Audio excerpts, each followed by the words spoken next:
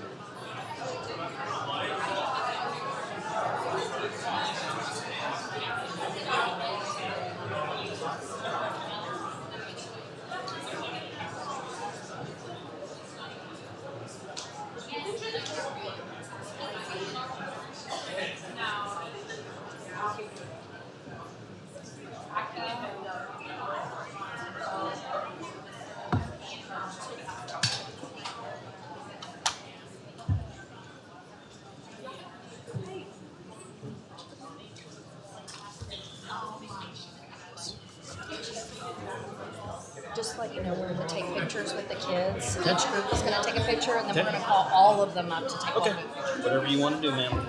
We'll be here to support you.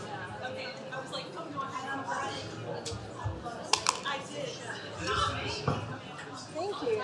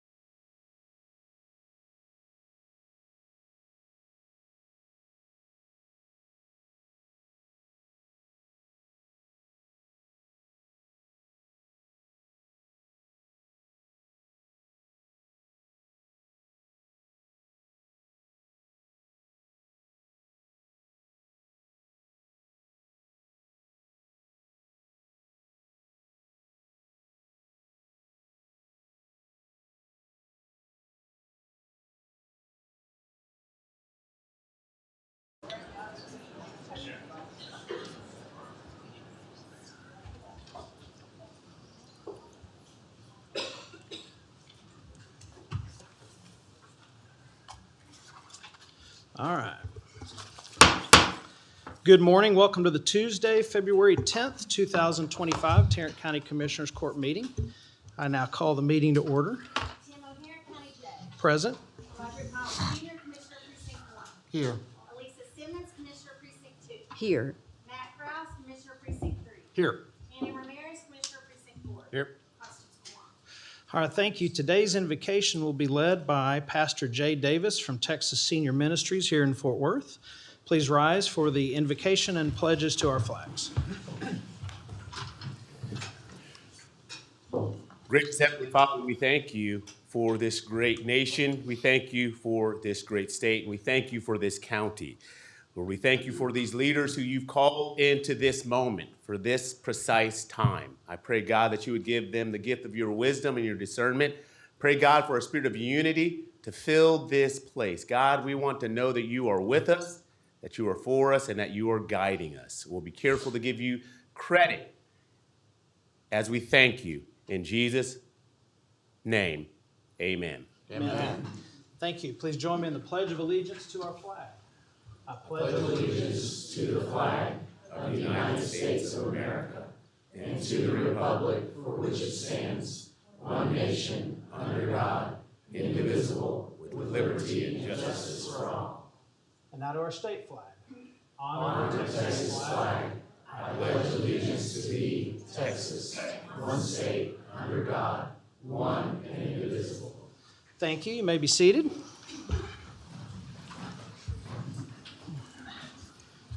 How you feeling? That's good. Not 100. Okay. Good morning, Judge and Commissioners. Morning.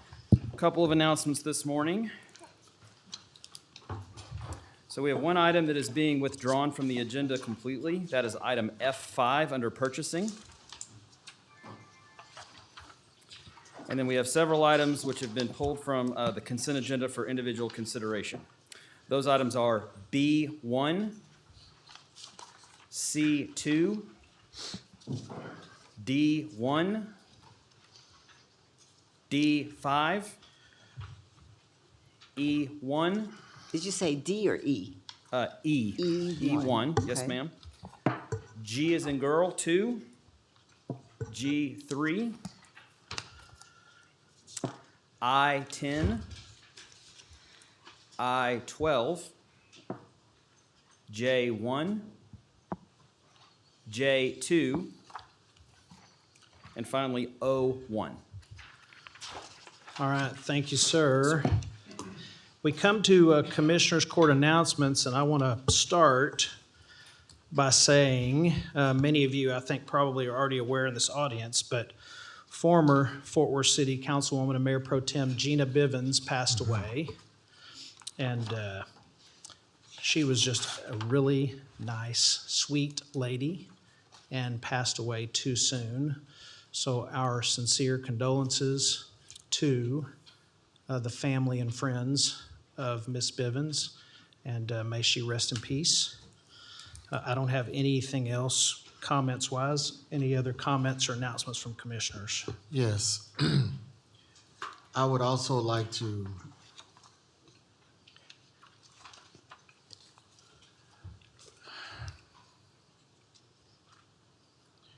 give my condolences to the Bivens family on the passing of a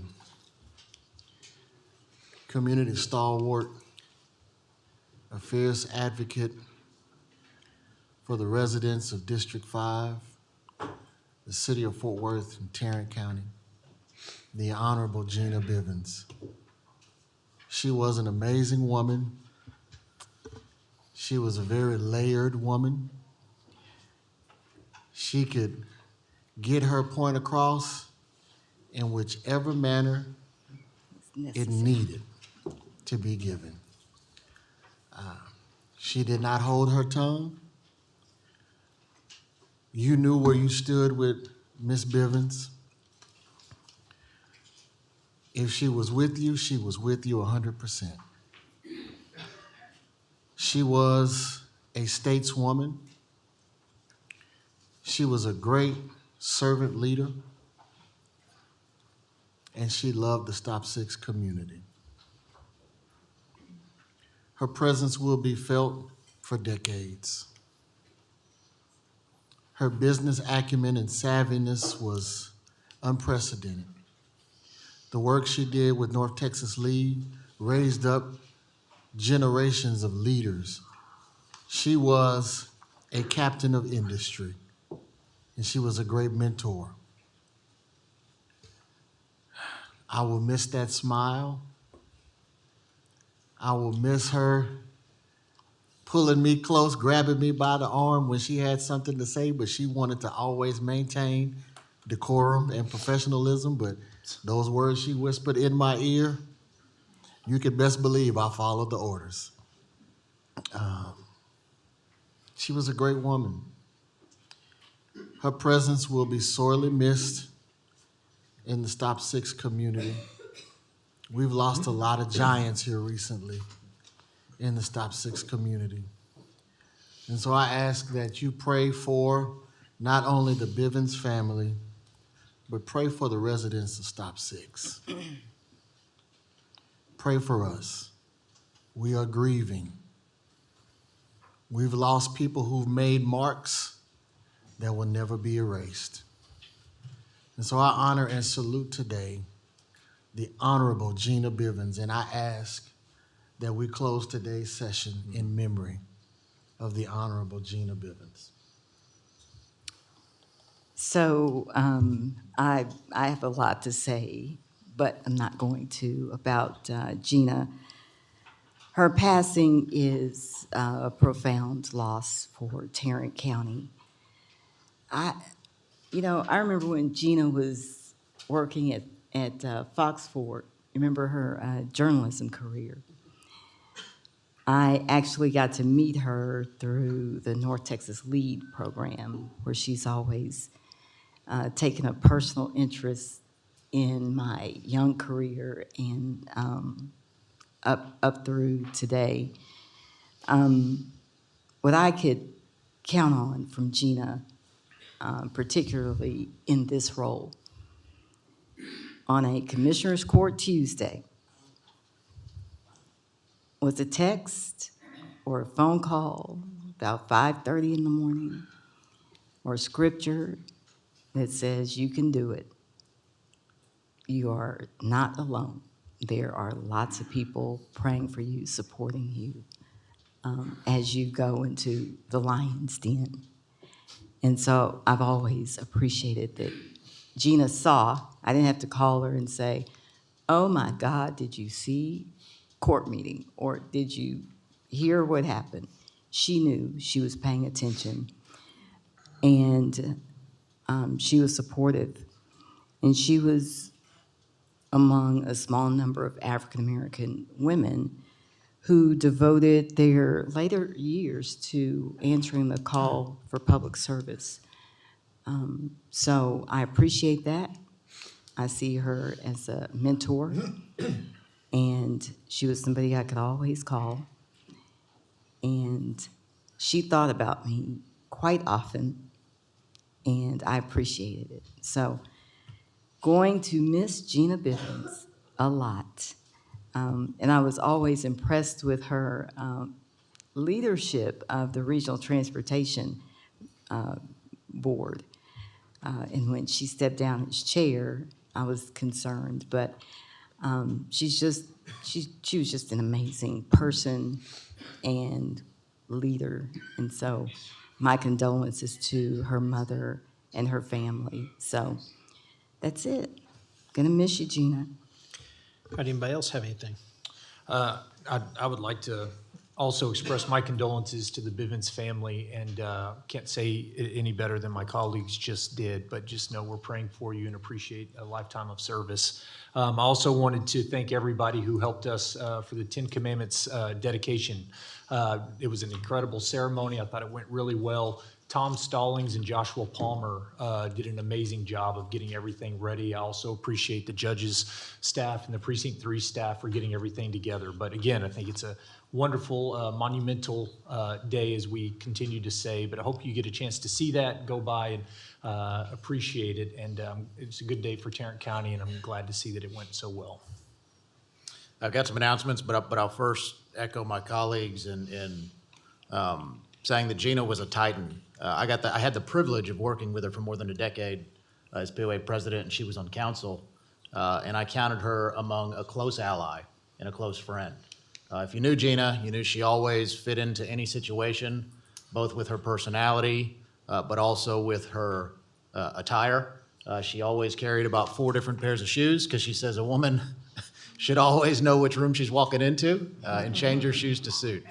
And so she had boots, she had heels, she had tennis shoes, all ready to tackle the day. So Gina was an incredible woman, a great friend, and she will be missed greatly. So phenomenal lady. And I would also like to thank everybody who helped us put on the 3rd annual Tarrant County Salutes Veterans event at the Stock Show and Rodeo. It was a tremendous event. We were able to serve thousands of veterans and connect them with services that they need to live better lives and their families. And I mean, it's just an incredible event year after year. Now, one problem that we have, though, is that we just book up way too soon with vendors. We were completely full about 3 months in advance of the event this year. So please, if you want to get involved with the Salutes Veterans event for next year, reach out to our office immediately. We're probably going to have to extend the space that we have at the stock show. Because, I mean, you saw it, the room is just packed, and we're blessed that it's packed. That means that we're serving our veterans, and they come back year after year and bring a friend. So that was an incredible event. We're looking forward to doing it next year. Thank everybody who was involved in that, specifically our staff. You were incredible. Yeah, last year, I stole your thunder because I said something about it first before you got to talk about it, so I didn't want to do that this year. But I did want to congratulate you and your staff. It was incredible. The event, I was 2 years in a row now. This was bigger, better in so many ways. And so it really is an incredible service y'all provided for our veterans. And so great job. Precinct 4 did Tarrant County very proud for that event. So I have a couple more announcements. I want to thank the Tarrant County essential employees who were forced to brave this, the frigid weather we endured a couple weeks ago. I want to thank all of our first responders from the Sheriff's Department, Office of Emergency Management, all those folks who didn't take one day off. And I want to give a special thanks to all of our road and bridge crews, but particularly mine. They pre-treated the roads. My guys are out there every day taking care of those roads. And to watch them do it, go out with them while they were doing it, it just gives you an appreciation for the important work that commissioners are responsible for, that a lot of people forget or don't think about, right? Is taking care of our unincorporated roads and bridges. And so we're concerned about those guys' safety on events like this. And I just want to say thank you to all of them from Precinct 4, 3, 2, and 1. Thank you, all the men and women, for what you did during that ice storm. And to all of our directors and Absolutely. Assistant directors. Well said. And I want to extend an invitation to everyone to join me at my 3rd annual Kidney Wellness and Health Expo from 10 a.m. to 2 p.m. on Saturday, March 14th at the Arlington Sub Courthouse. I think I've mentioned before, I have chronic kidney disease, and it snuck up on me. I didn't know what it was and became interested in what this is. I don't take medication or anything. So this will be the 3rd year that we have done kidney screenings, and the number of people each year continues to grow. We partner with the Kidney Foundation of Dallas and a lot of other partners. So we have education events along with the screenings, and a lot of county services table out there. So feel free to sign up on Eventbrite by searching Kidney Wellness and Health Expo, and I hope to see you there. And finally, happy Black History Month. This is Black History Month. It's a story of resilience, brilliance, excellence, courage in the face of injustice. This year marks the 100th year of honoring Black history and honoring the generations who were resilient and refused to be overlooked and pave the way for all of us and people like me to even be in this space. So I celebrate Black History Month year-round, but this is Black History, celebrate Black History year-round, but this is Black History Month, and I encourage you to learn something new. That's all I have. I have a couple of announcements as well. I want to echo Commissioner Simmons' sentiments regarding our maintenance crew and facilities. They did an outstanding job during a difficult time of year. Making sure that residents have access to our facilities is of utmost importance. One of the things that I learned from my predecessor, Commissioner Brooks, he would always say, and so would Judge Whitley, the county never closes. The county is always open. And it's because of the men and the women and the people that work in our facilities departments and maintenance crews that we're able to keep that word true. The county never closes. We're always open, and we're always available to serve and to serve our residents. So special shout out to Precinct 1. I got numerous calls from people about the work that they did specifically at Public Health, making sure that the parking lot was clean and clear so that people could access those services. Dr. Bird called me and asked me, could he take the crew out for breakfast? He was so appreciative of the work that they do. It just underscores the importance of every person that works for Tarrant County. We are fortunate to be in these seats and to sit in this capacity and be on TV from time to time, and I hate being on TV, just for the record.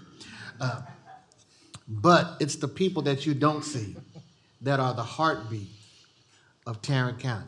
They are the ones that make Tarrant County go and that makes Tarrant County work.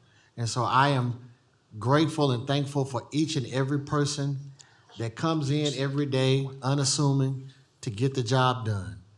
We give you your flowers and we say kudos to you, and special shout out to Esmeralda Sanchez with those updates. Yes. Yeah, absolutely. Boy, I got those updates rapid fire. I mean, I knew exactly what was going on In the county. in the county. So wherever you are, Esmeralda, we say thank you and we appreciate you.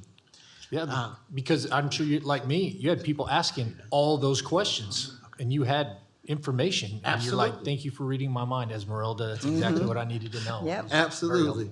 Absolutely. I too want to acknowledge and celebrate Black History Month. In 1926, Carter G. Woodson and other African American leaders came up with a way to recognize the contributions of Black people in America. And it started out as Black History Week. And we have moved to Black History Month, and we celebrate this month 100 years of providing contributions that have transformed and changed the United States of America and albeit the world. I'm proud to be a Black man in America. I'm proud of the contributions of my forefathers and my elders. And I'm proud that I know my history. I recognize that history books paint one story, but I want to encourage every young Black boy and Black girl. Your history began before 1619. You come from kings, you come from queens, you come from architects, you come from creators. You are an amazing people. Walk with pride with your head held high because you are the carriers of the inheritance of Black people. I salute my ancestors and those who paved the way and made it possible for me to sit in this seat today. So I encourage you as well. Learn something about African American history, about Black history that you didn't know. I promise you, you will be surprised and amazed by the brilliance of Black people. And lastly, I want to say we are having our prostate cancer screening event on February the 28th at the Moncrief Cancer Institute. This is free to taxpayers. It is a great event. We are saving lives. We have screened over 2,100 men since our inception. And of those 2,100 men, we've had 200 men have elevated PSA tests and need further examination and treatment. And so we're saving lives. So ladies in the room, if you've got a husband, a boyfriend, an uncle, a cousin, invite him. Better yet, bring him with you so that he can make sure that he knows his status. Because people should not die from prostate cancer. It can be treated. There is hope. So make sure that you bring everybody you know, and I invite my fellow colleagues on the court, come and get your PSA screening so that you can know what your prostate health status is and come and learn something. You may be surprised.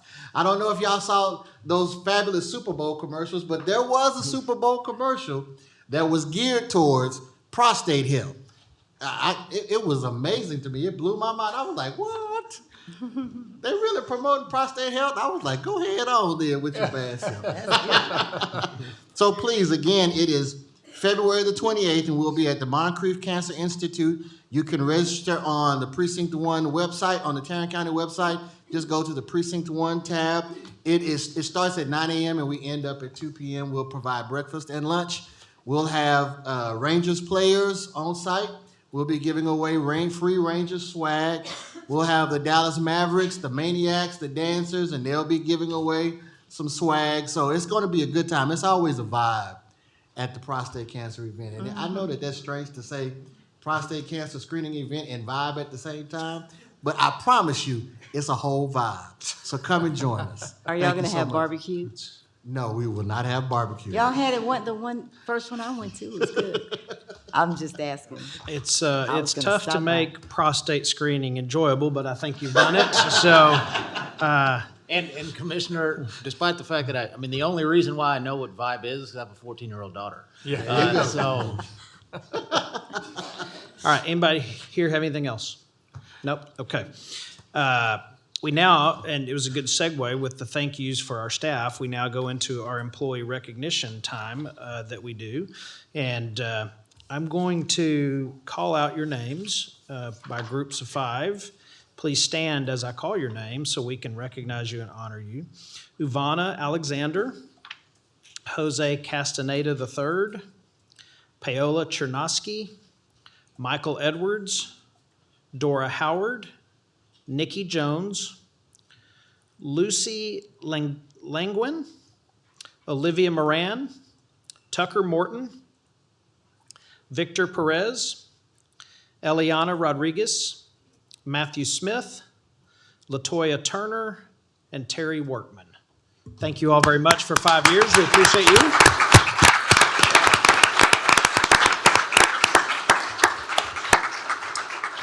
Thank you. Now I'll ask our 10-year employees to stand if they're here. Jessica Bretan, Jose Carnazal Jr., Cody Clemens, R. Enette Daniel, Nicholas Gray, Clinton Leach, Kevin Lewis, Regina Newsom, Tyler Reynolds, Kamisha Rollerson, Veronica Sanchez, Shay Nils Stokes Waters, and Megan Wesley. Thank you all for a decade of service to Tarrant County.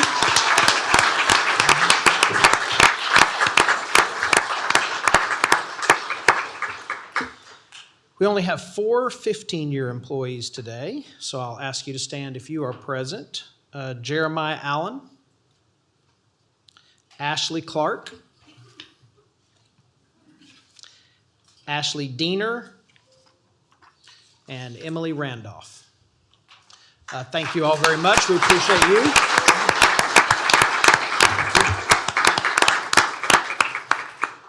All right, now for our 20-year employees.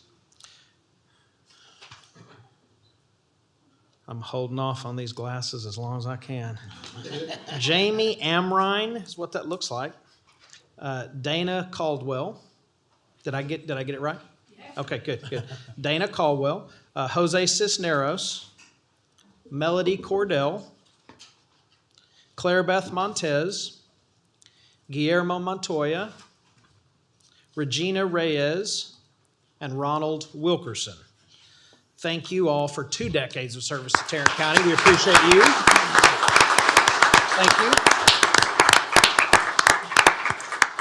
All right, now we come to our 25-year employees. I had a little form here.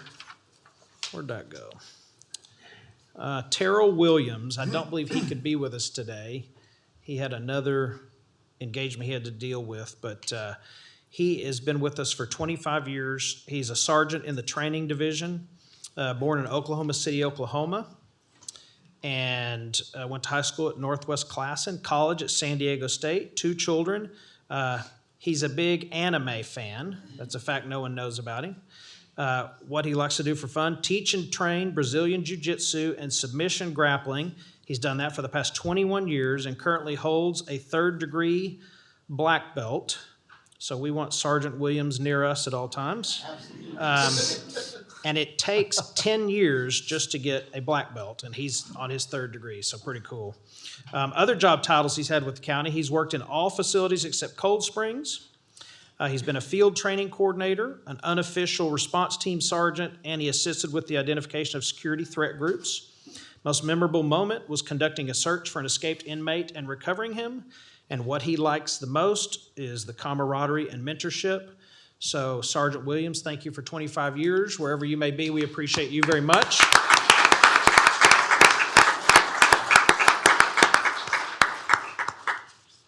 There's that piece of paper. All right. Next, we have Michael Wellborn. Is Michael Wellborn here? How are you, sir? 25 years of service also with the Sheriff's Office. We greatly appreciate you. Thank you for being here, and thank you for protecting everyone in Tarrant County.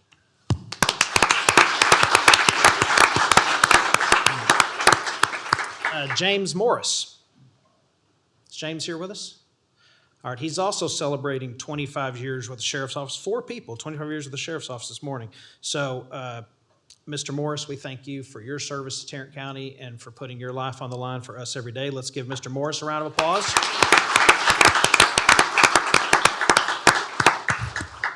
And Patrick Truax. How are you, sir? Any relation to Billy? No? Okay, you know who that is, though, don't you? Yeah, nobody knows anymore. 25 years of service to Tarrant County. He's a security control specialist, born in Binghamton, New York. I think you may be the first person that's been born in New York since I've been here reading this stuff. We're glad you're here, though. Went to high school at Randolph High School on Randolph Air Force Base. 1 daughter. Loved to spend time with his family. Engages in marksmanship and leather crafting. Other job titles he's had with the county: detention corporal and detention officer. His most memorable moment was being promoted to corporal, and what he likes the most are the officers he works with. So, Officer Truax, thank you for what you do. We appreciate you very much.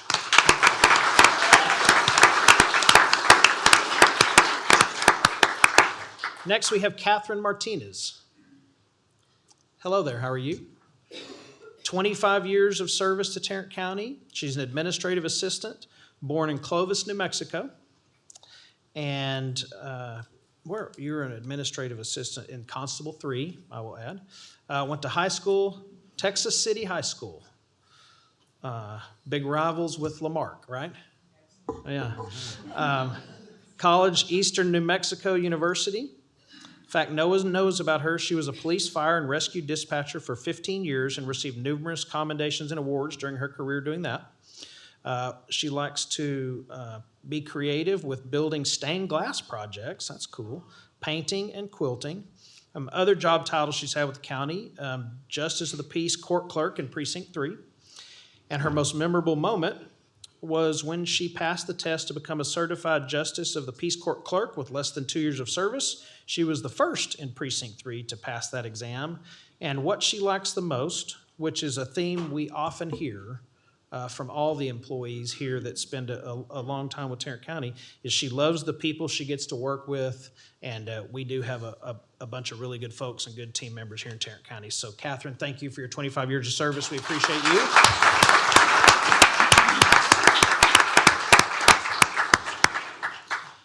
John Jennings. Is John here with us? Hi, John. How are you? 25 years of service, juvenile services. We are grateful for your work for Tarrant County, and thank you for all you do.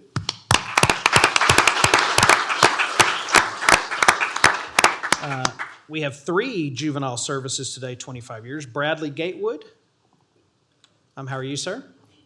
Thank you for your 25 years. We appreciate what you do there. A tough job, but I know from speaking to many of those of you that work there how rewarding it can be. So thank you for your 25 years. We appreciate you. And Robert Lewis. Is Robert Lewis here? All right, somebody had to cover for y'all while y'all were here. So Robert Lewis, also 25 years with Juvenile Services. Mr. Lewis, if you are listening to us, we are grateful for you and your service, and thank you very much.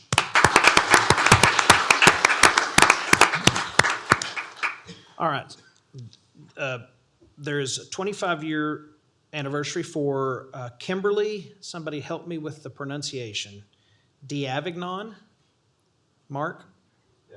Davignon, okay. She could not be here today, but she was born, she's an assistant district attorney, born in Irving, graduated from Keller High School, went to Texas Tech undergrad and law school.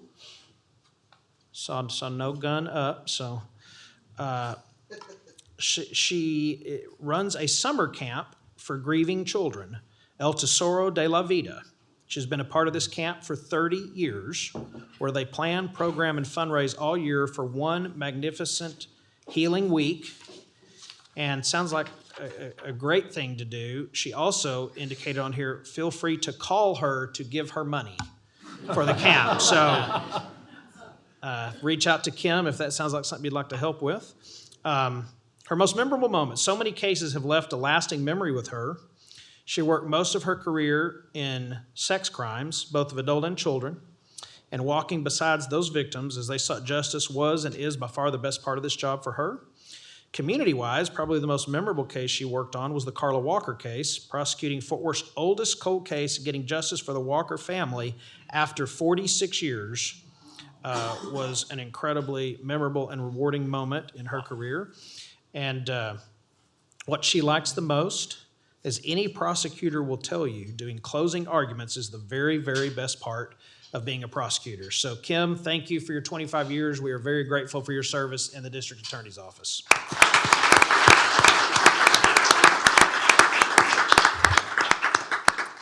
Okay, also not attending today is Mary Ann Cerna with the Domestic Relations Office. She has been with Tarrant County for 25 years. So Mary Ann, thank you for your service. We appreciate you. Let's give her a round of applause.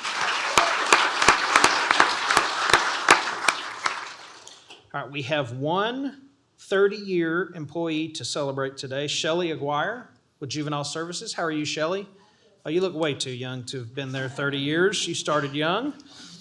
She's the Assistant Director of Administrative Services in Juvenile. Born in Gainesville, went to Valley View High School, college at UNT. Of course, it probably wasn't UNT then, was it? It was, okay. Bachelor's degree in counseling. Man, that really ages me, doesn't it?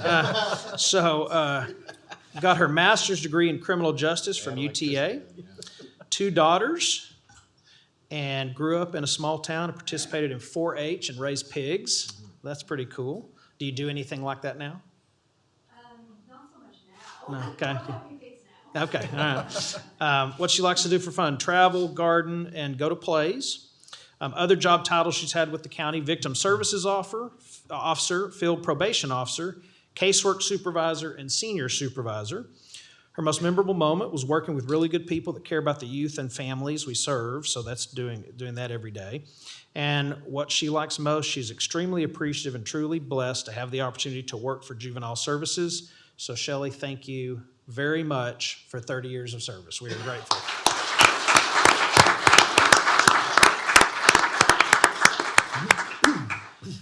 And we have one 35-year employee today, if I can pronounce this name correctly, Satyam.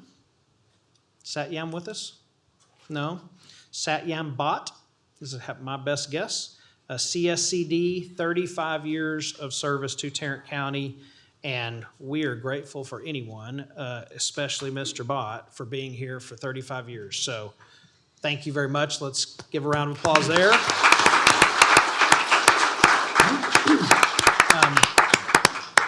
I have one speaker signed up to speak on this item, but what they said they wanted to speak on has nothing to do with this item. So is Jenny Streeter here? Is Jenny Streeter in the audience? Do we have a spillover room? Okay. Can we see if there's a Jenny Streeter in there? I mean, what she stated she wanted to speak on has nothing to do with this, so. While we wait, can I ask a question about this thing? I don't know who to ask. Can we get the consent agenda up here on the screen? No? I hit it.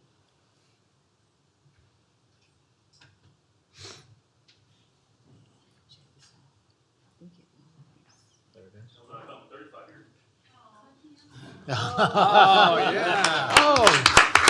Well, Mrs. Well, it's Mrs. Is it Bat or Bot? Bot. And is it? Satyam Bhatt. Well, thank you for coming in here, and thank you for 35 years. Let's give her another round of applause.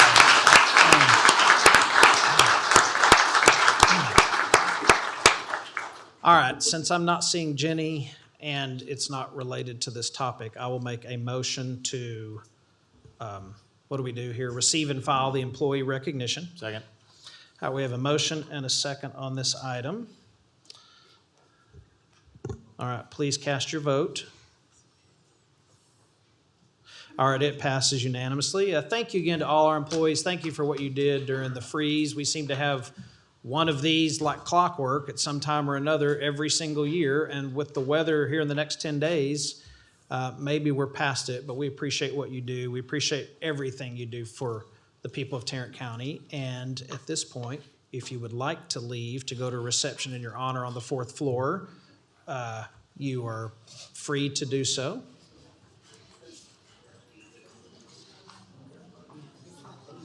What?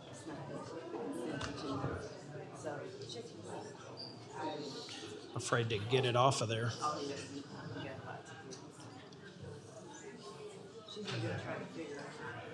No. It doesn't show up until you're like on it, unfortunately. So I think- trying to get ahead. I think once we get there, it'll do it, but I don't think it shows up early.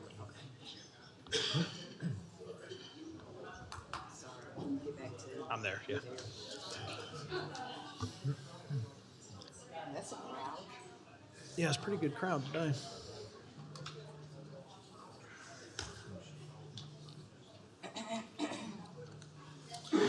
All right, the next item on our agenda is a proclamation in honor of the Covenant Christian Academy cheerleading team. Commissioner Kraus.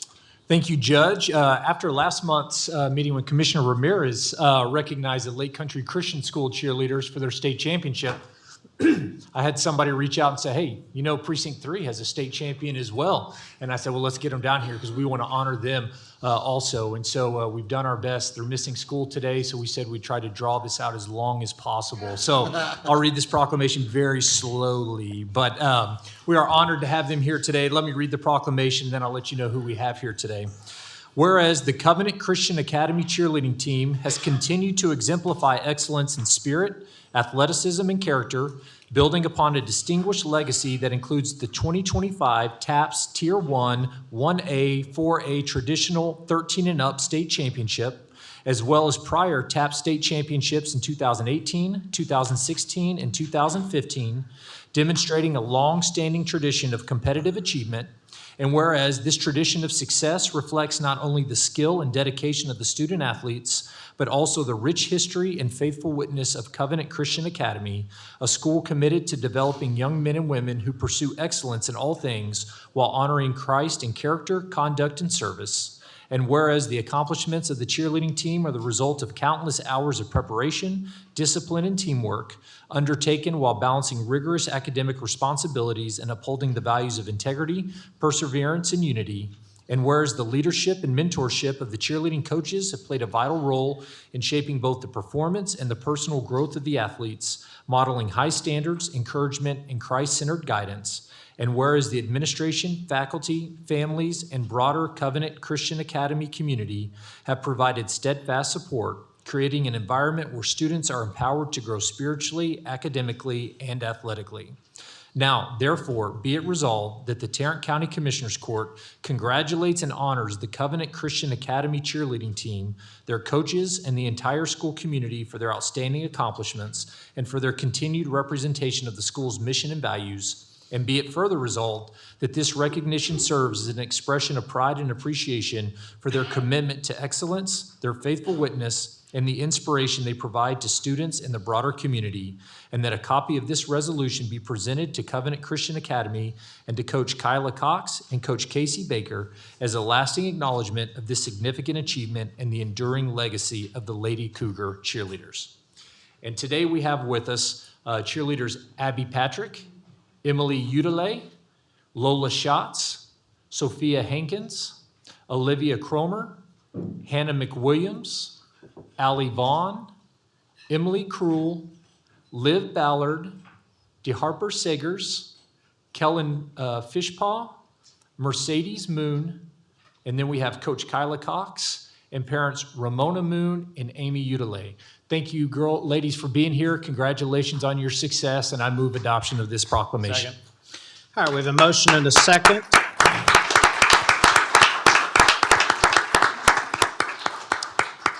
Any discussion? Please cast your vote. And if you ladies would join me down here, we'll present the proclamation to you. All right, passes unanimously.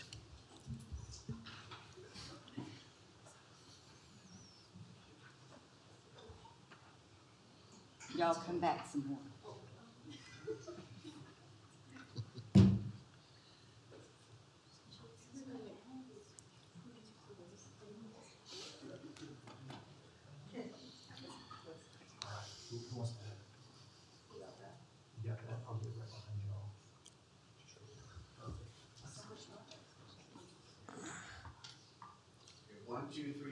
Cougars. 1, 2, 3. Go Cougars.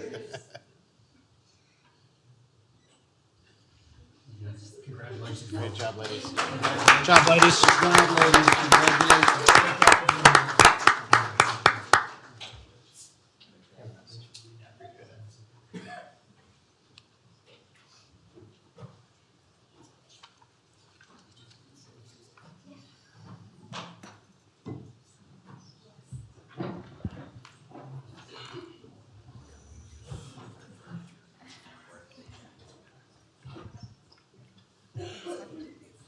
Thank you so much for having us. We're super grateful for your kindness and love towards our girls. We're so proud of them and thankful for the gifts that God has given them and the opportunity to be a part of something like this, pursuing excellence and enjoying all the benefits that something like that provides. And we just thank you so much for loving us. Congratulations. Thank you.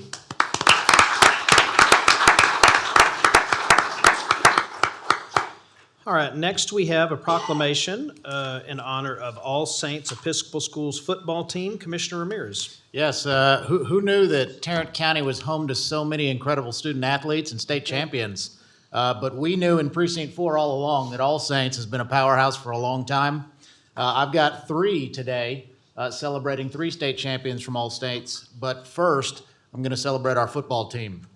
Whereas the All Saints Episcopal School football team concluded its 2025 season with a perfect 14-0 record, culminated in winning the TAPS Division II state championship title on December 5th, 2025, following a 34-16 victory over Second Baptist School of Houston. And whereas this triumph marks the program's 2nd consecutive state championship and 3rd title overall, establishing the Saints as the first team in TAPS 11-man history to secure back-to-back undefeated championship seasons. And whereas the program's excellence is further evidenced by individual accolades, including 28 members named to the Division II, District I all-district teams, 9 selections to the all-state teams, and 6 student athletes honored in the academic all-state team. And whereas head coach Aaron Beck and his coaching staff have successfully instilled the core values of leadership, sportsmanship, and servitude with each player, providing them with a foundational character that will endure throughout their lives. And whereas Tarrant County and the All Saints community alike take immense pride in the team's dedication, tenacity, and composure under pressure, qualities that have secured their enduring legacy. And whereas the Tarrant County Commissioners Court formally acknowledges the historic achievements in athletic distinction of the Saints football team and its coaching staff. Now therefore be it resolved that we, the Commissioners Court of Tarrant County, do hereby issue this proclamation to the All Saints Episcopal School Saints football team in recognition of their extraordinary accomplishments and extend our most sincere congratulations. In witness whereof, we have hereunto set our hands and caused the great seal of Tarrant County to be affixed this 10th day of February 2026, and I would move for approval. Second. Fantastic. Well, with us today from All Saints, we've got... Motion and a second. Oh, we got a vote, yes. Any comments? If none, please cast your vote. All right, passes unanimously. Well, with us today from All Saints, we have, do we have Wally Warden, the head of school? Mr. Warden was preoccupied at school today. Oh, hope it's nothing bad. But we've got head coach Aaron Beck and athletic director Aaron Beck, student athlete Drew Edmonds, Kingston Byer, Gatlin Gearhard, Hudson Razor, and Barrett Bray. If you guys could stand up and come on down, we'll present this proclamation to you.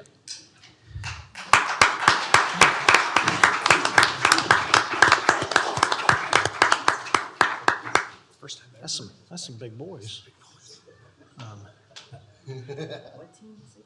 All Saints Episcopal. Who is Gatlin? What's your last name? Sir. What's your last name?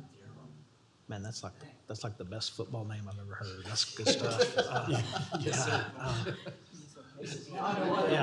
Yeah.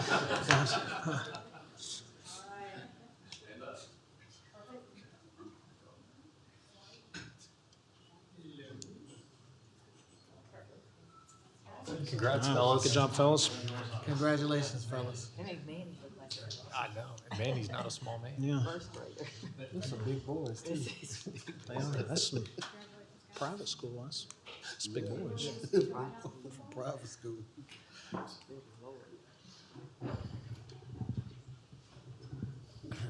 Big healthy boys.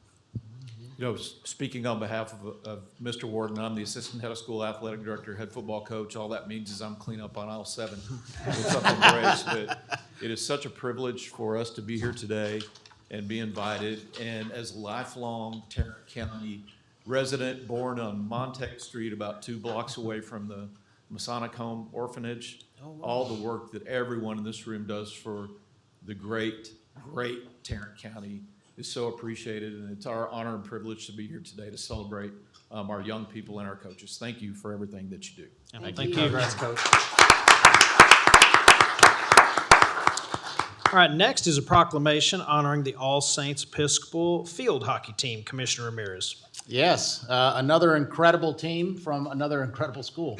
The All Saints Episcopal School Field Hockey Team secured the 2025 TAP State Championship title on October 23rd, 2025, prevailing over St. Agnes Academy in a compelling 2-1 victory. And whereas goalie Reagan Davis, a member of the class of 2026, was duly recognized as the tournament's most valuable player for her exceptional performance during the championship series. And whereas, under the distinguished leadership of head coach Dana Weaver and assistant coach Catherine DeTour, the team consistently demonstrated exemplary resilience, strategic prowess, and composure throughout the demanding tournament.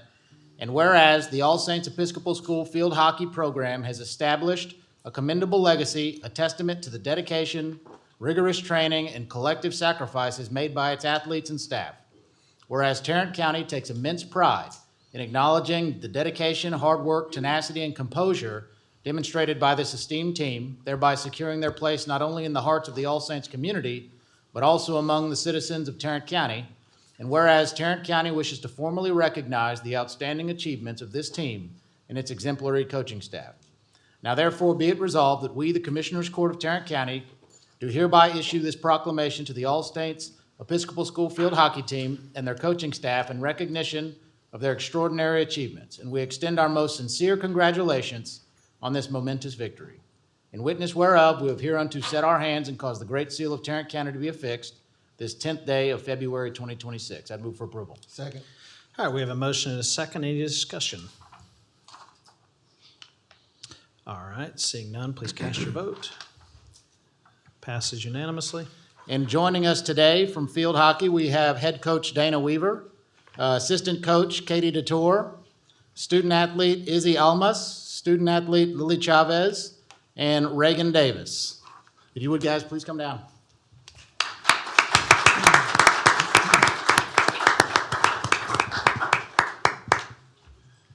We were talking before Commissioners Court. I think Reagan's going to play in college. Is that right? Yes, sir. Where at? Rhodes College in Memphis, Tennessee. Rhodes College in Very Memphis, cool. Tennessee. Good for you, Reagan. Shelby That's County. awesome. The barbecue capital of America. Indeed. Well, of Tennessee. Yeah. Yeah. Tennessee, right. Kansas City may have something to say about that. Ooh, Arthur Bryant.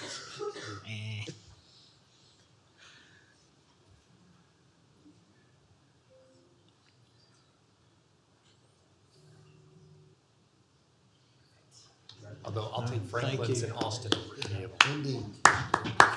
Hey, Reagan. Reagan, remember Corky's. You'll love it, I promise. Thank you all again so much for having us. Coach Beck said everything perfectly, so I'll just reiterate that. But we really, really appreciate this recognition. Thank you. Congratulations. Thank you. Congratulations. Great job, ladies. All right, last on the proclamation resolution section, also to honor an All Saints Episcopal School team. This is the volleyball team, Commissioner Ramirez. Yeah, last but certainly not least, we have the All Saints volleyball team. Whereas on November 14th, 2025, the All Saints Episcopal School volleyball team achieved a decisive 3-0 victory over Houston Lutheran to become the 2025 TAPS 5A state champions, the third time in the program's noteworthy history. And whereas the win culminated a stellar season in which the Saints ended with a record of 29 wins and only 5 losses and included an impressive 14-game winning streak.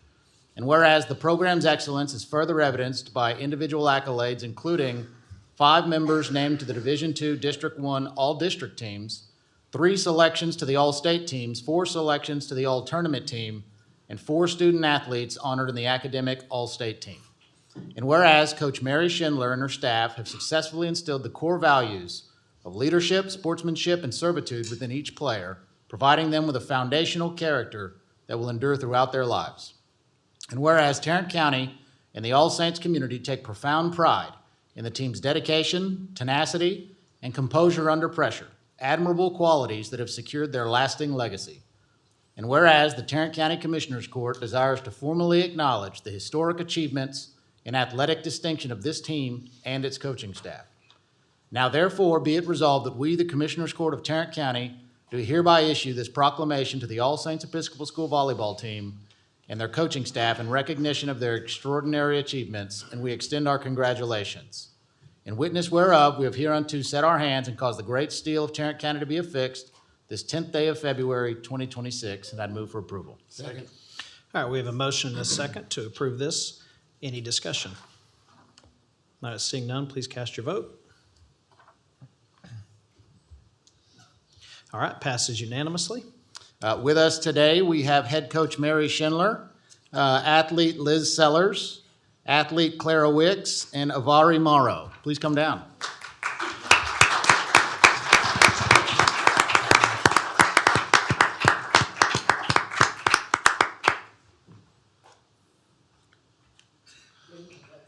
Were one of y'all going to play in college as well?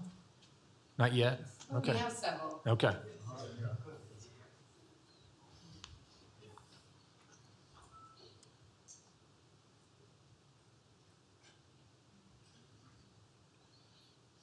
the rest of the athletes can come up so we can get a group picture. I'll join you over there. Thank you so much for having us. I do know one of the football guys was going to play in college, right? Which one was going to play in college? All of you? All of them. There you go. That's, Love it. that's the right answer That right is the there. right Yeah. answer. Where at? The ones who have committed? Colgate? Oh, that's cool. That's right, in San Antonio, that's right. Montana Oh, Tech. that's cool. What town is that in Montana? Where is it? Oh, that's cool. Beautiful.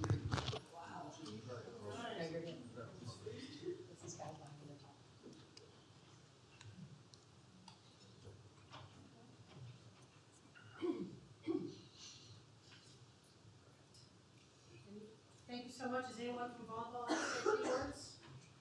Oh, well, I can. I don't even know if I need a microphone. None of us do.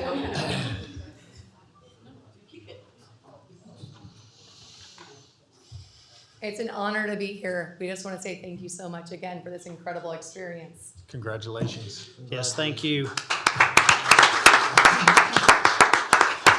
Quite the athletic program going at All Saints, and that's, if I have my count right, that's 3 volleyball state champions from Tarrant County. That's pretty cool. It's a volleyball hotbed of Texas. Maybe next month, Commissioner Ramirez can bring the one team at All Saints that didn't win state, just so they don't feel left out. I feel like everybody's won it. All right, it is now 11 o'clock. Before we resume the rest of our meeting, we're going to take a recess and be back in here at 11:08. We are now in recess.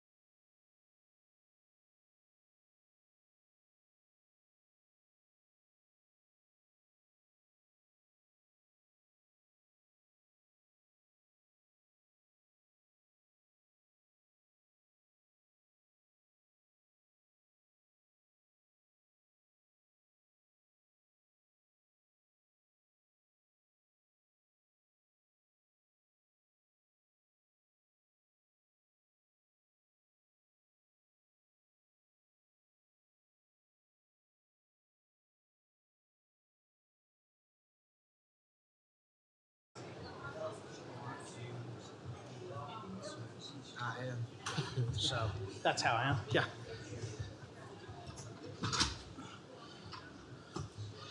We'll proceed. Just go for it.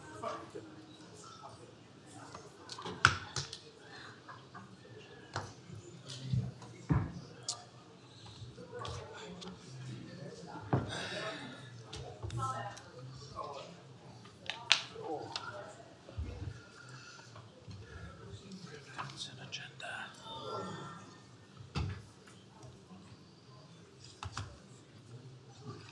That's an interesting screensaver. What are you telling me? I don't know. It's my algorithm. All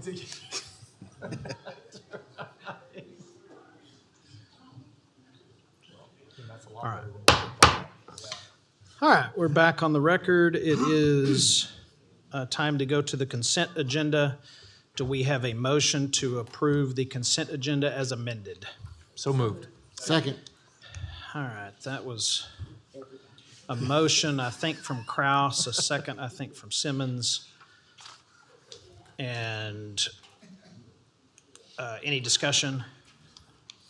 All right, please cast your vote. All right, that passes unanimously.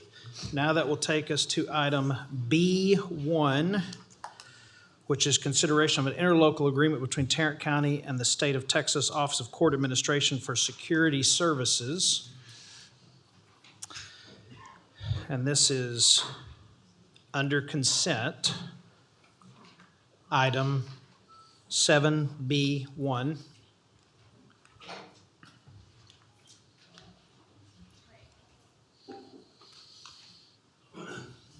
Okay. All right. Do we have a motion? So moved. Second. All right. We have a motion and a second on this item. Any discussion before speaker? All right. Speaker is Lon Burnham.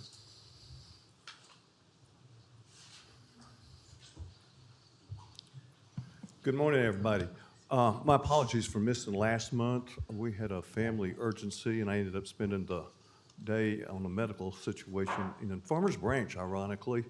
I was reminded about unnecessary litigation then. Listen, the reason I signed up on this is I didn't understand it at first, but now I do, and all I have to say is if you have not had an opportunity to have a Sunday school lesson given by the former Judge John Hill and his experience being shot in our courthouse, you need to take that Sunday school opportunity. He gives a great message on forgiveness. This is absolutely necessary, and sorry for taking 30 seconds of your time on it. Okay. We have a motion and a second. Any discussion? Are you voting? All right. Passes unanimously. Next, we go to item C2. C2 is receive and file the auditor's report for county asset inventory. Do we have, Second. we have a motion and a second to approve this item. Any discussion before speaker?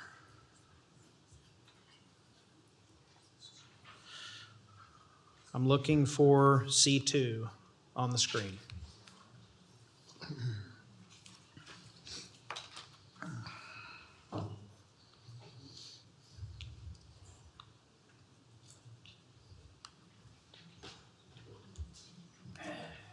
Okay. If we, is this C2 in front of me? I don't have a speaker signed up. Did one of y'all pull this off? No. Okay. There's no speaker listed. Judge, I'm sorry. I do show speaker Joe Palmer. Wow, okay, there's not one here. Are y'all sure on this screen you've got C2 from consent up here? All right, well, if there's a speaker, Joe Palmer, is Mr. Palmer present? That doesn't say C2.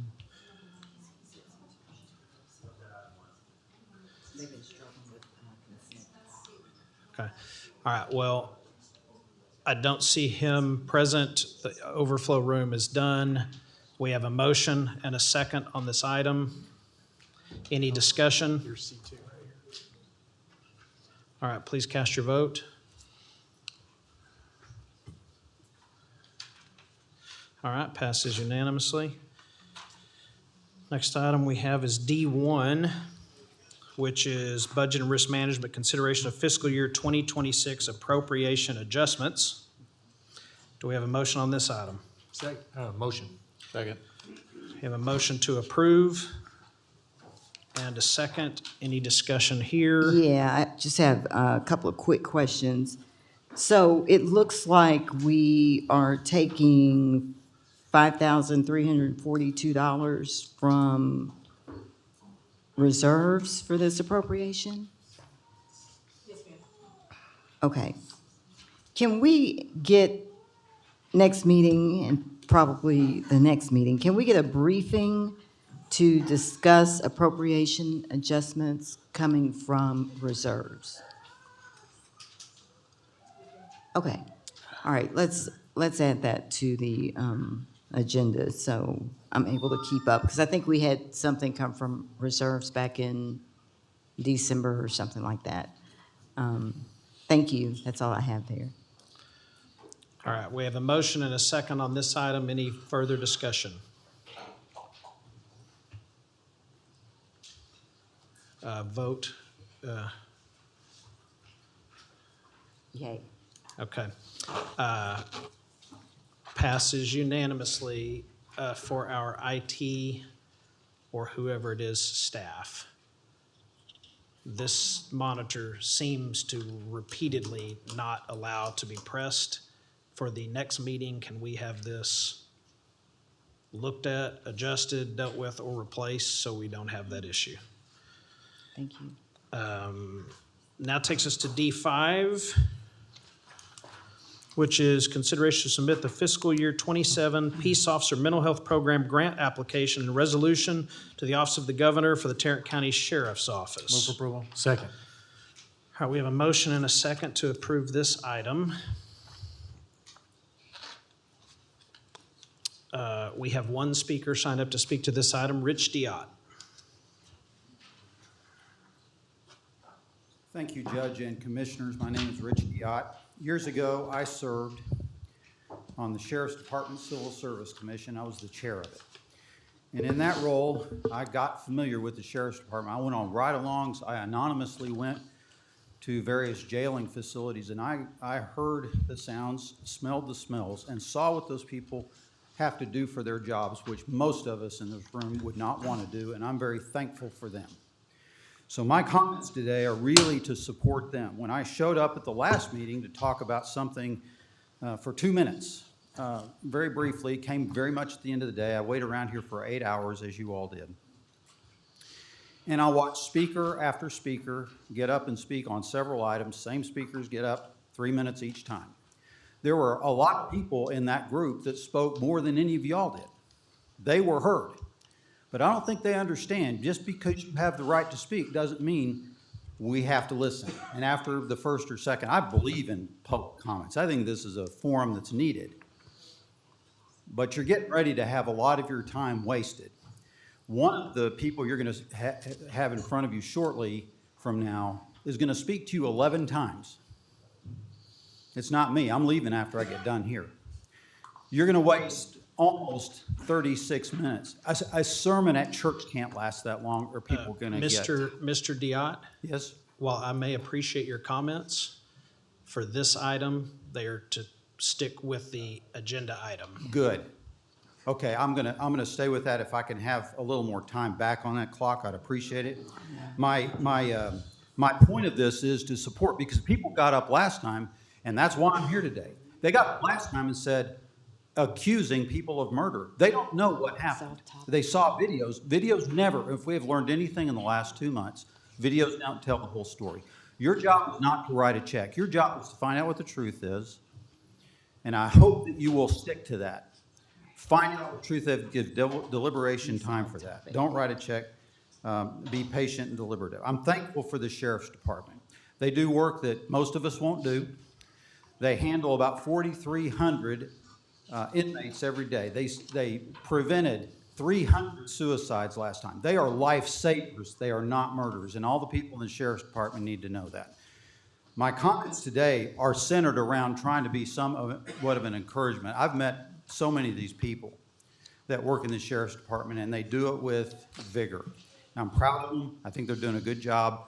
I do support law enforcement. There's a bunch of people here with signs that are going to show that they don't, and I do. And a lot of people do. And if this is going to turn into a political rally every month, I probably can bring some friends too. Thank you very much. Thank you, sir.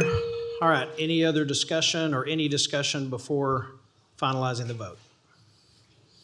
All right, seeing none, passes unanimously. Takes us to item E1. E1 is Community Development, request for public hearing Tuesday, March 10th, 2026 at 10 a.m. to consider the draft program year 2026 annual action plan. This item is to approve setting a public hearing, is it not? Okay. Move for approval. Second. We have a motion and a second. We have two speakers on this item, Lon Burnham and Linda Hanratty.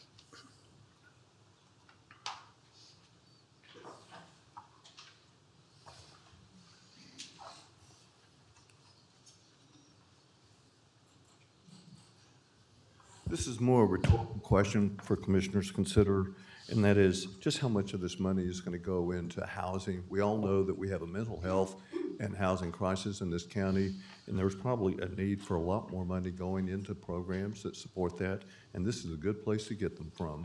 And I'll try and make that hearing on the 10th. Thank you. Ms. Hanratty. I'll be brief. The item says comments will be open from February 5th to March 10th, but there is no link to the action plan itself, nor instruction on how to obtain a copy of it. Right. How can anyone reasonably comment on the action plan if they don't know how to access it? And of course, the 30-day comment period has already begun. This appears to be part of a pattern of the court to stifle public comment. All I would ask is that when you put an item like this, that you put a link to the action plan so that people can find out what it is. Yes. Thank you. Thank you. Thanks. All right, we have a motion and a second. Any discussion? Please cast your votes. Yay. Passes unanimously.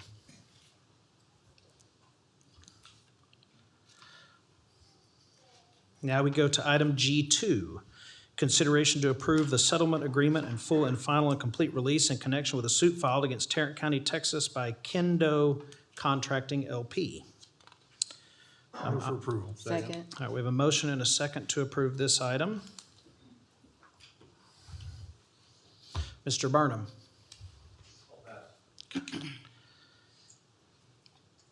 Any discussion before voting? Yay. All right, just passes unanimously. When she's trying to do this, are y'all making the yes vote? Oh, okay, because I'm like, it worked, but they You didn't. just show them that for today, or you can do whatever you want, but I'm saying it's obviously not working. All right, that's G2. Did we vote? We voted. Yes. It's passed. Now we go to item G3. G3 is consideration of an amendment to the contract between Tarrant County and the Texas Workforce Commission for online access to the information contained in the unemployment insurance and wage records. Move for approval. Second. All right, we have a motion and a second to approve this item. Any discussion before speaker? Mr. Burnham.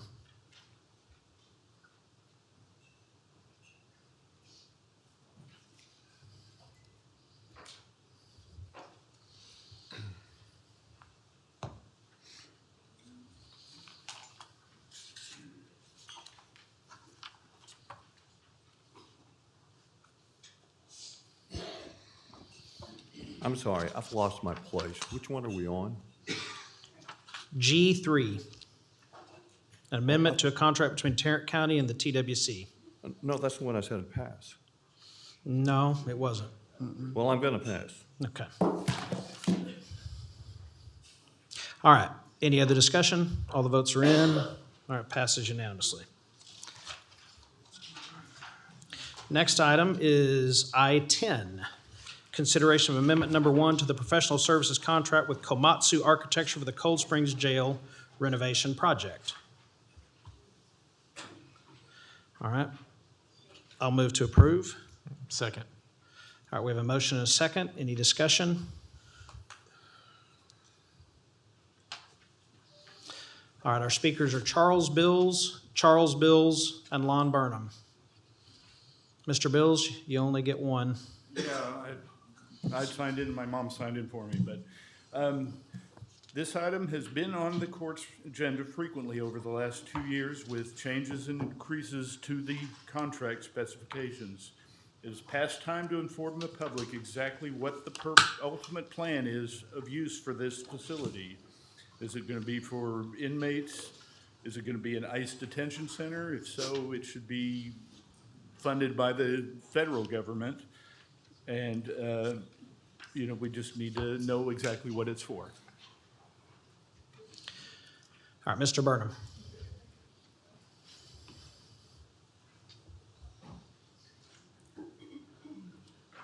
So this item provides me with the opportunity to remind you of many people in the community's concern that there's real no intent to limit the number of people that we unnecessarily incarcerate, and so we're concerned about what this involves. I had the privilege of being at the Jail Standards Commission last week in Austin to testify against our DA and his request. I just wish you guys would spend more time evaluating what's really going on with our jail. And I do not need to speak to number 12 because it's the same concern. Okay. All right, any discussion from the court before voting? All right, seeing none, please cast your votes. All right, passes unanimously. Brings us to item, is this I or J? What are we on here? I-12. Consideration of amendment number 2 to the professional services contract with Komatsu Architecture for the Sheriff John B. York Building Renovation Project at Resource Connection. Move approval. Second. All right, we have a motion and a second on this item. Any discussion? Is this the Law Enforcement Training Center? Yes. That's correct. All right, any discussion before speaker? All right, Mr. Burnham. That's the one you just said you're passing. I remember that. That wasn't that long ago. Okay. Any discussion before voting? All right, seeing none, cast your votes.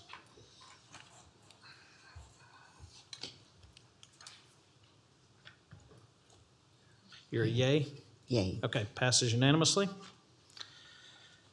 Then we go to item J1. J1, HIV administration, consideration of interim funding for fiscal year 2026-27 Health Resources and Services Administration, ending the HIV epidemic, a plan for America. I'll move to approve. Second. All right, we have a motion and a second on this item. Any discussion? Bishop Kirkland. At least I stay on topic. This agenda item, for one, is the reason why I believe that Tarrant County should have its own human resources department. I admonish this court to approve this interim funding in the amount of $40,000, which will be reimbursed by the HRSA. My only pushback is that part of the proposal says for a period not to exceed 4 weeks. I'd like to see that revisited at the end of the 4-week period to make certain that those monies are available, which brings me to my second objective or item on this agenda item, and that is this court needs to convene more than once a month. You're about to put a rubber stamp on this and pass this, and even before the monies are due to come back to this court, you will have already made your decision. I just figure if we could write open-faced checks to law firms in Virginia, why not do it for the Ryan White Foundation? Thank you. All right, any discussion before voting?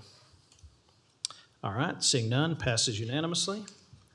Now go to J2, consideration to submit the fiscal year 2026-2027 Texas Department of State Health Services Housing Opportunities for Persons with AIDS grant renewal application. I'll move to approve. Second. I have a motion and a second on this item. Any discussion? Mr. Kirkland. Ryan White, although tragic, it reminds us how much people need people for help.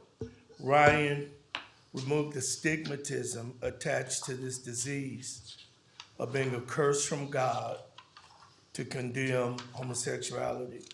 My problem with the word homosexual in the canon of Scripture is that the Bible in the first century, when it was written, and you're using a 15th century word. People living with HIV and AIDS are touched by life in ways that most of us could never imagine. Ryan was a brave young man that outlived his life expectancy by 5 years. He came along in the early 80s, and when most ignorant people were still calling HIV GRIDS, gay-related illness, Ryan was a brave young man, and he put a face on such an ugly disease. HIV incidence in Texas is 17.1 per 1,000 people, which is the highest in the nation in 2024. Can one of you people please guide me to some resource with real-time numbers about people living in HIV and AIDS year to date? I'm being told that as a county, we're not doing a great job. I hear that the program director is doing an excellent job, yet with limited resources. Please tell me Tarrant County is doing more than the SRO program for indigent people living with HIV and AIDS. SRO, single room occupancy facility, is a permanent housing environment for single men and women living with HIV and AIDS. And it only has 60 beds. Please tell me there is another resource in this county with 17.1% per 100 people that we're offering more than 60 beds.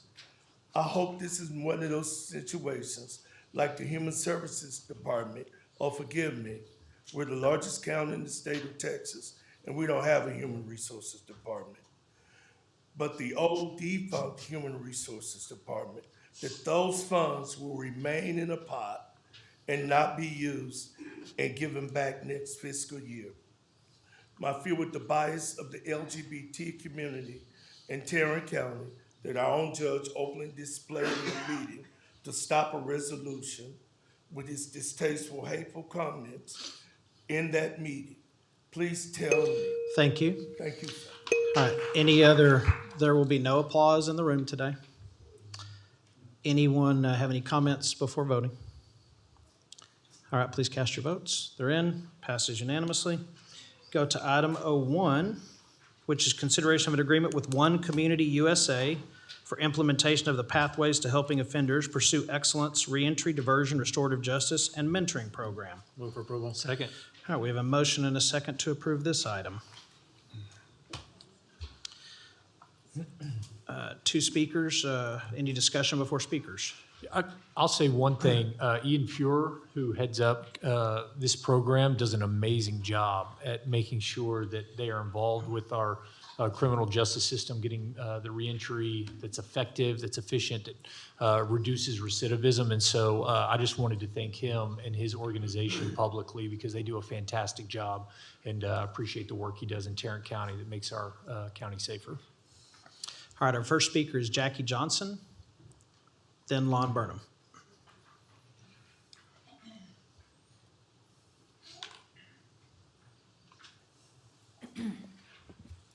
Today, you're being asked to approve $99,000 for a reentry, diversion, and restorative justice program inside the Tarrant County Jail. Programs like this can be very valuable, but I need to hear what happens inside that jail when the most basic responsibilities are not met. My son, Anthony Johnson Jr., never had a chance to make it to reentry. He never made it to diversion, and he never made it to restorative justice. Because at intake, your own staff documented in writing that he needed immediate mental health intervention, they wrote it down and then nothing happened. No intervention, no monitoring, no care. My son died in your custody because the foundational duties, safety supervision, and medical response were not met. And my family is not alone. A woman died in the same jail because she was denied fruits and vegetables, because her basic dietary needs were ignored. She asked for food she could safely eat and still died. That is not a programming issue, that is a failure of care. So when I see an item asking for nearly $100,000 for programming, I have to ask, where is the investment in the conditions that would have kept people alive? Where is the accountability for the failures that were documented and ignored? Where is the transparency for the families who are still waiting for answers and investigations? And because part of this funding comes from the commissary, which is paid for by the families of people incarcerated, transparency is not optional. The court should require regular public reports on who is participating in this program, how many people completed, and what outcomes are being measured. If families are funding it, families deserve visibility. Programs like Pathways to Hope only matter if people survive long enough to participate in them. My son never got the chance. Too many others didn't, and until this court confronts the systemic failures inside that jail, failures that are costing human lives, these programs become window dressing on top of a crisis. I'm asking you today not just to approve contracts, but to confront the truth. If Tarrant County can find $99,000 for programming, it can find the will to fix the conditions that killed my son. It can enforce the standards you already have. It can demand accountability from the sheriff's office. And it can ensure that no other family stands where I'm standing today. Thank you. Thank you. All right, Mr. Burnham.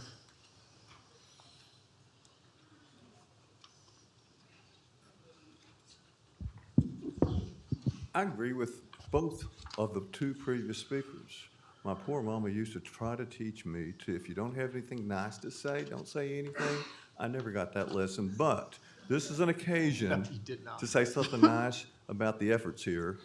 It sounds like it's a very good program. Not enough, as frequently is the case, but at least it's a good start. Thank you. Thank you. Thanks. Judge, I would say with this item, I am in support of it, but I would ask, what will the performance metrics look like? How frequently will we get performance metrics or updates from this program? I'll tell you one that I've witnessed is they have a graduation ceremony at the Green Bay facility. After they go through this Pathways that one community puts on, you kind of see the partners that have worked with the inmates. And I was blown away at kind of the hope, the encouragement, the confidence that these inmates had after going through this program, knowing that when they get out momentarily, they're going to be able to re-enter into society in a legitimate, beneficial way. And so if you've never done that, I'll make sure you get over to that. But seeing one of those graduation ceremonies over at the Green Bay facility, I think you would see the value and benefit of what they're doing. I'm sure it's a great program, and I look forward to attending one of the graduation ceremonies. But I would ask us to go a step further to make sure that all members of this court have the performance metrics of the program. Yeah, I'd love to see a breakdown of the stats on the reduction in recidivism and all the rest. I mean, I know, and it's not anecdotal, they have them, but I'd love to have an official report. Sure. Maybe in 6 months or a year or whatever we do. Absolutely. All right, anything else on this item? All right, all the votes are in, passes unanimously. Now it takes us to the beginning of the non-consent agenda. First item is a public hearing to consider establishing Shelton Ranch Road in Precinct 4. So the public hearing is now open. There is no one signed up to speak on this item. Is there anyone who would like to speak on this item? All right, seeing none, do I have a motion to close the public hearing? So moved. So moved. Second. All right, we have a motion and a second to close the public hearing. Any discussion? All right, cast your votes. All right, passes unanimously. Public hearing is now closed on that item. Next, we come to 9A1, consideration of out-of-state travel request. Judge, real quick, as we get into the kind of the general calendar, just a point of information. I know we've got a busy calendar, we've got a full calendar. Previous times we've done that, I know we've talked about the Roberts Rules of Order, that there's 10 minutes per commissioner per item. Am I understanding that we're under those same rules today, and that will be in force as we go throughout the rest of the agenda? Mr. Cradaville, can you speak to that? Yes, Robert's Rules and under Section 43 says that for each member, they have 10 minutes to make a speech. Okay, So you are on correct. an item. So are you asking me to invoke that? Yeah, well, Okay. I think that would help the Okay. meeting run efficient. All right, so when we get to an item, I guess I'll tell you when we're at an item that will be I'd say any a item. significant item. Well, okay, well, I don't want them to have to start a 10-minute clock on consideration of out-of-state travel requests, but if you'll Okay, allow that latitude. So I'll tell you when to Judge, count it. I'm sorry to interrupt, if I may. Council, on this last public hearing, the vote they took, was that sufficient to establish the actual name of the road, or do they need to take a separate vote on that outside of closing the public hearing? I understood that motion to be to close the public hearing, so I would Yes. recommend that if there is a separate action that's being asked for in the agenda, that a separate vote be taken on that. Can you do you have the ability to put that back on the screen? Okay. Thank you, Judge. So, okay, that's, And I guess I would It's- make a motion to establish Shelton Ranch Road in Precinct 4. Second. did any of you up here understand this was supposed to be two different motions? I did not. I thought it was just for a public hearing. And I can try to remember on public hearings, because that seems we've done this now several times, but can we make some additional something on there where it's a little clearer? The action, if necessary, if you want us to just make it How much about more A, public hearing, B, necessary. established to? Got it. Yes, sir. Yeah, all right. So we closed our public hearing. Now we have a motion and a second to establish Shelton Ranch Road in Precinct 4. Any discussion? All right, please cast your vote. Yeah. All right, passes unanimously. Now we're back to the out-of-state travel requests. And if any court member thinks I have missed an item that's one where we want to invoke the 10-minute rule, just say so. 9A1, consideration of out-of-state travel requests. Do we have a motion on this item? Move approval. Second. All right, we have a motion to approve. Any discussion? Motion and a second. Any discussion? All right, let me see. Mr. Burnham.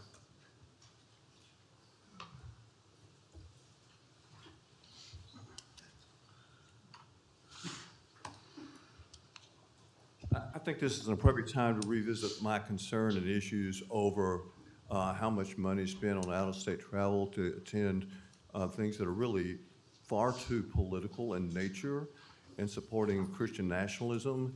I don't know that there's anything on the agenda this time, but there has been in the past, and I just want to make that clear to the many people in this audience that may not pay as much attention to travel requests.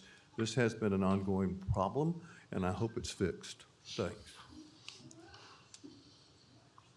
All right, we have a motion and a second to approve the out-of-state travel request. Any discussion? All right, please cast your vote. Votes are in, passes unanimously. Brings up to item B1, Budget and Risk Management. Consideration to submit a grant application resolution to the Texas Comptroller of Public Accounts for Sheriff Immigration Law Enforcement Grant Program funding for the Tarrant County Sheriff's Office. Move for approval. All right, we have a motion to approve. Second. We have a second. All right, discussion from the court members before bringing up speakers. Yes. I'm would going say to start the ask clock. some educational questions. Is anybody briefing? No? I had some questions about 287G. I just believe some Chief Gabber basic- is available. Let me see if we can find her really quick. Okay. Stop my clock, y'all. That's fair. They talked about it. I've stopped the clock. Have you stopped the clock? Yeah. So give it about, whatever it is, 15 seconds before you start it again. Okay, thanks. Y'all got that? Give it about 15 seconds before you start it again.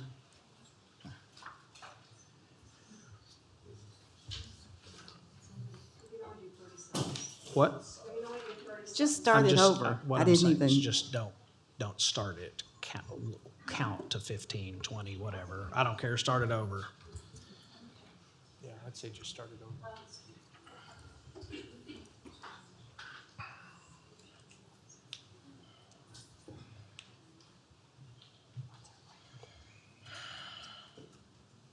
They call her chief.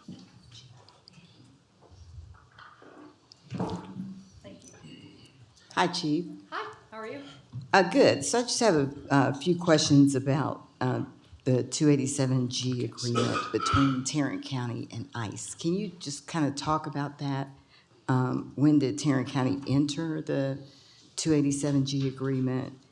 When did it renew? How many Tarrant County Sheriff's deputies are duly deputized as ICE agents? Yes, I'll give you answers, the information that I know off the top of my head. So immigration has actually been inside the Tarrant County Jail for decades. We used to have an immigration officer that actually sat inside the jail and worked with our team. Around 2017 or 18, 287 agreement was put into place to where we actually had individuals inside our jail that had training regarding 287G so that they were accurately having discussions with individuals that might not be in this country legally. This program here today, this that we're talking about on the agenda, is more related to a reimbursement for the things that we are doing inside the jail. So it could be reimbursed training, it could reimburse for equipment. It's up to $140,000, I believe, that the reimbursement from the state of Texas would be available to our agency. Okay. How many people are currently in our jail with an ICE hold? And, I don't have an exact number for you on that, but it's several hundred. okay. How many people currently have an ICE hold in the jail that are charged with low-level offenses? I'm sorry, I was not prepared to give that information regarding this particular agenda item. Okay. All right. So those are all the questions I have for you on that. Yes, ma'am. I think. So let me say this. What is happening across this country, including Minnesota, is disturbing and should alarm everybody. Federal immigration enforcement operations have cost lives, including the lives of 2 Americans. These events require us to take a hard look at our own responsibilities here at home. I do not support ICE. I do not support this grant, and I do not support expanding immigration enforcement at the county level. This is not just a grant, this is the state offering money to encourage Tarrant County to expand county responsibility and liability in order to support federal immigration enforcement. I want to address 2 things. My colleagues want you to believe they care deeply about taxpayer dollars and the size of government. First of all, I learned a long time ago that nothing is free. These grants are not free. This grant is not free money. They come with strings. They come with staffing requirements, training costs, legal exposure, and long-term obligations that don't disappear when the grant runs out. This is how local government quietly grows. We say yes to grant money today and start sending the bill to county taxpayers tomorrow. and I guess they're okay with this. This proposal does nothing to meaningfully address actual violent crime in our community. Our public safety officers need to dedicate resources to solving homicides, addressing repeat violent offenders here in the county, strengthening investigations, and ensuring our jails and law enforcement systems are functioning safely and effectively. According to ICE and DHS's own data, only about 5% of people deported through internal enforcement have been convicted of violent crimes. So let's be honest here. This is not an effort to make our community safer. It's an effort that diverts attention, manpower, resources away from violent crime issues that already exist here. What this is to me is folks want to pick people up and that look like me, that look like Commissioner Ramirez, and get them out of here. Part one moment. I'm going to ask the audience to be quiet. If you speak out, you'll be removed. So that's it. It's an effort to get black and brown people out of here. If they could get them out of, all of us out of Tarrant County, they probably would. But this is an effort to do that. Immigration enforcement is federal business. That's not county business. We're nowhere near a border. And so with over 20 years of public safety experience, I have 20 years of public safety experience. I know what effective, accountable, and humane public safety looks like. And what we are talking about here is not that. Before we expand cooperation with federal enforcement, shouldn't we be able to demonstrate basic competence and accountability in our own systems? Last week, we had 2 jail escapes. We've had 76 deaths in the jail. We've got work to do here in Tarrant County, and I think that's where our focus should be. A press conference was held praising this grant and the expansion of enforcement authority. Statistics were shared, including the claim that 375 people are currently under ICE hold in our jail. That raises serious concern. How is this information being shared? These fellows got up in this press conference and had all the details, but it is very difficult, and I'm glad you're here today, Chief, to get updates here in this commissioner's courtroom at that podium. And so here, I'm gonna play the press conference so y'all can have some details about this grant from the sheriff's office. Point of information. Stop the clock. Do we play videos? That I can't remember us having ever done that. Is that normal course of? I've played videos action? before. Okay. So I don't remember it. So hit I mean, it. I have not seen videos of what she's describing played in this room since we have been here. Are you making an objection? I didn't know if that was something we all did, if that was normal course. I'm just trying to get some information. And if it's not allowable, then I'll call a point of order. Well, I to don't say we shouldn't allow that, but. So to address that, is it allowable? I mean, we don't have a specific provision that prohibits it. If there's not a specific rule in Robert's Rules of Order, then it typically falls to the chair to make a ruling if there's an objection. And then if a ruling is made, that ruling of the chair can be challenged. Okay. So play the video, please. It's just a video of the sheriff's press conference that you guys are at. So that's it. It's nothing. Yes. Okay, you can play the video, start the clock.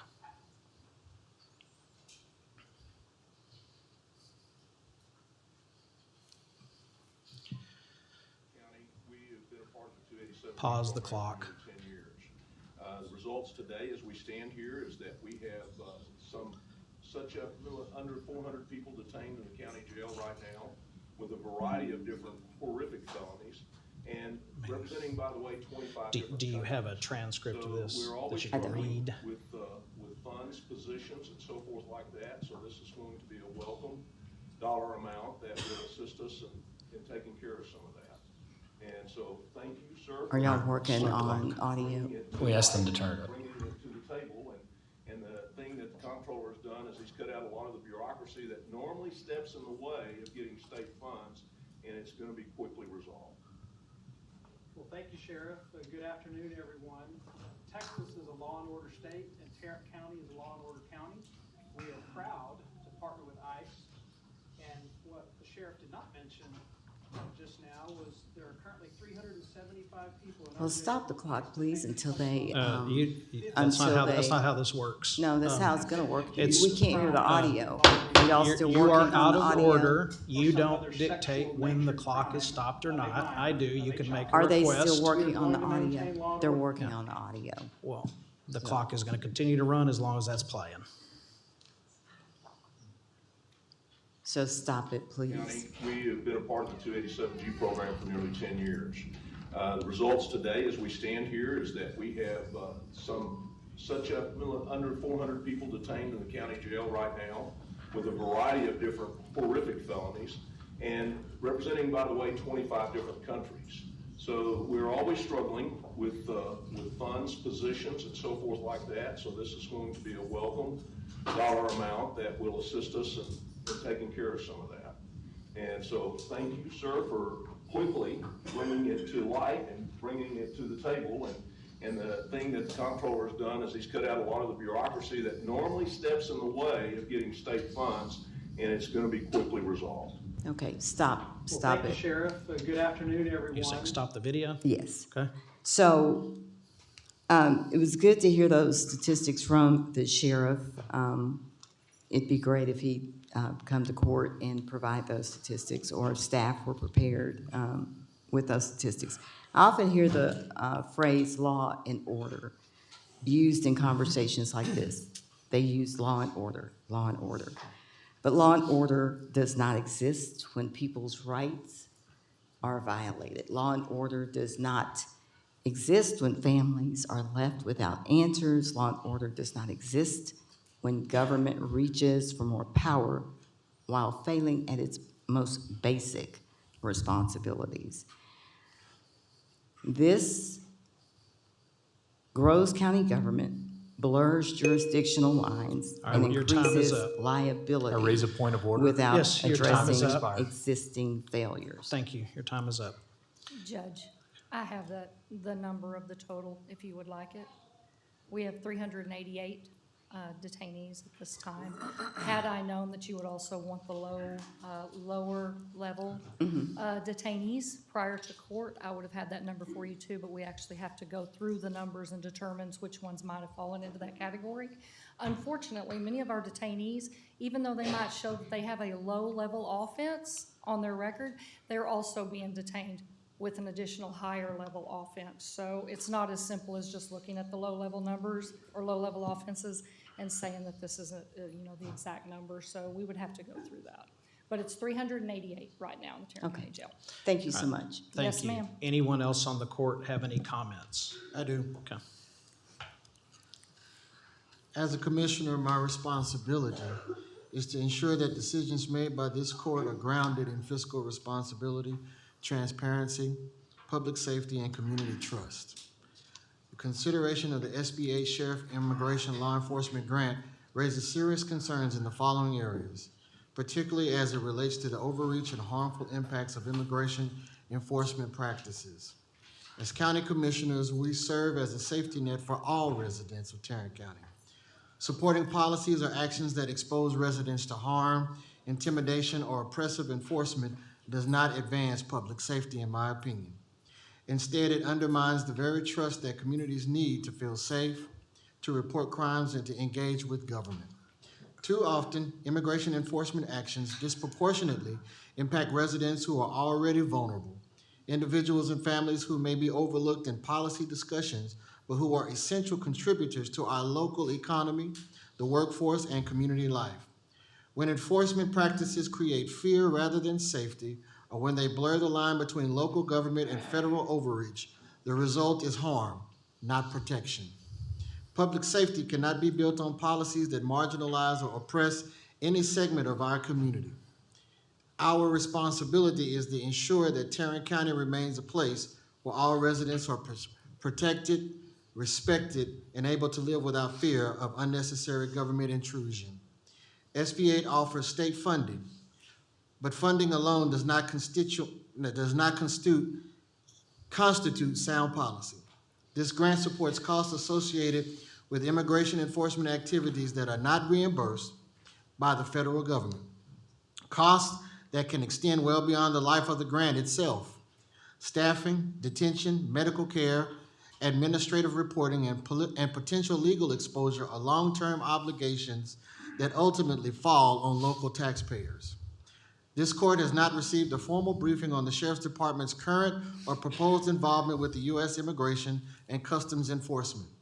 We have not been presented with clear information on the scope of any existing ICE agreements, operational responsibilities assumed by the Sheriff's Office, costs already incurred or anticipated, impacts on staffing, jail capacity, or core public safety functions. It's difficult to responsibly consider a grant application when commissioners have not been fully briefed on the underlying enforcement activities that the grant is designed to support. Third, expanded immigration enforcement carries significant liability and community trust implications. Increased involvement raises the risk of civil rights complaints, wrongful detention claims, and legal challenges. Cost and reputational harm that the state does not absorb, the county does. At the same time, community trust is a critical component of public safety. When residents fear engagement with government or law enforcement, crime reporting declines, victims stay silent, and overall safety suffers. Finally, immigration enforcement is fundamentally a federal responsibility. SB 8 pushes counties deeper into federal enforcement roles while limiting local discretion to set law enforcement priorities based on our community's needs. Our Sheriff's Office should remain focused on the county jail, mental health response, and community policing, areas where local impact is clearest and most urgent. For these reasons, and in the absence of a comprehensive briefing to this court on the Sheriff's Department's ICE involvement, I cannot support moving forward with the SB 8 grant at this time. Responsible governance requires information before action, not after. Thank you. Thank you. All right, anybody else have any comments before we go to speakers? I've got a question, Chief. Thank you for being here. Appreciate the work you do. I echo the sentiments of the speaker earlier about the hard job that y'all have, and thank you for keeping our community safe. Are we required by law to have a 287G program? We are now, yes, sir. Is that federal? Is that state? That's state, and they put it into place recently, increasing that requirement. Yes, sir. So we have to have a 287G program. Yes, sir. And as I understand the 287G program, it necessitates a partnership between the federal government and the local sheriff's office. Is that correct? Correct, sir, yes. So we're already going to be in partnership with the federal government, with ICE, whether we extend this grant or not. Is that correct? Yes, to abide by those statutes that are in place, yes, sir. But by taking advantage of that and voting for this today, then we actually get more state resources to help in the aid of that 287G program, which will help us be an effective partner with the federal, with the state, and our local officials. Is that correct? Yes, sir, and funding back for a job we're already doing. And that was going to be my next question, whether we have this partnership or not. Your office is already targeting many of these individuals because they've shown themselves to be violent criminals, violent criminal history, and things of that nature. Is that correct? Yes, sir. Yeah, and so Commissioner Simmons, I appreciate you showing that video because it was some stats that I didn't know. So from what I heard, it sounded like there were over 380 individuals from 25 different countries that y'all have in our jail right now who have some kind of criminal activity, because that's the way they get on that detainer report where the 287G program kicks in. Is that correct? Yes, sir. So Yes. there's 380 individuals, 380 plus individuals in Tarrant County that we don't have to worry about them going out and committing crimes, perpetrating violence against our citizens, because the Tarrant County Sheriff's Office is doing its role in making sure these people are behind bars and then cooperating with the federal government to hopefully get them out of Tarrant County as soon as possible. Is that correct? That's correct, sir. Okay, I think that seems like a pretty good program. I think everybody in here, no matter, regardless of which aisle you're on, your ideology, your viewpoint, I think we all want to make sure that our communities are safe and that that we're making sure that each citizen is safe in their own home, in their own person. And so I think that's exactly what this program is doing. I applaud the sheriff in your office for taking advantage of this program. I applaud Comptroller Kelly Hancock for acting so quickly and helping Tarrant County take advantage of this program. I think it's going to only pay dividends to make us more safe, more secure. And I know there's been a lot of talk with ICE agents coming in from outside. We're seeing it in Minnesota and other places. I think it should give us a degree of solace and confidence that this partnership is going to allow Tarrant County people who know the community, who know the area, to be the one doing the law enforcement in this area, not some outside people. So I think it's a great program. I appreciate your office and what you're already doing, and I think this is only going to continue to help you do a program we already have to do, which we already have a partnership, whether people want it or not, with the local and federal government. This is only going to further those aims and help us stay safe. So thank you very much for being here, and thank you for answering those questions. Yes, sir, you're welcome. Commissioner All right. Kraus. Do you have anything? I'll just say, I appreciate your comments, all of my colleagues. I appreciate the concerns from many of them, and I think you made very good points, Commissioner Kraus. I would say HSI, DHS, they've been partnering with Fort Worth and Tarrant County and all of our surrounding agencies for decades. Yes, sir. This is not new. More than a decade ago, when I was serving in the Fort Worth PD in our gang unit, quite literally, we had HSI agents, ICE agents, attached to our unit. I couldn't count the number of times that I saw their professionalism in action. I couldn't count the number of times that they might have saved the lives of one of our Fort Worth police officers on operations. It's not fair to vilify an entire profession, an entire workforce of federal law enforcement agents just because there are questionable things that have happened in other areas or even in our own areas. It's not safe, it's not fair to vilify an entire profession because a lot of them are incredibly dedicated and admirable individuals, and I think they deserve our respect, no different than any other law enforcement officer. That's all I have to say. All right, so I'll just add a couple of things. The 287G program is a federal program because the federal government understands they cannot do it alone or by themselves. So the program was created, I believe it was a bipartisan law that was passed that allows local law enforcement agencies, whether it's the state, a city, or a county, to partner with ICE to remove essentially dangerous criminals from our community. Tarrant County has been engaged in this 287G program for many years, for several years before any of us arrived. During that time, as Commissioner Kraus said, the state legislature made it mandatory. What 287G is not, it does not allow, and correct me if I'm wrong, Chief, it does not allow Tarrant County sheriff's deputies, constables, or anyone else associated with law enforcement to go pick someone up because they're there illegally and put them in our jail. These are people that go to our jail, an ICE detainer is placed on them, and they go to our jail for a crime that they have committed.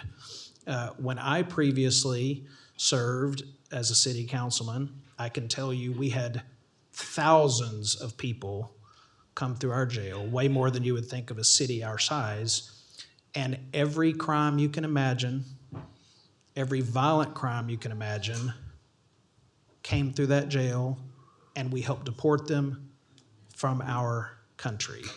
So some of you will say, I hate ICE, I'm against ICE, or whatever it is, and you have that right to do that. But at the end of the day, what this does is protect every single community, regardless of neighborhood status, socioeconomic status, or anything else. So we now have a number of speakers. We have a motion, we have a second. Please, please remove him from the courtroom.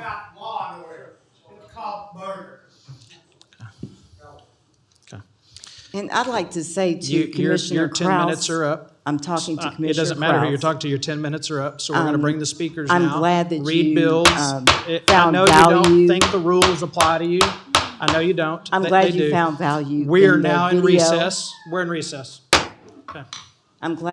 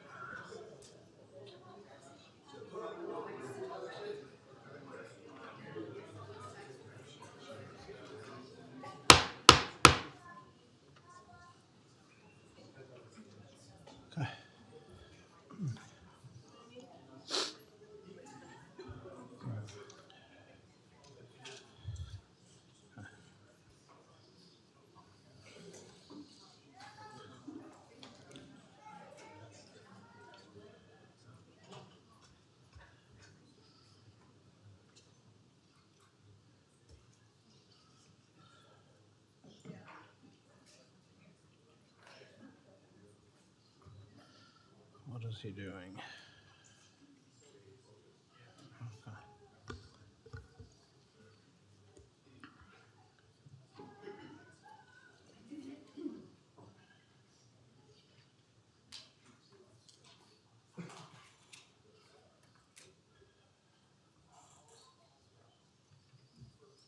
All right. So we are back in recess, from recess, and a couple of things that everybody needs to hear. Number one, I'm the presiding officer of this courtroom, whether we're in session or not. Number two, we are going to maintain order and decorum in here. If you disagree with the rules, you have every right in the world to do that, but you're still going to follow them, or you're going to be removed from the courtroom. For my colleagues up here, I don't make the rules. Those are the rules. We're going to follow the rules. The other thing that I will say, if we have another outburst from anyone, we are going to clear the entire room except for court members, their staffs, and county employees, and we will bring in speakers one at a time. That is not my preference, but we're not going to have any more outbursts that disrupt the meeting, create chaos, disorder. So if you can't follow those rules, you won't get to say in here. All right. With that, we are now moving to the speakers on this item, which is item B1. The first speaker is Reed Bills, then Mindy Tackett.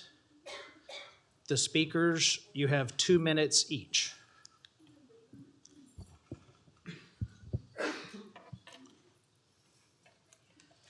I oppose the program for which this is a grant request.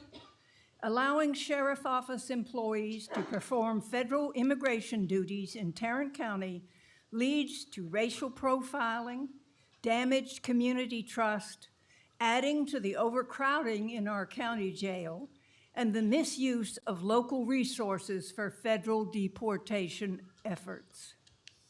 Investigations have shown that the profiling of Latino and Black communities has caused reduced cooperation from immigrant communities, making it harder for law enforcement to protect the public. There are also reports regarding the limited training of local officers and inadequate oversight, which can lead to civil rights abuses.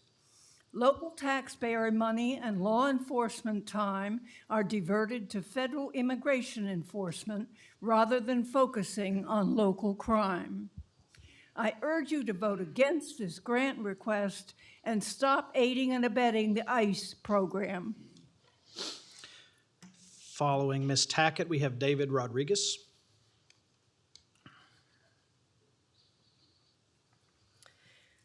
I oppose Tarrant County's participation in this grant program. SB 8 shifts legal risk, civil rights liability, and community harm onto counties while offering minimal funding. The costs: wrongful detention, constitutional violations, increased jail populations, and litigation. And that far outweighs any reimbursement we might get. This is being advanced without analysis of civil rights risks, without transparency, and without discussion of public safety impact. We know ICE isn't operating in a legal manner. To be blunt, ICE is actively kidnapping and murdering people on the streets. And to approach this from another angle, Arlington is an entertainment destination hosting countless multicultural events. Latino culture is a cornerstone of the Stockyards. We just watched the stock show's grand ceremony celebrating Latino heritage. We have Sasha Bass's Latino cultural events downtown. I really have to wonder how law enforcement, racially profiling, and chasing people down is going to square with all the money being made. It's a lot of hypocrisy. And what do y'all think will win out? Money or your racism? Following Mr. Rodriguez, we have Gabe Gonzalez.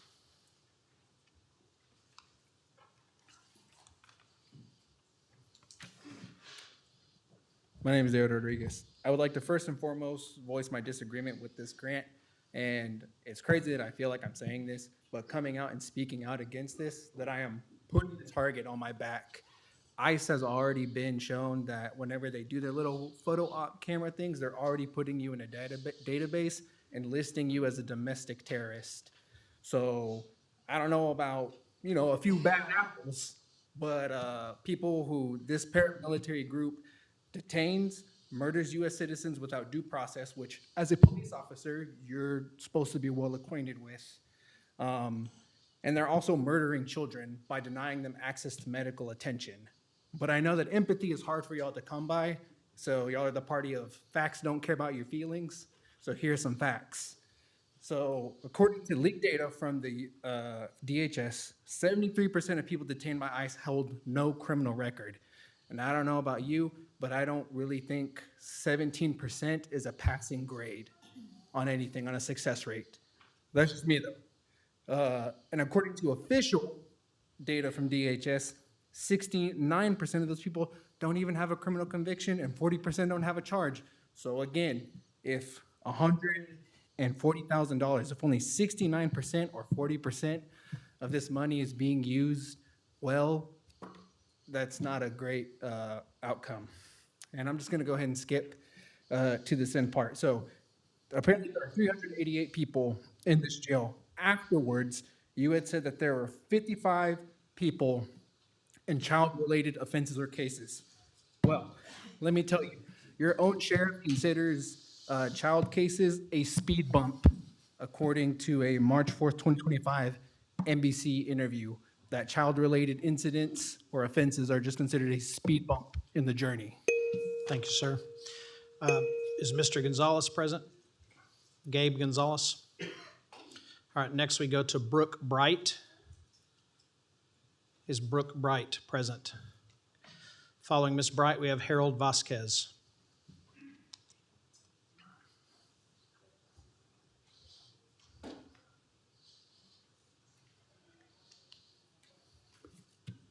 Hello, my name is Brooke Bright. I am a very proud mom to a mixed daughter and a very proud tia to a young niece.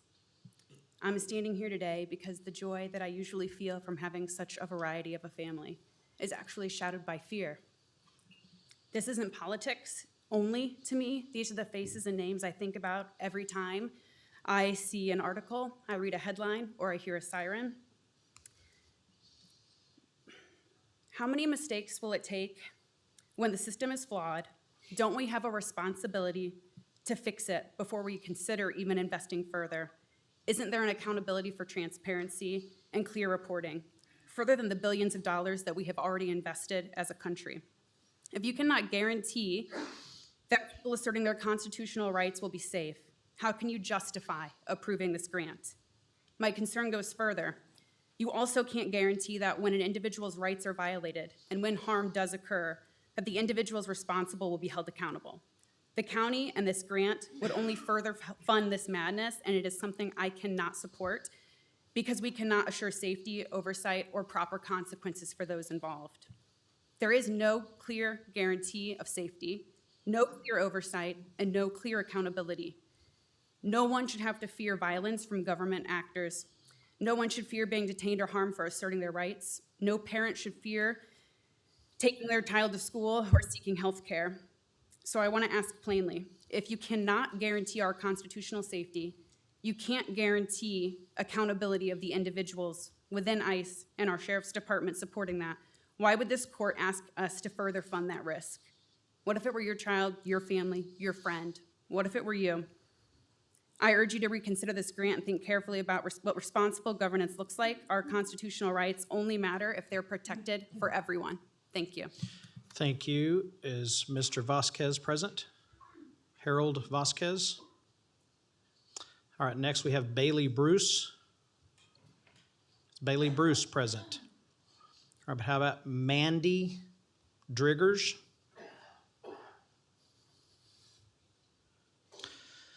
Liberty Acevedo. Following Ms. Acevedo, we have James Dykes. Hello. I'm here to speak out against the grant of $140,000 that is to be given to ICE. In the month of January alone, ICE as an organization has shown to be undeserving of it. Their training has them detain people based on the color of their skin. This goes against the court's goal of lowering jail populations, protecting fundamental rights, and creating the best place to raise a family in America. Funding ICE will cost Tarrant County more in the long run. Our tax dollars will go towards the legal fees of ICE agents knowingly breaking the law. And more than our money, lives will be lost. I do not want a Texas version of Renee Good, Alex Purdy, or Liam Ramos.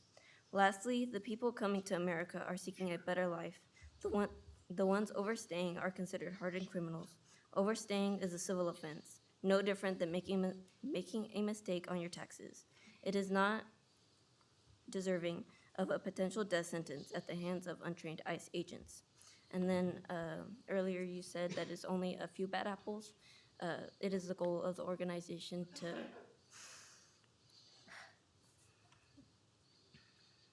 It is their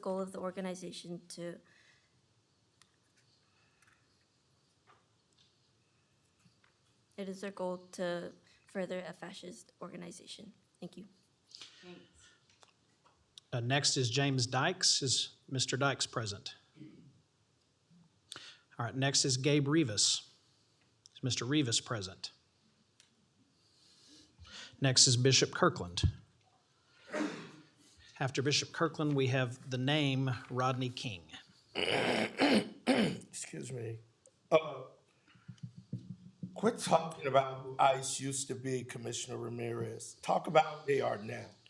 Quit talking about how they used to conduct themselves. Talk about who they are now. We can't go by who they used to be, because they're arresting a 5-year-old dangerous little boy named Elam, and we're calling him a criminal. I appreciate and respect the sheriff's department minus the sheriff. My village is not anti-police. Quit implying that because we disagree with the lawlessness of law enforcement, that we disagree with all police. I understand the Government Code Section 753.051 it mandates for you to do this. That's not my issue. My issue is accountability. There will be no accountability. The sheriff has never availed himself to this court or his constituency. As taxpayers, stakeholders, he completely ignores us. Coupled with the fact that if it's not a photo op, he will be absent. We're left to figure out what this agreement will look like, because he'll hide behind some whitewash statement and remain in mute mode or send some deputy chief. Please remember that the men and women who are tasked with working with these groups are gonna be left behind, and Teflon Wayborn, who nothing sticks to him, nothing will happen. Peace be unto you. Is Mr. King present? Is there an actual Mr. King? All right, next is Danette Allen. Is Danette Allen present? All right, how about Deborah Kratke? Following Ms. Kratke, we have Nydia Cardenas. And then how many more speakers are after that on this item?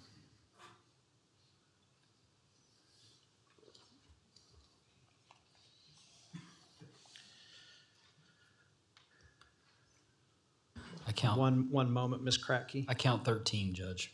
What? I count 13. Okay, so, oh, there, I can move it now. I couldn't move it. Okay, you may proceed. Yes, I'm Debbie Kratke. I live in Crowley, Texas. And I'm here to talk about something that I know pretty well. I've been working with immigration agents since a bunch of you were in elementary school. And I can tell you who you're seeing now are not the people I saw then. The behavior that I'm seeing from these individuals is nothing like the men and women I knew then. One of the problems, and people have said here things today that I had in my comments that I was going to say, but I would like to tell you a story that I heard from a woman who works with domestic violence victims. One particular woman would not go to the police because she's not documented. Her husband is a citizen. So she is staying in a home where she is being abused because she is scared. And that's one story from one worker throughout the county. So I'm asking you to think about what you're doing.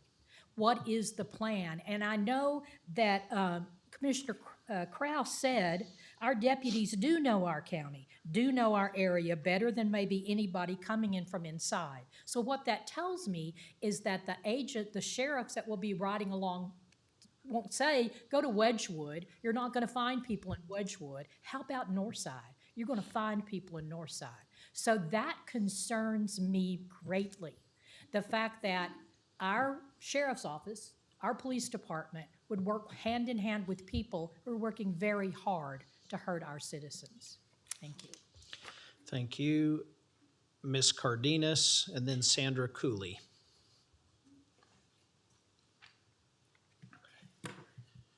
My name is Nidia Cardenas, and I live in Precinct 4, so I'm here to speak to my commissioner, who also happens to be the first Latino on the Tarrant County Commissioner's Court.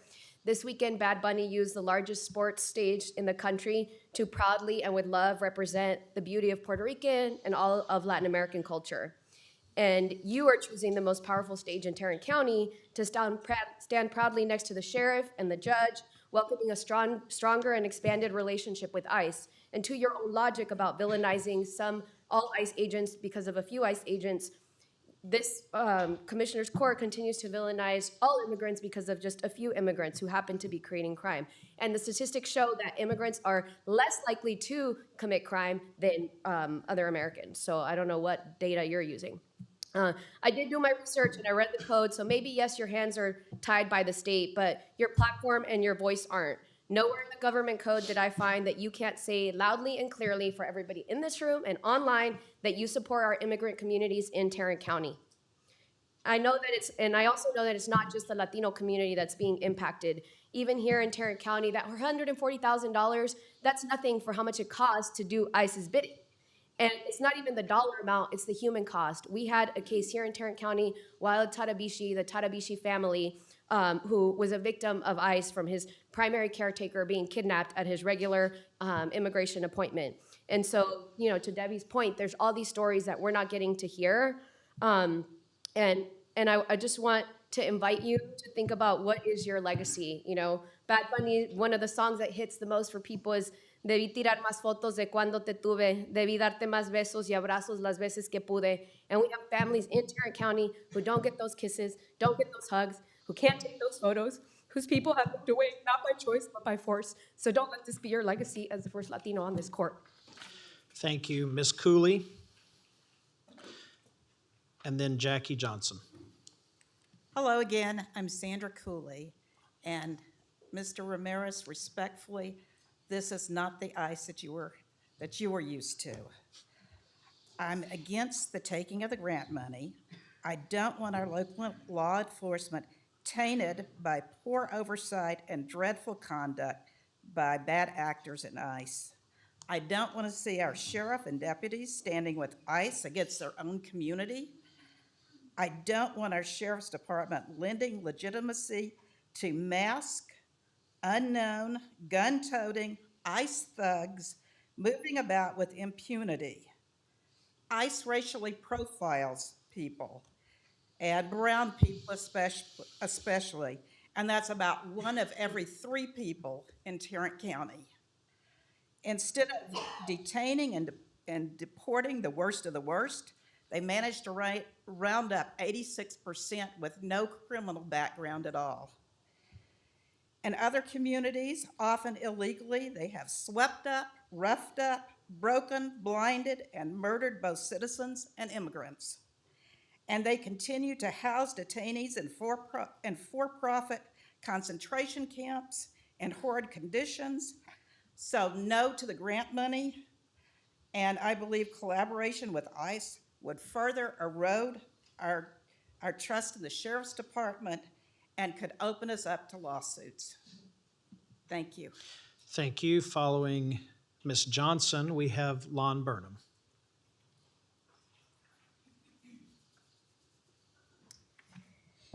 Before you vote to expand the sheriff's immigration enforcement role through this grant, I need you to look directly at the human cost of the system you're being asked to strengthen. Right now, Mr. Tarabishi, a 62-year-old Arlington resident, has been held in ICE detention since October. The story was very touching to me. While he was locked away, his disabled son, who depended on him for every part of his survival, died alone in intensive care. ICE detained Mr. Tarabishi to release on, and they would not release him on humanitarian grounds. They even denied him permission to attend his own son's funeral. I understand that devastation. I have a 29-year-old disabled daughter who depends on us for care. When a caregiver is taken away, it's not a policy choice, it's life or death. And I stand here as the mother of Anthony Johnson Jr., who was murdered in Tarrant County Jail after the Sheriff's Department violated his rights. Two different systems, two different families, but the same pattern. A culture that treats vulnerable people as disposable. Now you're being asked to approve $140,000 to expand that same culture into deeper immigration enforcement. Before you vote, ask yourselves, is this the system you want Tarrant County to help enforce? Do you really have a black soul? Because the consequences are not theoretical, they are human, they are local, and they are permanent. Following Mr. Burnham, we have David Martinez.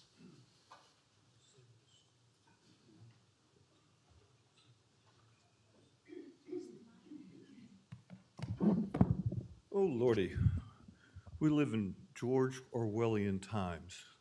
We have one person on the dais trying to keep another person on the dais from being able to make her comments, make her presentation, and then later they thank them for making the presentation that for some reason or another had a 2-minute editing problem, some technological problem. Oh, Lordy, we had somebody else kicked out when you guys had adjourned in recess for his comments. Mr. Burnham, you can speak to this item or you'll have to sit down. This is the item.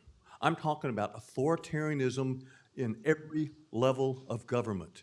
And ICE is just out of control, completely out of control. A friend of ours who is a librarian in Minnesota finds that she's spending her spare time taking food to Hispanics who are afraid to leave their home.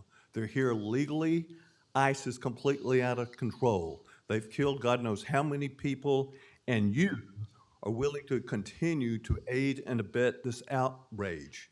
There's a reason there are 2 Latinas vying to oppose Mr. Manny Ramirez, because he is more loyal to the law enforcement of old than he is to the Hispanic community that he grew up in. It is time for you guys to reevaluate how you're doing law enforcement, and this is a perfect time right now on this agenda item. Stop trying to prevent people from having their basic rights to speak, including elected officials, and stop kicking people out.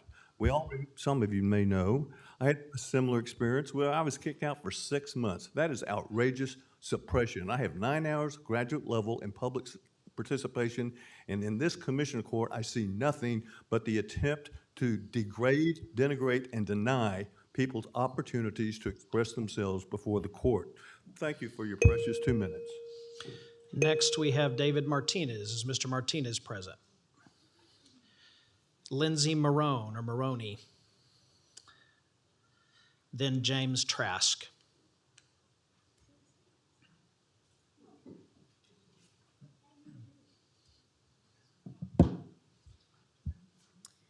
I am a homeowner in Tarrant County, a mother, a wife, a veteran.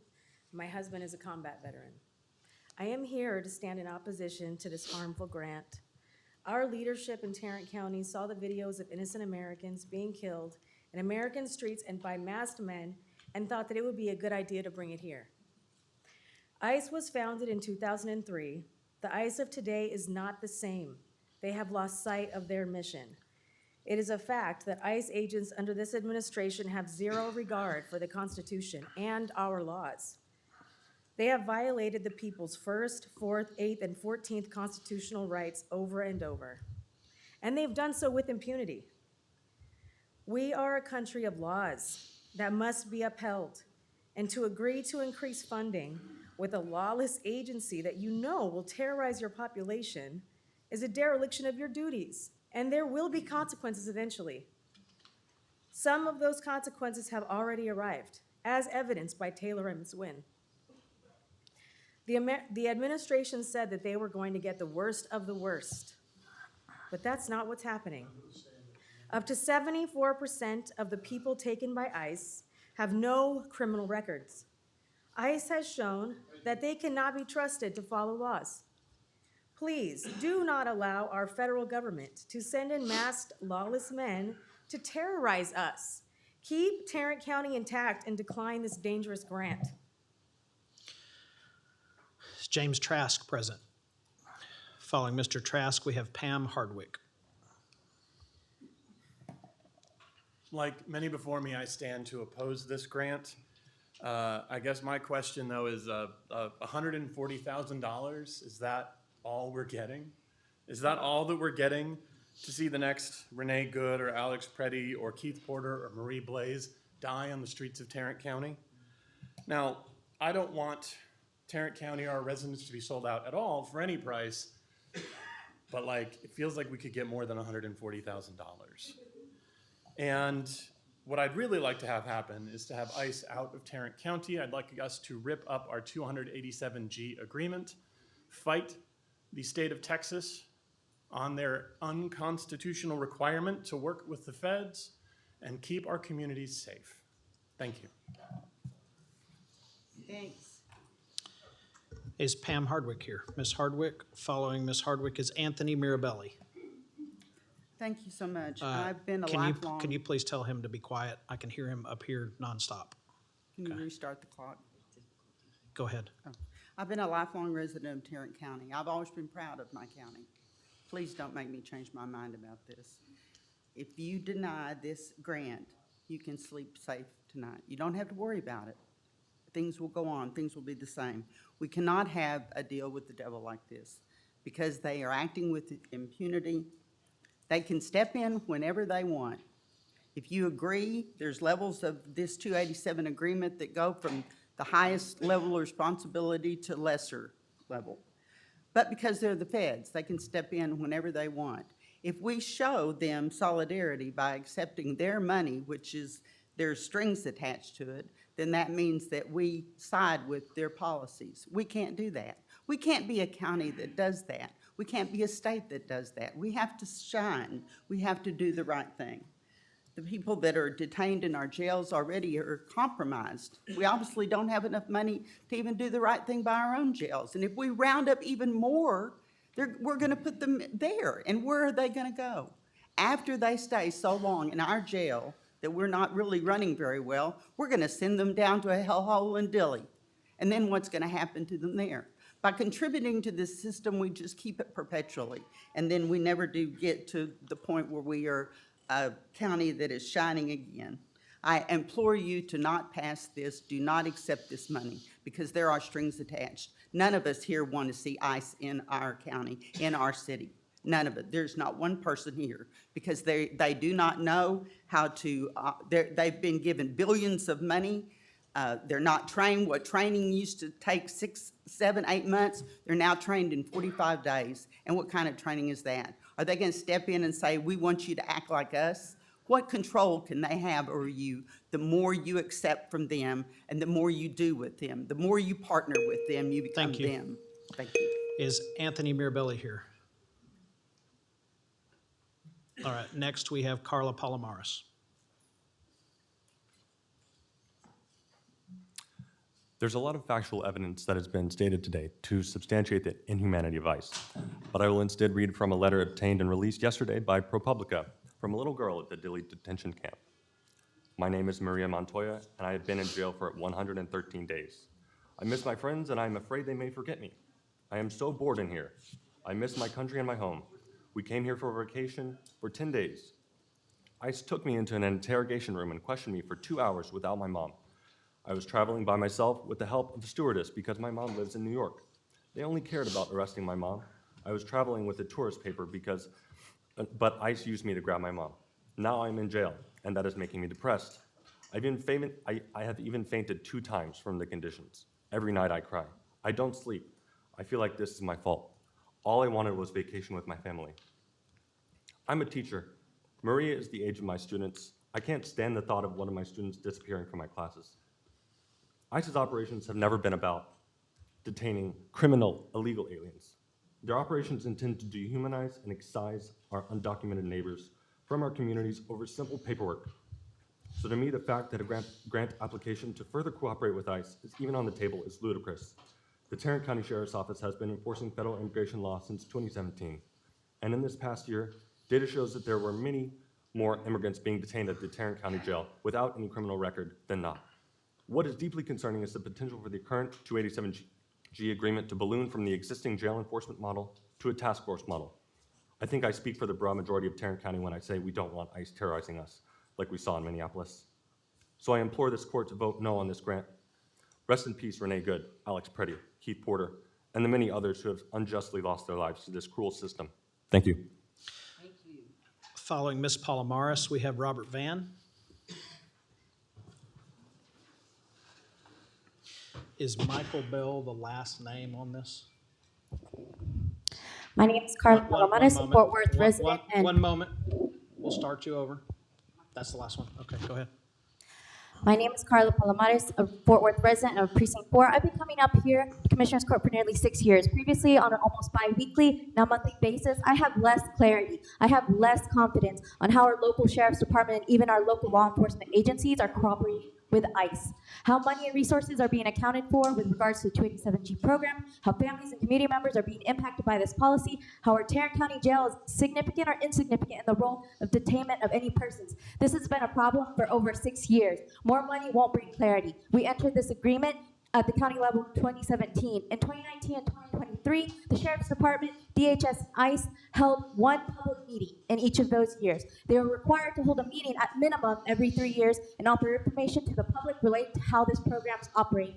There were no answers on May 17, 2023. Sheriff Wayborn didn't even attend this meeting. He was hiding away in his office. We asked how many people were being detained, how many people had been detained throughout the entirety of this program. We asked how much money had been spent, to which they said no county dollars were at that time, which is interesting because they entered it voluntarily. We asked if there was any actual evidence of this program being implemented correctly, and we were told by DHS that it was quite the opposite. The local sheriff's office was not properly implementing the program or maintaining this because officers were already overworked, overwhelmed, and having to do mandatory overtime at the jail. Yet everywhere Wayborn goes, he talks about how effective this program is and how excellent his relationship is with ICE. We have a right to demand transparency for our tax dollars because we have effectively nothing to show for it. And it's not for a lack of trying on the part of community and the county residents. This insignificant grant money will not make anything better. Our local dollars need to be focused on helping residents, not kidnapping people. Fire Wayborn and stop funding ICE. For the record, I toured the jail, and there is not an officer there to determine that immigration status. It's asked during magistration. And any partnership, whether it's county, state, or federally sanctioned, Mr. Krause, will be a failure no matter how much money is thrown at because of incompetent leadership. Next, we have Mr. Van. Following Mr. Van, we have Alexander Montalvo.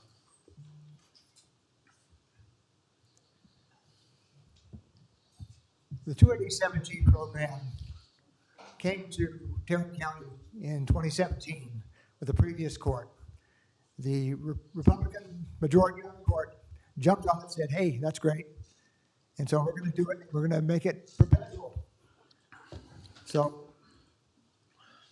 there they go. And then just this past year, the state legislature passed the SB 8, which mandates that any county over, I think it's 100,000 people, if they have a jail, the sheriff has to implement the 287G program. It's been noted before, there are several levels, there are 3 levels noted of the 287G program. And as far as I know right now, this county has implemented the second level, the middle level, which is just strictly working within the jail. They're not sending people out on the streets right now, but as is also noted, that can always balloon out to something more. The state says, okay, during this year, before December of this year, all the counties that have implemented this have to completely get it all together and completely set up with ICE and with the CBP so that they can do this job during this year. And if they don't, they'll be penalized somehow or other. But it was also noted by Mr. Trask, this county does have an option to actually go against this and perhaps go try to file a lawsuit saying, hey, this is not a constitutional thing, this is not legal, this needs to stop. I think it's worthwhile examining that possibility. Thank you. Thank you. Following Mr. Montalvo, we have Libertad Heredia.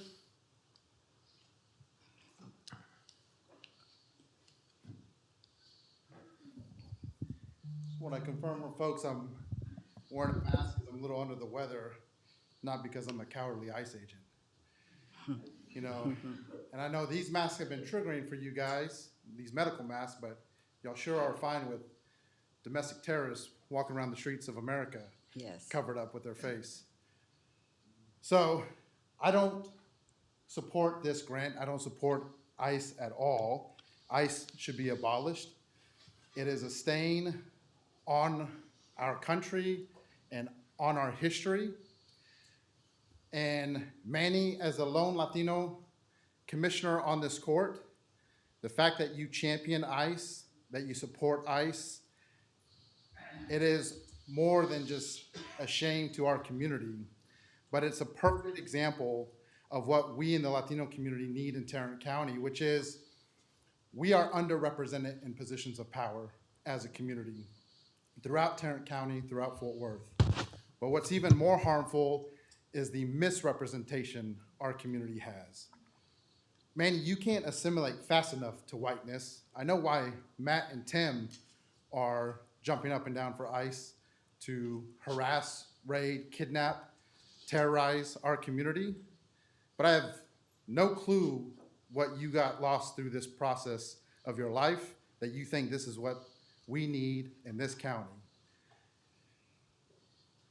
You have less than 9 months left in this seat until you are voted out by the people in Tarrant County. Your legacy has been sealed, and you should know that everyone is watching, and our community and the community of Solidarity is ready to remove you from that seat. So if you want to opt out quicker, all the better, but your time is up. Ms. Heredia, I think that's a lady, isn't it? Is Ms. Heredia here? All right, then we have Michael Bell. And that's the last one on here? One that was passed over, he showed up, Gabe Rivas. He's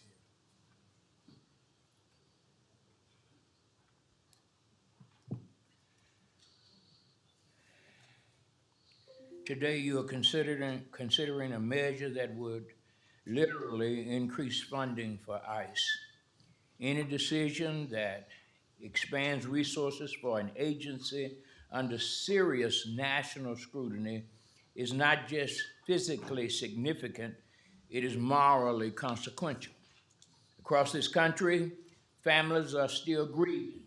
The ICE-related murders of Keith Porter Jr., Renee and Nicole Good, and Alex Pretty are not abstractions. They are names, they are lives, they are reminders that enforcement power without sufficient oversight can carry irreversible consequences. When government funding expands, so does government capacity.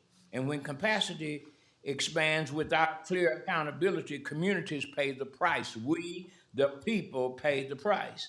And let me add parenthetically, commissioners, you're verbally obscuring the facts, and your misleading rhetoric about this subject is irresponsible.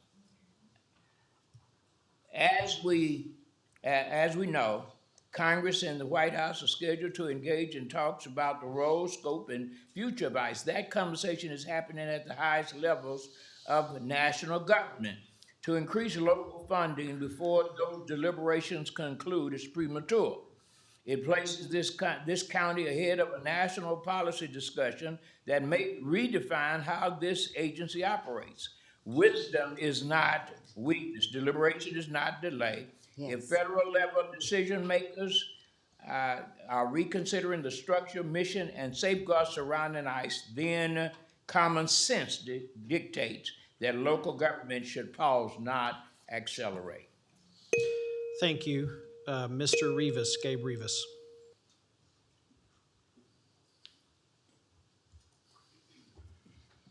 Good afternoon, Judge, Commissioners.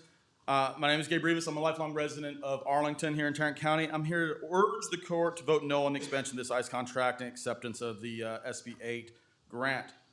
Tarrant County is standing at a crossroads. And just last week we saw 2 escapees from the Tarrant County Jail. We're still grappling with the fact that almost 80 people now have died in our custody since 2017.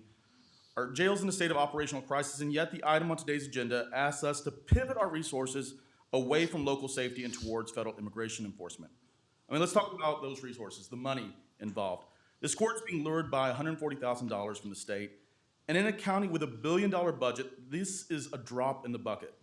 This fine print of the SB 8 grant is a trap for us, the taxpayers. By accepting this grant, the court is signing away its fiscal authority. This prevents this court and any future courts, if you take this money, essentially handcuffing the county and the taxpayers from ever exercising oversight or trimming waste in the sheriff's department. This expansion moves us from the jail model we're currently under 287G to a task force model, turning our deputies into federal agents on our local streets. We are going to have to assume that liability.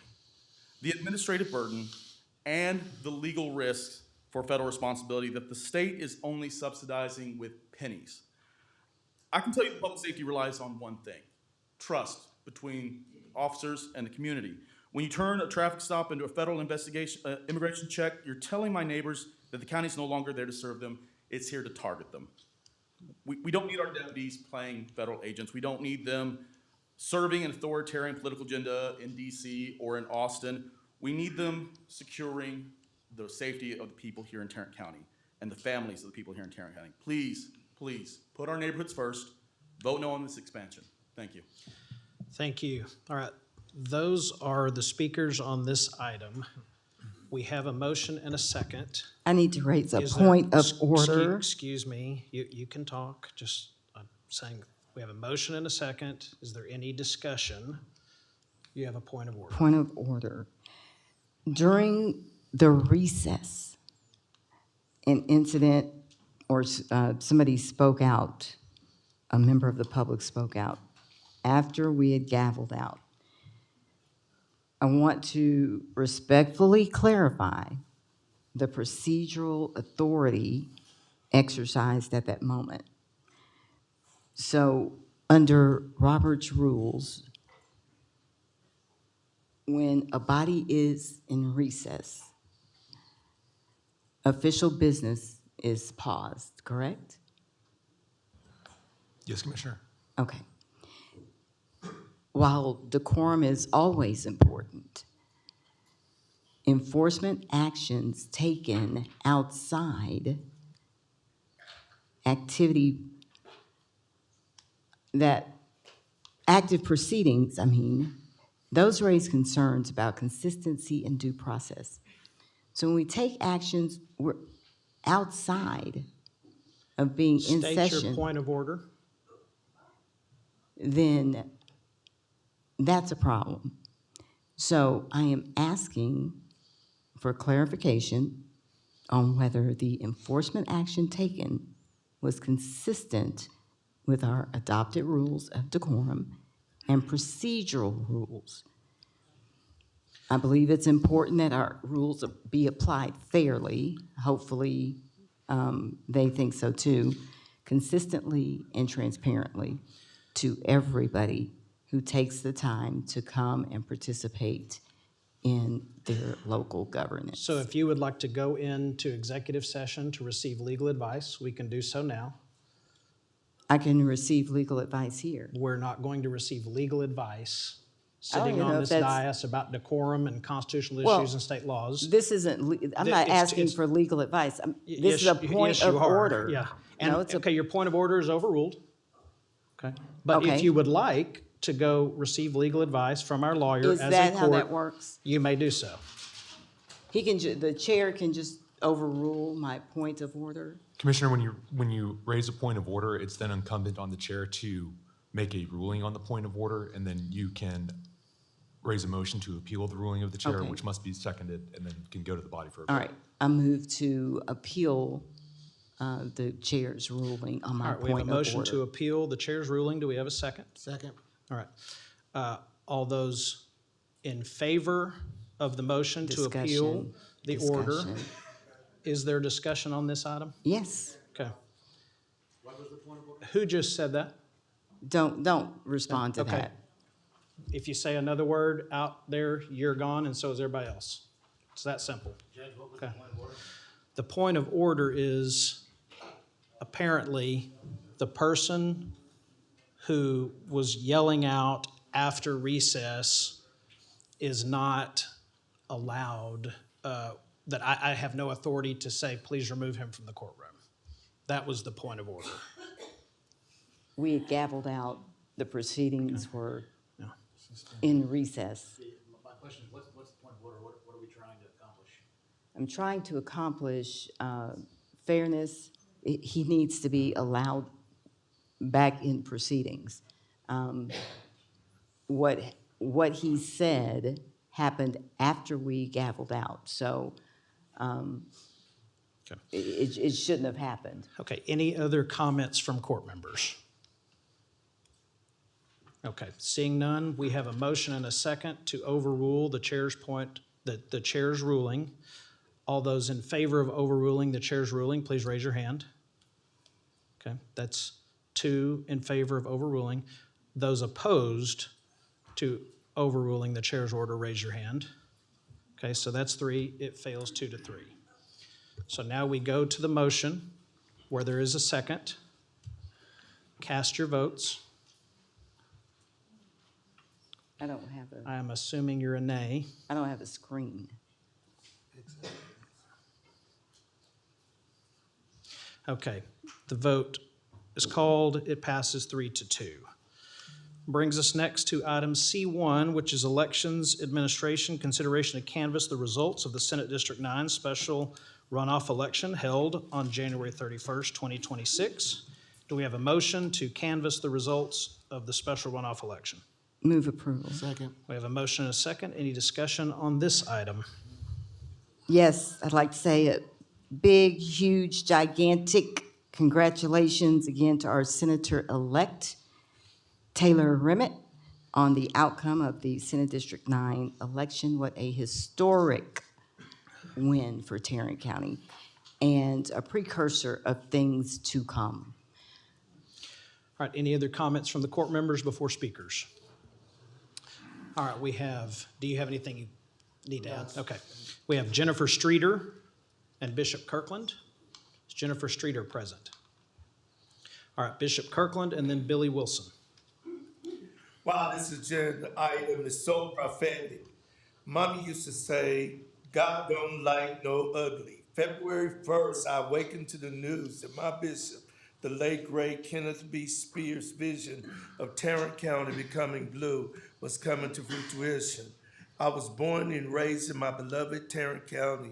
I left to become a United States Marine. Upon my return, I was saddened to see a place where it appeared that time had stood still. Today I sound the alarm. The sleeping panther sleeps no more. The story of the sleeping panther, which was inspired by Fort Worth's nickname, Panther City. Now you have heard the story, how in 1873 a nationwide depression was underway and my beloved Fort Worth was doomed economically. Rodney Coward, a former Fort Worth resident who practiced law in Dallas, wrote from the Times-Herald, been to a meeting in Fort Worth all day, and things are so quiet. I saw a panther sleeping on Main Street, undisturbed by the rush of men or the hum of trade. That's why my village nicknamed it Funky Town. Things are about to get turned up in here. Keep treating people as they have no alternative. keep marginalizing your constituency. Continue to think that this is the original 13 stolen colonies. In fact, this election is reminiscent of the Stamp Act. The people are saying that we had enough taxation without representation. People have grown weary of your antics. Thank you, Emma Lazarus. On January 31st, 2026, I could hear the words inscribed on the Statue of Liberty. Give me your tired, your poor, your huddled masses yearning to be free. The results represent a new vibe, the new energy of Funky Town.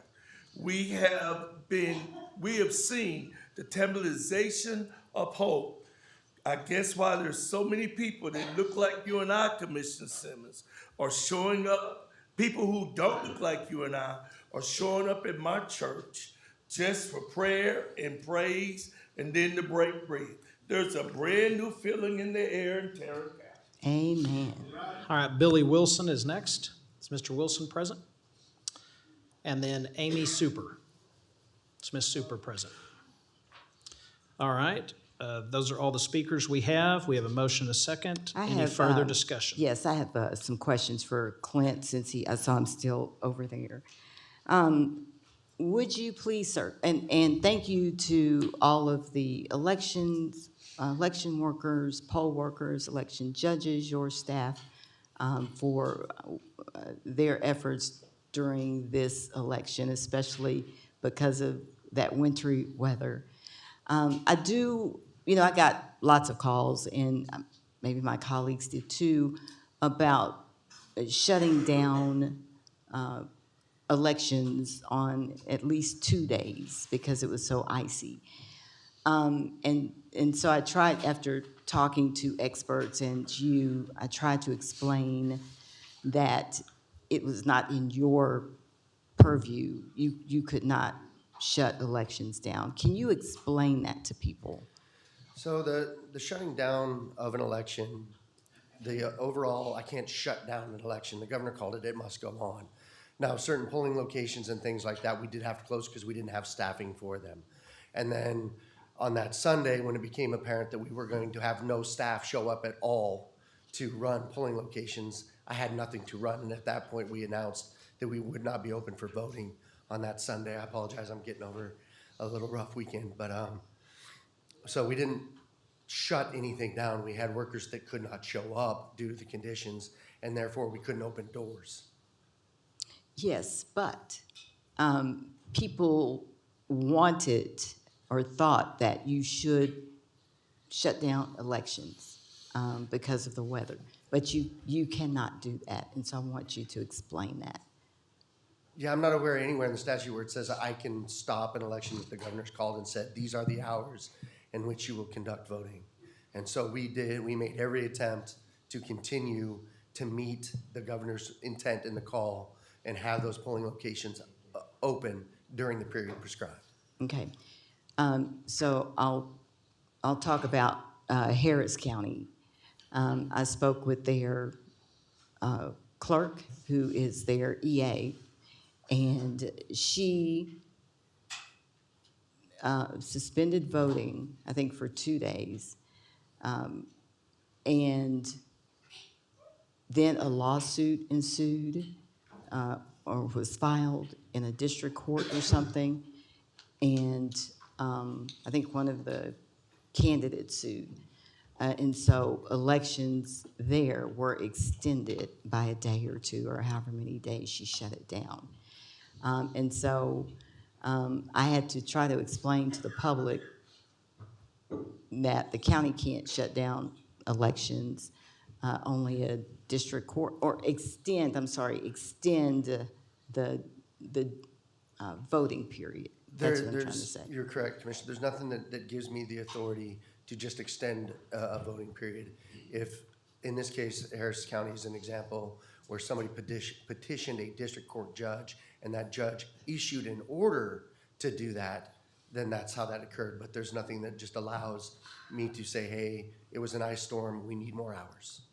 Okay, thank you. All right, anybody have anything else? All right, cast your votes. All right, passes unanimously. Next, we go to item D1, which is Facilities Management, consideration of an addendum to the construction manager at risk contract with Steel and Freeman, Inc. for the guaranteed maximum price for construction services for the Cold Springs Jail renovation. Do we have a motion or any discussion on this item? Yes, is someone here to brief this? Why don't we have people here briefing anymore? John is right here, our Okay. Director of Facilities, and I believe Chief Herklutz, the jail administrator, is available if there are any operational questions. Okay. Forgive me, I was passively in the back of the room. Oh, that's okay. So I want you to explain the long-term plan for county jail facilities and how does renovating Cold Springs fit into that plan? I'm pretty sure I know, but I've heard people ask the question, so I think it's important that they hear from the expert. Yes, ma'am. So in 2022, 2023, the overall trajectory of the county population was projected to continue to expand, and it has done so. Just by sheer nature of humanity, as population increases, unfortunately, so do inmate populations. We have a set number of inmate cells or beds that we can occupy. We have a variance from jail standards right now that allows us to operate properly. We are within those standards. The population, however, is projected to continue to increase, and we are just barely under those standards, to my best understanding. This operation is the most minimalistic compliance effort we can make as a county. It will increase, the facility itself is about 44,000 square feet, and it will increase our total bed capacity of just over 500 beds. Good. And in doing so, it will keep us in full compliance for the near-term projected expenditures or exposures to jail standards. Thank you. And my hope is that Cold Springs does all those things you said and prevents us from doing that private prison, private jail contract. So I'm supportive of the work we're doing to retrofit and get Cold Springs up to standard. Thank you. Yes, ma'am. All right, any other questions or comments on this item? Yeah. Go ahead. No, Go ahead. you've been here longer, you go first. Now, my comments are geared towards, to your point, the long-term future of where we see our jail facilities. I know in this process, the budget, we thought this iteration was gonna cost us $7 to $9 million. Now it's gonna cost us 16. In iterating this, we're looking for the best use for that facility as it stands today, whether that's expansion and adding a juvenile facility on, maybe it's a partnership with Fort Worth, where they can hold their prisoners there and we take the cost off of our books. Maybe we can look at making it a mental health facility or something. But my point is, I think we have to study all of the options instead of just picking one where the budget has doubled, and perhaps it might not be where we need to be in 10 or 20 years. If we need to completely build a new facility, look what Dallas County's doing right now to prepare for the future. I mean, our facility was never really intended, or I guess it was intended to be a jail facility, but I mean, it's not optimal being so many levels with elevators, et cetera. It's just not safe or the safest composition you could have as a jail facility. I just think we need a robust discussion about that.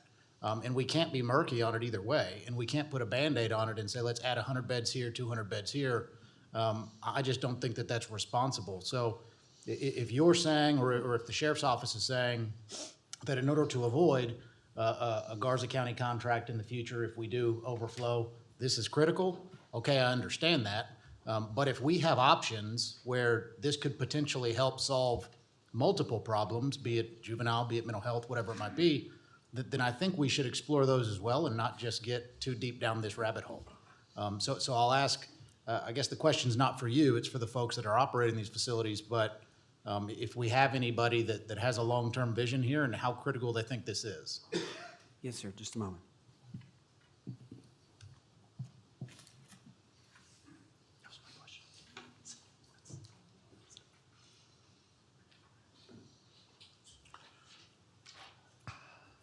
I look question. Shannon, my question is, Mr. Herklotz, Chief Herklotz. Yes, sir. My question is, how critical is it that we put 190 to 200 beds online in the next 2 years? Because that's the timeline probably. It's not going to happen before World Cup. It's not going to happen while we really need it, if there is going to be an influx in folks that we anticipate. How critical is this project?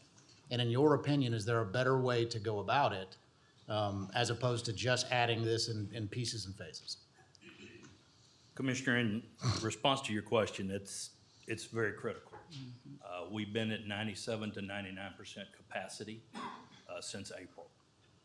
We hit an unusual spike this year early. That spike has not gone away. At one point this week, I was at 4563, and I have 4,699 beds. Part of those beds include a variance that we got approved to have by the Texas Commission on Jail Standards to add 98 portable bunks at Green Bay. Unfortunately, we've had to use a lot of those bunks just to remain in compliance right now. If we don't move and don't do something to increase our capacity to give us some flexibility, we will more than likely either A, have to ship out, or B, we're gonna lose that variance, and that drops our capacity by that 98. So then our numbers become even more critical if that happens versus what we are right now. And our staff have done yeoman's work trying to keep up, trying to keep people properly classified and housed correctly. And just because we have open beds, that doesn't mean that you can put a body in that bed.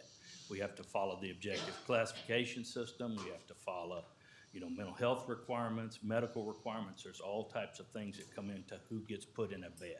We can't just put a body in a bed. All right, So I have a hope that couple of answers- questions. I'm sorry. Will you have more? No. Okay, go ahead. I just had, that was my question, so thank you for asking that.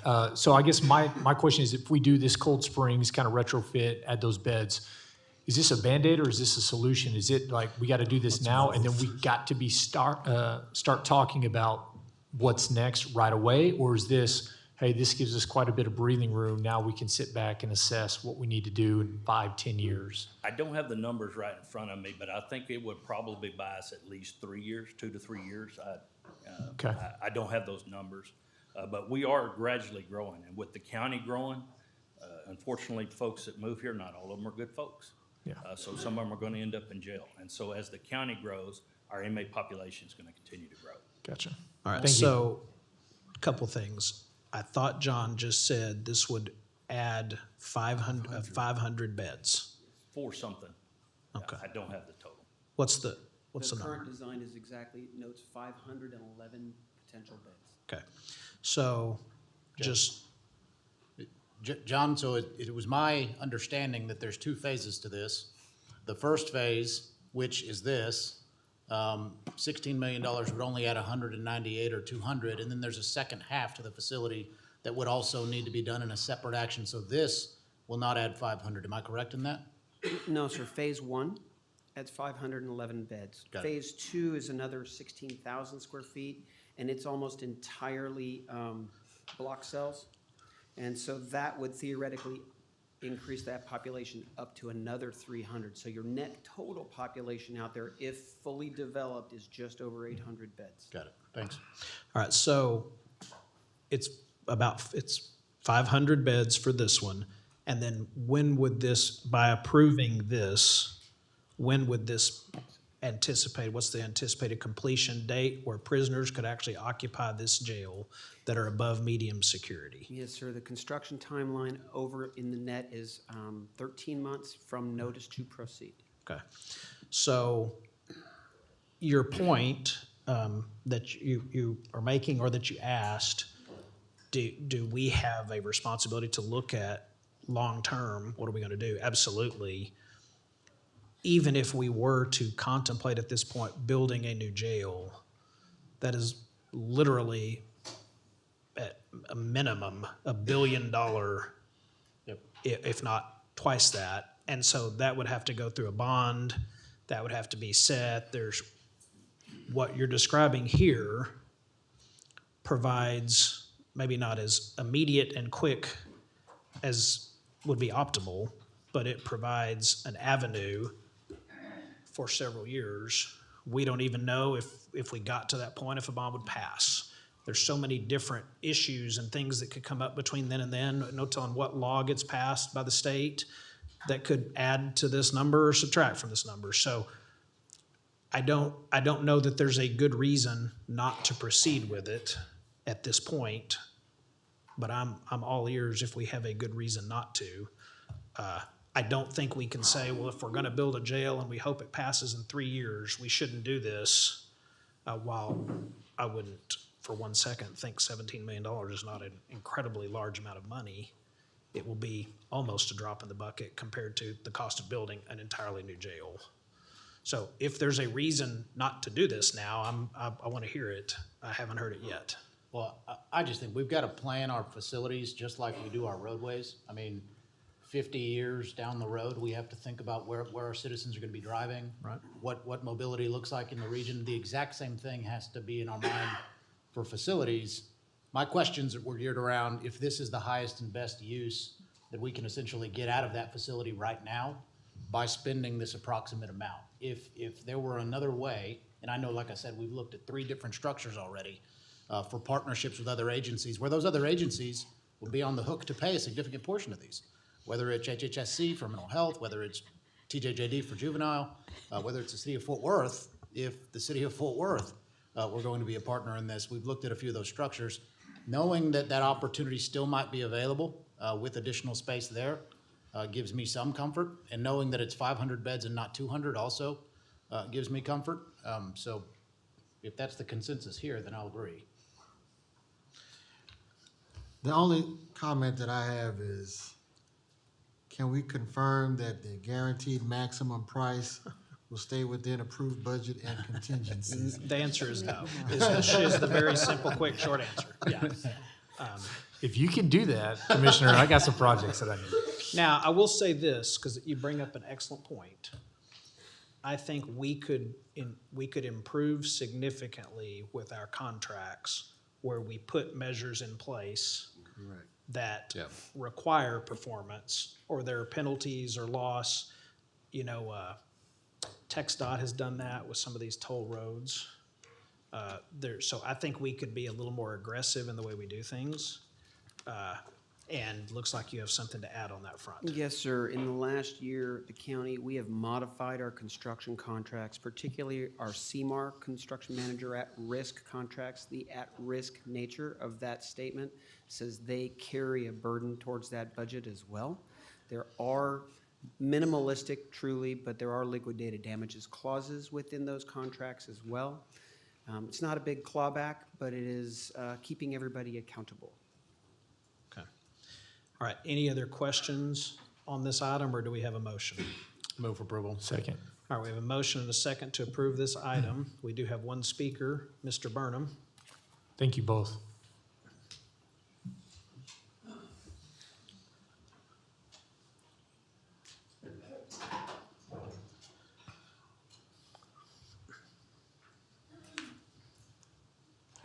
This is like deja vu all over again. I think it's very appropriate that last night I watched Groundhog Day. Since before any of you were on this court, I was admonishing the previous court that, yeah, you need a robust discussion, appreciate some of the commissioner's comments, but what never seems to come up is the discussion about what is obvious in other political arenas. You want cheaper water? Conserve. You want cheaper energy? Conserve. In the case of jail management, it's kind of like retail marketing. Damn it, half the people there do not belong in the jail. Correct. If you all would do a better supervision of the mismanagement of this jail, we could have a good retail turnover and send these people someplace other than the jail. Half of them are mental health problems. They don't belong languishing in a jail. So while you're right in the short term, would you please start thinking in the long term, which is a robust discussion addressing what we really need to do, which is to have better management of this jail and let those people go. Thank you for your time. And if these judges move these cases. All right, we have a motion and a second. Any other discussion? If none, cast your vote. All right, passes unanimously. Takes us to item D2, which is consideration of a property use and fee waiver request from the Texas A&M AgriLife Extension to use the Tarrant County Plaza building. I can remember we had a fairly extensive discussion about this about 1 year ago. Do we have a motion on this item? Move approval. Second. All right, we have a motion and a second to approve this. Any discussion? All right, please cast your vote. The commissioner told me he was a yay. Does that count? No, I don't think it does, but it doesn't matter. It's 4-0 anyway.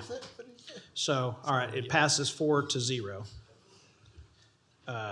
Next, we have Human Resources. Consideration of changes to the table of organization, County Administration Department, creation of purchasing agent position under Local Government Code Section 262.0115. Move for approval? So I'll second that item. Any discussion on this? Yes, I have discussion on it. I do support it. But how we got here is problematic to me. So there is or was a committee, a board called the Purchasing Agent Board. It consists of 2 court members and 3 district judges. And our purchasing director actually reports to and is under the authority of the Purchasing Agent Board. And I'm not sure how long it's been that way in this county, for decades and decades. It falls under the Government Code, Chapter 262.011. There is now a second structure for this under 262.0115. But Tarrant County has always had its purchasing director report to the board. And it's like our auditor, the purchasing agent, that structure was created in order to maintain checks and balances on the powers exercised by county officials, including the Commissioner's Court. And that's why it was set up with the balances on the current board of district judges as well as members of the Commissioner's Court. The aim is to ensure that it has a degree of independence from other officers, including the Commissioner's Court, to ensure that purchasing matters are properly handled. I'm a member of the Purchasing Agent Board as well as Judge O'Hare, and then there are 3 district judges. All of a sudden, end of last week, there was a Purchasing Agent Board meeting. An agenda was posted. We met yesterday. So when the agenda was posted, there's no information, but the agenda item, and I can't regurgitate it word for word, was to disband, eliminate the Purchasing Agent Board and move the purchasing director under the auspices of the Commissioner's Court, thereby taking away, in my estimation, checks and balances. The purchasing agent will become no more than a tool of this Commissioner's Court.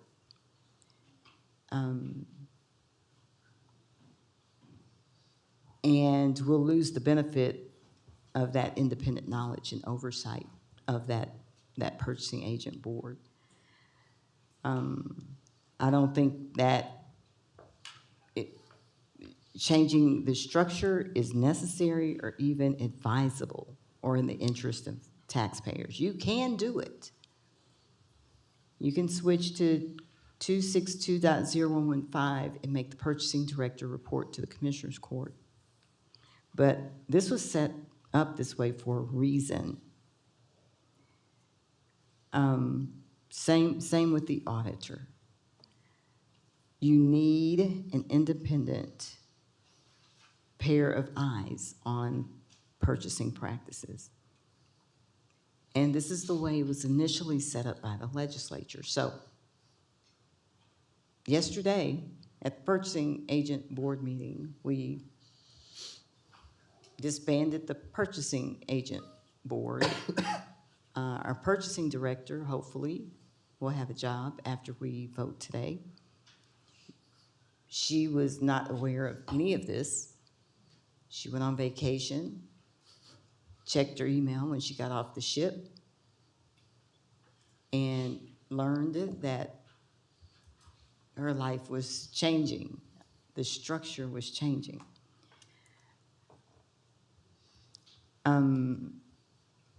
Harris County, I checked with colleagues all across Texas yesterday, and I mean yesterday, because as a member of the purchasing agent board, I knew nothing about this. Like, whose idea was this?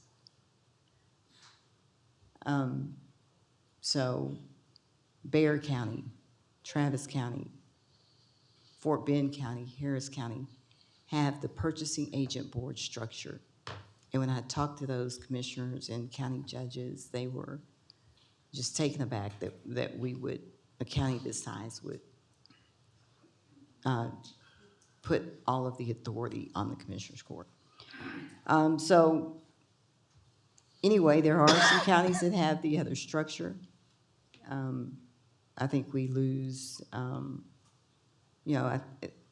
this is happening during an election cycle.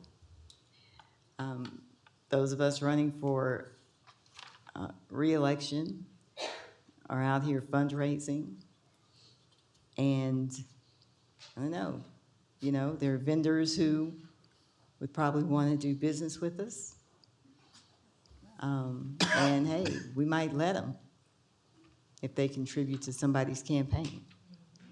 So what this is eliminating checks and balances. I'm so opposed to it.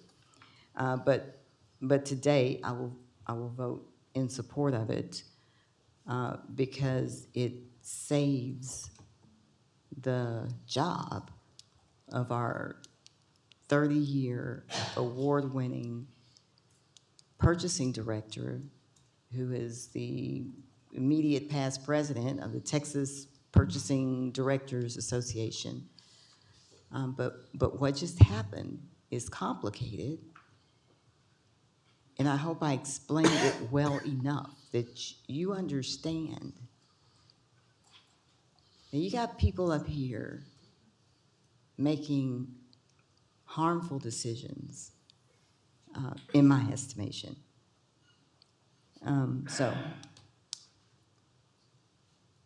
going to support this because I want Melissa Lee to have a job and her staff because they do a fine job for the county. Thank you. Does anybody else have any comments?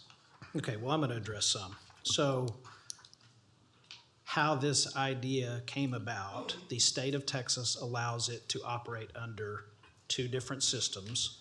The purchasing agent reports to the Commissioners Court, or the purchasing agent reports to this purchasing board. The purchasing board in Tarrant County is made up of a family court judge, a civil district court judge, and a criminal district court judge. And so multiple elected officials and department heads have reached out to my office and talked amongst themselves to say, we need to give purchasing more support. The reality is, the Commissioners Court approves every single purchasing decision. The Commissioners Court approves every single purchasing policy. And the current setup of this system, there is no judge that has a support staff that can help purchasing, go through any issues, deal with different things. And there's no one on this court that has a staff that can do it either. Purchasing has a ton of laws that the state requires people to follow. Those laws will still be followed. Those laws are still in place. But through the county administrator's office, they have support through a team of, I don't know how many people are down there, but a county administrator, a deputy county administrator, an assistant county administrator, 2 assistant county administrators, multiple groups that can help facilitate issues between departments and elected officials in purchasing. So Melissa Lee, this whole entire thing, and I would agree, I wish she had been talked to about it ahead of time. There was attempts made. She was on vacation on a cruise, didn't check her phone, didn't take a call. I wish that part would have gone down different. I met with Melissa for several minutes yesterday in my office, and with passing this today, Melissa will still be the director of purchasing. It's a change, but there's no difference in the titles. I mean, there's no difference in the duties, the responsibilities. That will remain the same. And hopefully there won't be this many departments and elected officials that have issues with purchasing, and they can help do it better. The actual support provided by this purchasing board was none. Not 1 ounce of support provided to purchasing in any way, shape, or form from that board. My personal opinion, it makes no sense to have 3 district judges who have dockets and full courts to try to manage purchasing in any way, shape, or form. I think some of the things that people are upset by probably could use some improvements. Some of the things that people are upset by, probably they should realize, hey, this is the way it is, and it's frustrating because the state has put so many laws in place. But all these accusations and innuendos, the idea that if somehow purchasing goes to the commissioner's court and is managed by Chandler means donations will come in that somehow couldn't come in on the things we were going to vote for anyway, that is just literally ludicrous. And the court still has to approve it if it's a purchase or not. We still have to approve whether or not we're doing RFPs. I mean, nothing changes. The general public won't see a single change whatsoever, but I believe purchasing and Melissa will get more support, and support I think in some ways they need. So anybody else have anything? Okay. All right. Can I make a comment? Sure. Hi, Mary Louise Nicholson, County Clerk. I support this. I've worked with Melissa and her team for many, many years. And we have a great working relationship. But last year, I was one of those elected officials that asked her to sit with me and other department heads to address the challenges we were experiencing. And she was very open to it. We had a great conversation. And we said, can we see these changes? Can we make improvements on what's going on? And I understand processes and laws, but it seemed like things had shifted. And I went to her and asked. And she said, absolutely, Mary Louise, let's have this meeting. And we did have the meeting. And she walked away and said, I'm on it. I'm going to talk to my staff. We're going to make these improvements and changes. I didn't see very many improvements and changes with us. They worked very hard. I'm not discrediting what you do, Melissa, and you know that. We worked very hard to give her a chance to help bring this along. But when we're in the middle of contract negotiations and trying to get things to happen, if the organization is suffering, we all suffer. And so we asked to try and make this better. So, I look forward to this. I think it's great that you're going to get the support you need with Chandler and all of his people when we go back into this purchasing system.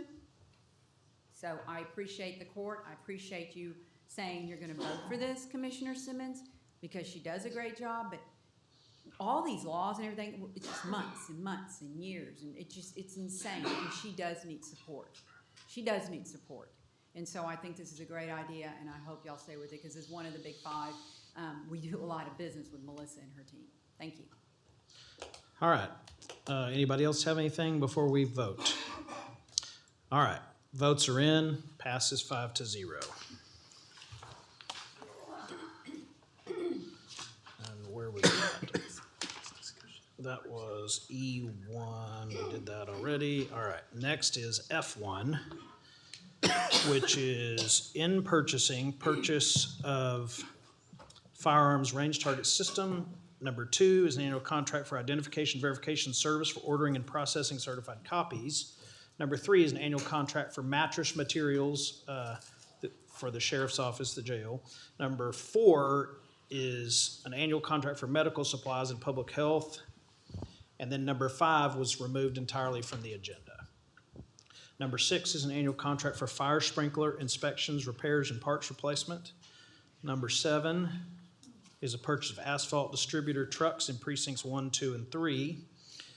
Number 8 is an annual contract for electrical services. Number 9 is an annual contract for on-base maintenance and support in IT. And number 10 is approval of reimbursement of K&F Concept folder reflector with carrying bag and newer light reflector kit to the tune of $76.48. So I will make a motion to approve purchasing items 1 through 10, excluding item 5. Second. We have a motion and a second on that. Any discussion there? All right, please cast your votes.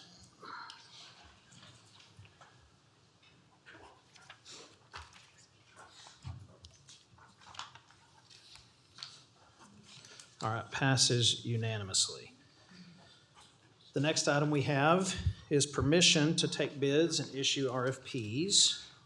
Do we have any questions or comments on any of these items? I'll move for approval. Second. All right, we have a motion and a second to approve, to grant permission to take bids and RFPs. Any discussion?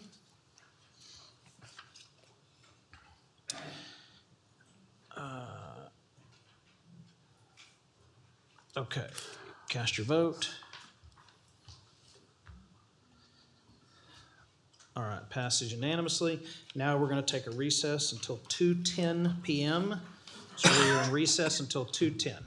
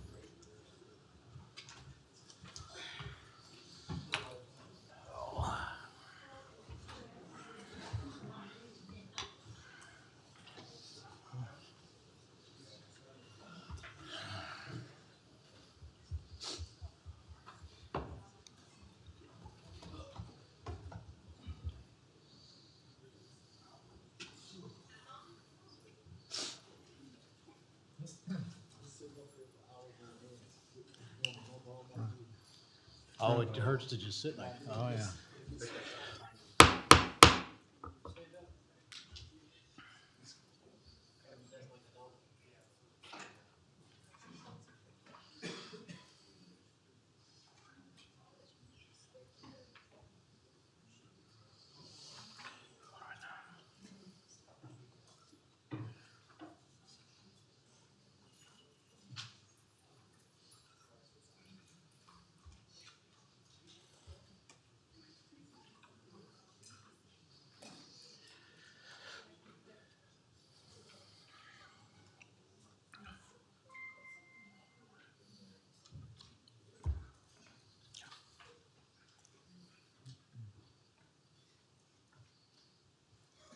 All right. All right, back from recess. Next item is G1, consideration and possible action to adopt the Tarrant County Commissioners Court agenda creation policy and an amendment to the Tarrant County Commissioners Court rules of decorum. So I'm going to make a motion to adopt the agenda creation policy and the edited version of the decorum policy passed out in your red folders today. Second. All right, we have a motion and a second on that item. Discussion. Yes. And start the 10 minutes. As we discuss decorum, I want to ground this conversation in our shared responsibility as leaders to uphold justice, integrity, and the Constitution. Decorum matters, not only in how the public engages with this court, but also in how we as elected officials conduct ourselves. The First Amendment guarantees the public the right to speak, to petition their government, and be heard, and especially in spaces like Commissioners Court, which exist to serve the people.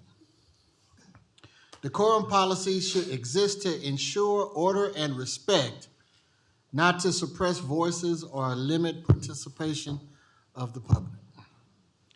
We must be careful not to conflate discomfort with disorder. Public comment may be passionate, it may be emotional or critical. That doesn't make it inappropriate. In fact, it is often a reflection of residents who care deeply about their community and their government.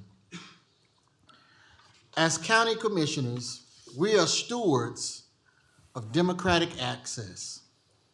Our role is not to narrow the public square, but to protect it. Any actions that restricts the when, how often, or how long residents may speak should be approved with great caution and with the understanding that the right to speak is not a privilege, it is a constitutional guarantee. For Precinct 1, my position is clear. The voices of the people will not be limited. This seat does not belong to me or any of us on this dais. This seat has always belonged to the residents that I and the rest of us represent. Their ability to speak before this court is fundamental to transparency, accountability, and trust in government. Decorum should elevate our civic process, not diminish it. Leadership requires us to listen, even when it's difficult, and to protect the rights of the people we serve. And as I go off script real quick, I believe I have a solution that would resolve this issue, but I don't believe that my colleagues have any appetite for it. And that solution is simple. We go back to the way the court used to be when we met every week. All right, anyone else have any comments? Yes. So on this court agenda creation policy, the county judge wants to upgrade the agenda policy. We didn't have an agenda policy. We had a practice. Is this because I ask questions? Is this because you ask questions? Is this because I agendize items on the agenda that you ask for, that you ask me about? That is my responsibility as your elected official. I am not the expert on elections, so I asked the elections administrator to come here and brief you and talk about how elections are carried out. Whatever your issue is, I will get the answer from the expert, and I will bring the expert, not just you on the phone, because if you have the question, probably a lot of other people have the question. So come to court and answer the questions that have been asked of me. Same with the sheriff. Same with any other department or department head. It is just a basic responsibility that we have to communicate, educate, be responsive to those who put us in this position. So they've got all this rigmarole. He's got all this rigmarole in here about how court members can add things to the agenda. We are all duly elected. Same amount of power, essentially. He has more power because he has 2 other guaranteed, 100% guaranteed votes on anything. If you wanted a policy agenda, that'd be great. I like an agenda creation policy. That'd be great. I like policy. This county, especially when I got here, had too many practices and not policy. But typically, or previously, all of us got to weigh in on what we would like to see in a policy. I don't know about anybody else, but nobody consulted me. I'm not sure when the attachment popped up on the agenda. So y'all elected me to be here. I have no input, none. No thoughts. Did you make any input into this policy? Was it the staff? Was it O'Hare? Who did this, and why were the other court members not given an opportunity? It's clear, Judge O'Hare, that you have a problem with accountability.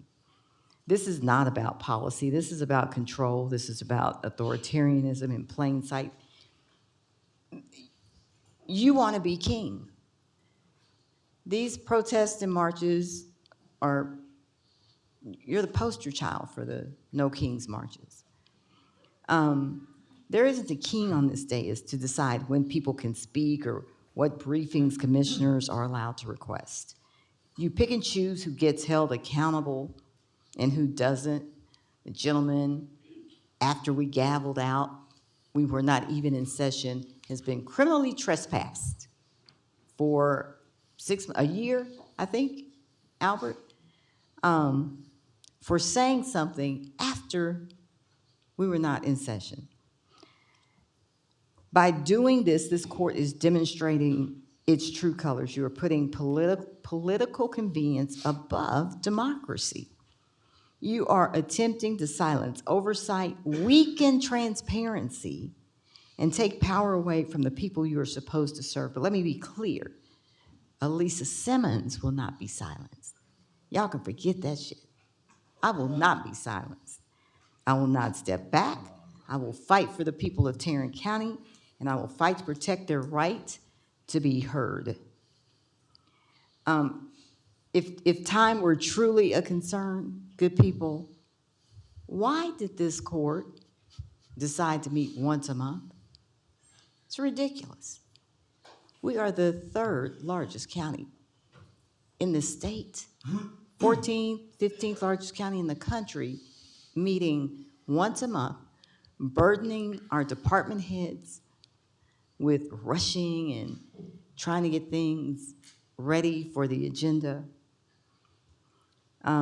Limiting the public's voice under that excuse is pure hypocrisy. It's cowardly to claim patriotism and talk about law and order while simultaneously violating the people's First Amendment rights. True respect for the Constitution means letting residents speak, not silencing them, not criminal trespassing them. But my MAGA colleagues don't know anything about that. Under this new rule, what happens if a resident has multiple agenda items they wish to speak on? Will their voice now be limited or cut off? Yep. This silences the people of Tarrant County. It tells them their voices can be arbitrarily cut off, that their concerns are only worth as much as this court decides. This, plain and simple, is authoritarianism. The residents of this county pay our very good salaries, and the very least we owe them is the ability to speak on every issue that matters to them, not to us. Limiting them like this erodes trust, diminishes accountability, undermines democratic principles. This court is sworn to uphold. This sounds pretty restrictive.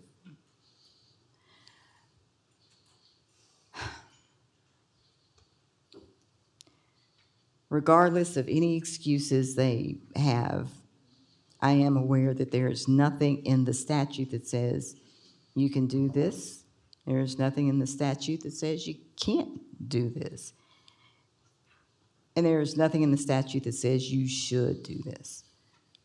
The county judge alone, the king, chose this path. He opted to silence the voice of the people.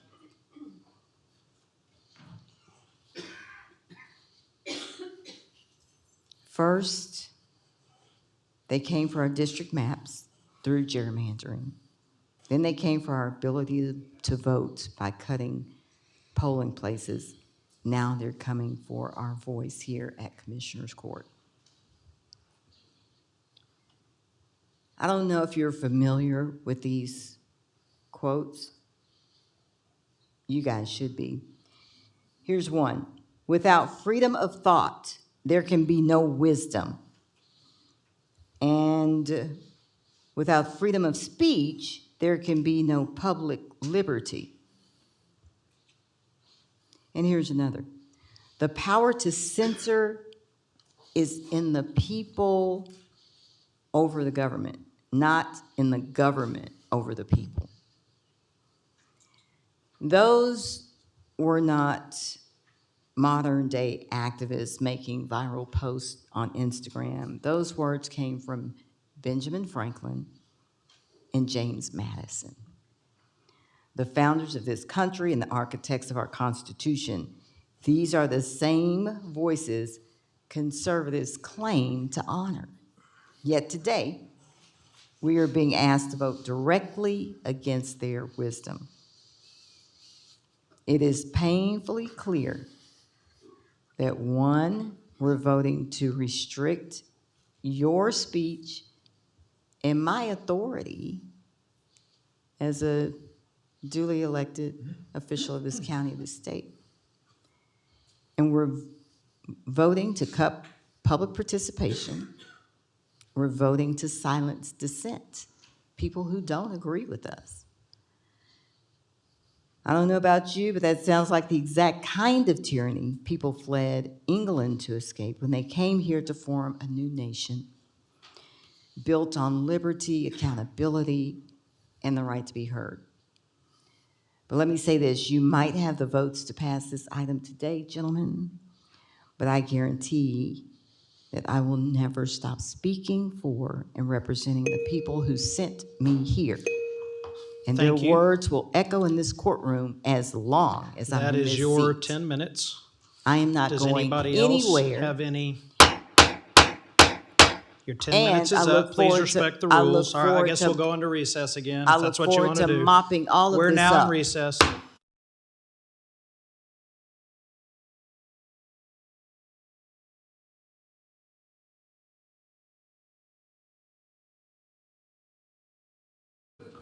You, who else would like to speak at this point?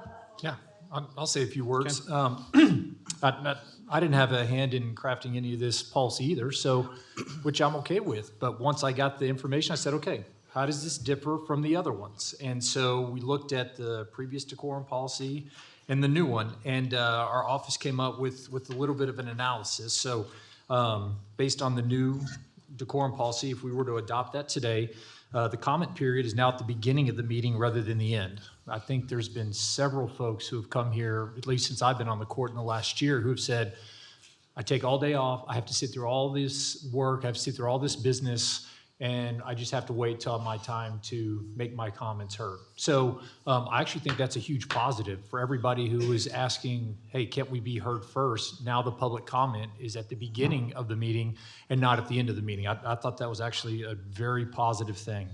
The threshold to trigger the 2 and 1 minute comment times was raised from 20 to 30 and 40 to 50 respectively. So if you have enough people sign up for comments, you actually get more time, more people get more time before the threshold lowers, which again, I think is very helpful. If you want to have more of your message heard, you're going to have more time because the more people sign up, the threshold to trigger the lower times isn't met as quick. Now the new guidance allows members of the public to submit public comment forms up to 5 p.m. the day before a commissioner's court meeting. Previously, they had to submit 72 hours before. So the public has 55 extra hours to submit public comment forms. So if you want to have your voice heard, if you want to write down those public comments so that we see them, now you have 55 extra hours before every court meeting to submit those. I think that's a very positive development. The new guidance prioritizes Tarrant County residents over non-residents. If you're not a Tarrant County resident, that probably rubbed you the wrong way, but if you're a Tarrant County resident, as the Tarrant County Commissioner's Court, I think that's probably something that you should welcome and appreciate. The last one that I have that we found in our kind of side-by-side comparison was the new guidance allows for appeals of removal to the Civil Service Commission rather than the Sexually Oriented Business Board.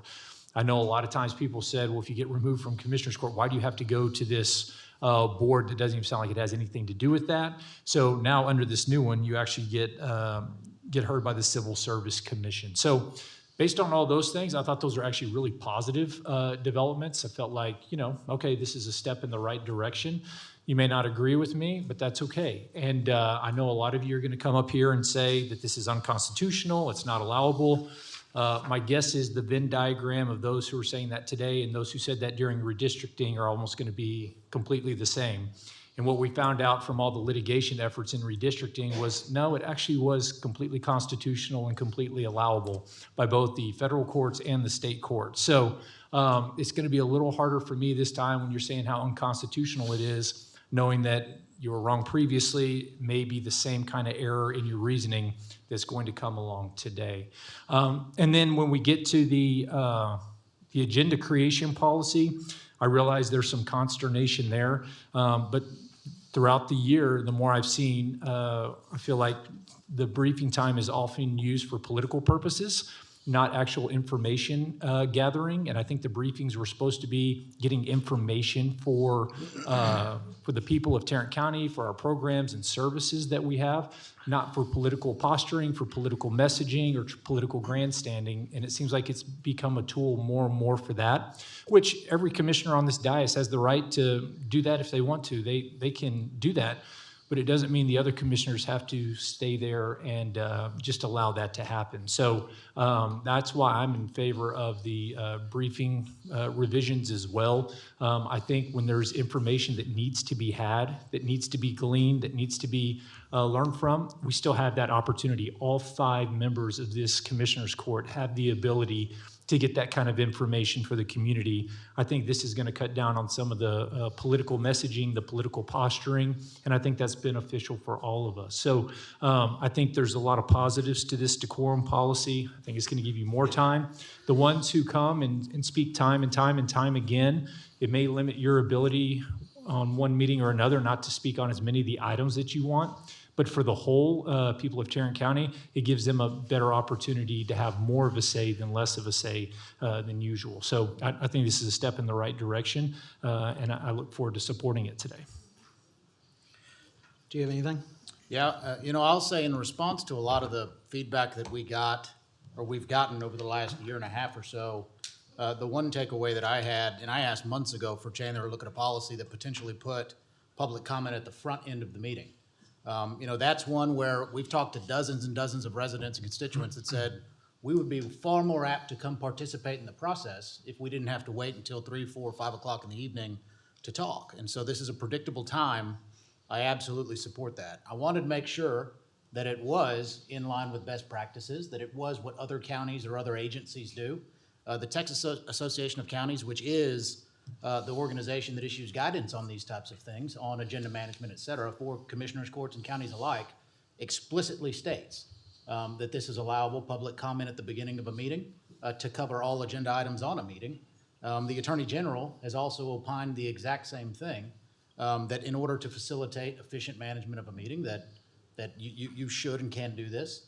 But the bottom line is, we speak to hundreds of citizens every single week, not just on Tuesdays. The work doesn't start and stop, and the input doesn't start and stop here. It's every single day we're listening to our residents. And so I think that this will allow an expansion of those who want to come participate in the process. I agree with that, because I fully support efficient management of these business meetings. These are not political rallies. These are business meetings. So there you go. All right, I have some comments, but I'm going to wait until the speakers. So we'll now go to the speakers. First up is Mindy Tackett, and then David Rodriguez. And it's 2 minutes each.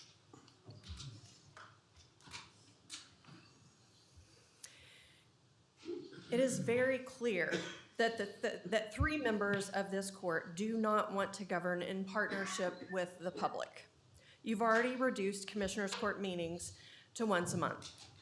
Now you're telling residents that we may have as little as 60 seconds once a month to address every issue this court decides on. That's not public engagement, it's silencing. What you are communicating is simple. You think this county belongs to you, not the people who live here. You believe that you're accountable to nobody. Right. And that public input is an inconvenience, not a responsibility. It's anti-democratic. It reflects an embrace of authoritarianism rooted in white Christian nationalism, not representative government. And the public is done tolerating the smug entitlement that comes with it. Tim, last week at Mercy Culture, you publicly expressed your fears about next November. You did that last week. You're right to be concerned because voters are watching, we are organizing, and Tim and Manny, rest assured, we are coming for your seats. Next is Mr. Rodriguez here. All right, following Mr. Rodriguez is Dr. Edner. So back in August, y'all had chosen to reduce these meetings from twice to once a month. And these solutions that y'all are trying to gussy up are just Band-Aids to the wounds that you've self-inflicted on yourselves and on the people here that are speaking. You're acting like so if this was under the new rules, I'd have a minute left, and I've already spent like 30 seconds right now. I'm trying to do this. So do I have to be like Busta Rhymes, Tech Nine, chopping at you, going like, and like maybe hopefully get my point across to y'all? Because even now, sometimes 2 minutes really isn't enough. And so growing up, when I heard about the party of small government, as Republicans are called, I learned that it's supposed to be not infringing on the personal rights of the people. I didn't understand that interpretation meant just completely excluding the people, all of them, including their voices. So it's interesting how y'all keep trying to do these things. You're purposely reducing your workload for whatever reason. You know, firefighters can't stop taking calls after 1, 2, 3 in the morning.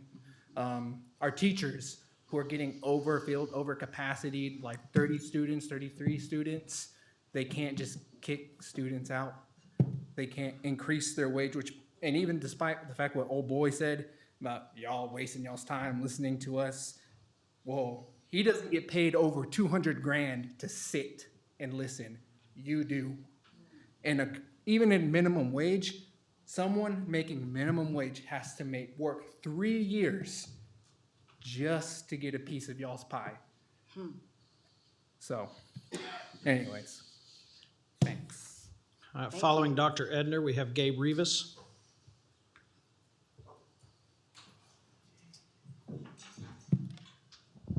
Let me address those I need to.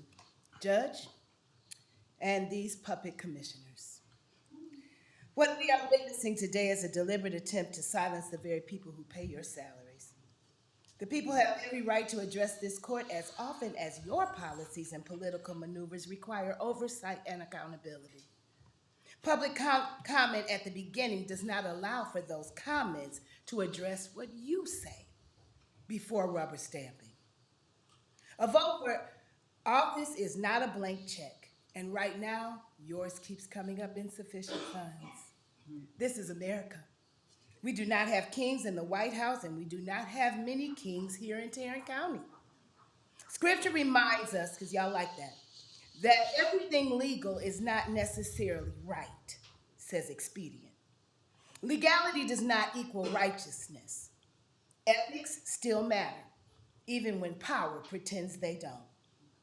You consistently look like you don't care what we say, but injustice has a way of disturbing the conscience when it's spoken aloud.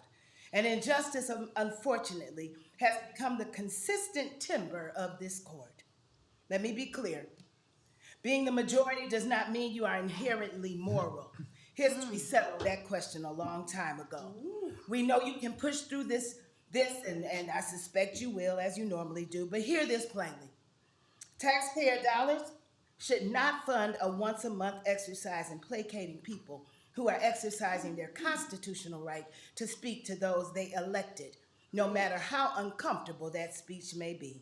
Limiting speakers to once a month while a multitude of injustices are being waged against the people of Tarrant County is not order, it's censorship. So here's the Sunday school lesson. Every ruler who treated the people with contempt eventually paid the price. There is no place for Pharaohism. Thank you. Following Mr. Rivas is Bishop Kirkland. Thank you, Pastor.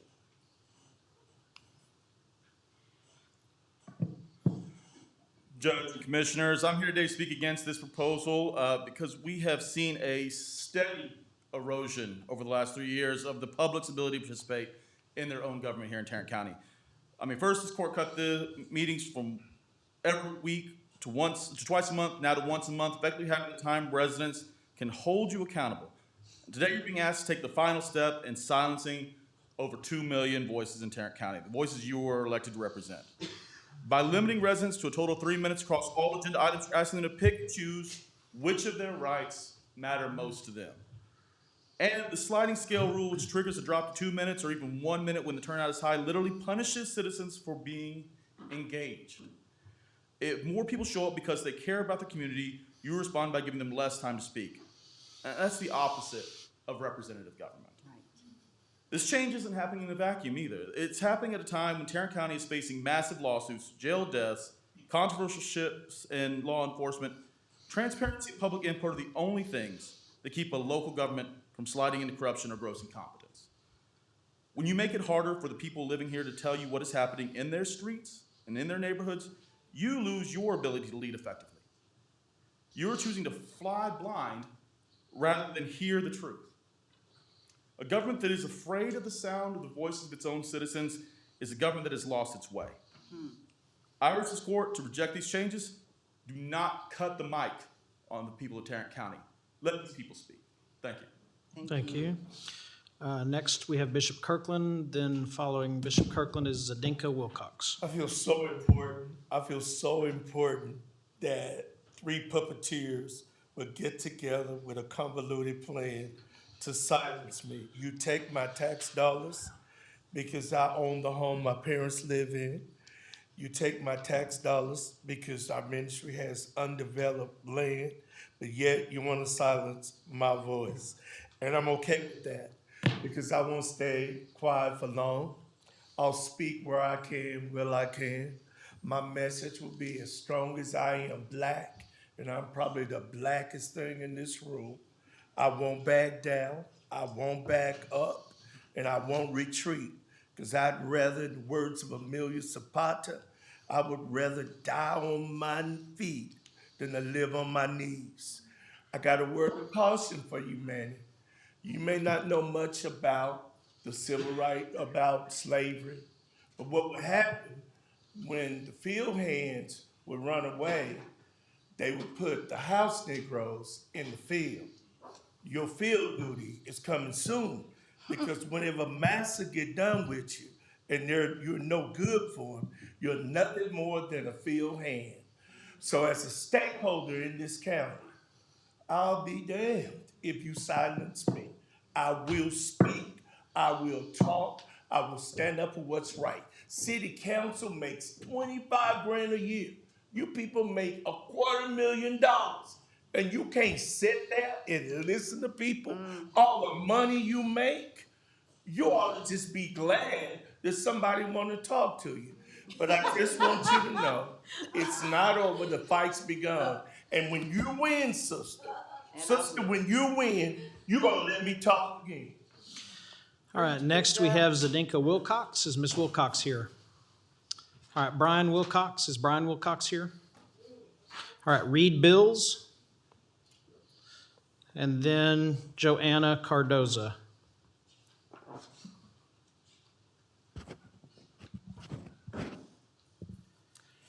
I have frequently appeared before you and requested that scheduled briefings be presented from the Sheriff's Department regarding jail deaths and complained that these briefings have not been provided.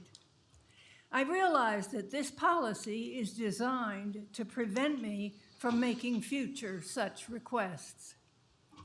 This action is clearly a violation of my First Amendment rights.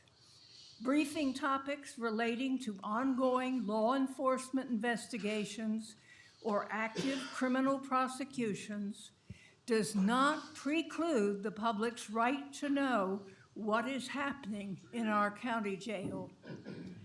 Our taxes are paying the salaries for the sheriff and his employees, and we have a right to know how our money is spent. We have a right to be briefed on the policies and actions of the jail system to ensure that our inmates are provided a safe space and that the constitutional rights of those accused of a crime are observed. We ask for these assurances because the too frequent jail deaths lead us to have questions and demand answers. Please vote against this blatant attempt to silence the concerned residents of Tarrant County. Is Ms. Cardoza present? All right, next we have Jennifer Sanchez, then Nydia Cardenas. Good afternoon. My name is Jenny Sanchez. I'm a Tarrant County resident, and I'm speaking on behalf of the Texas Civil Rights Project. As we wrote in our letter to the Commissioner's Court last night, we're concerned that these changes violate the First Amendment, the Texas Constitution's free speech protections, and the Texas Open Meeting Act. We're concerned that the proposed 3-minute limit on public comment, regardless of the number of agenda items, would significantly restrict the ability of Tarrant County residents to participate in their own government. Both free speech law and the Texas Open Meetings Act envision generous public participation with reasonable limits applied in a way that preserves access rather than discourages it. And as we wrote in our letter, these restrictions may implicate that fundamental premise. This change risks silencing lawful testimony, especially when meetings occur only once a month. That risk is compounded by the enforcement mechanisms attached to this rule.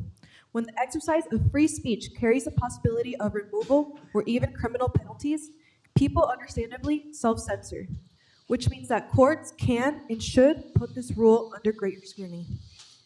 If the goal is efficiency, the better solution is to provide more frequent opportunities for public engagement, not fewer.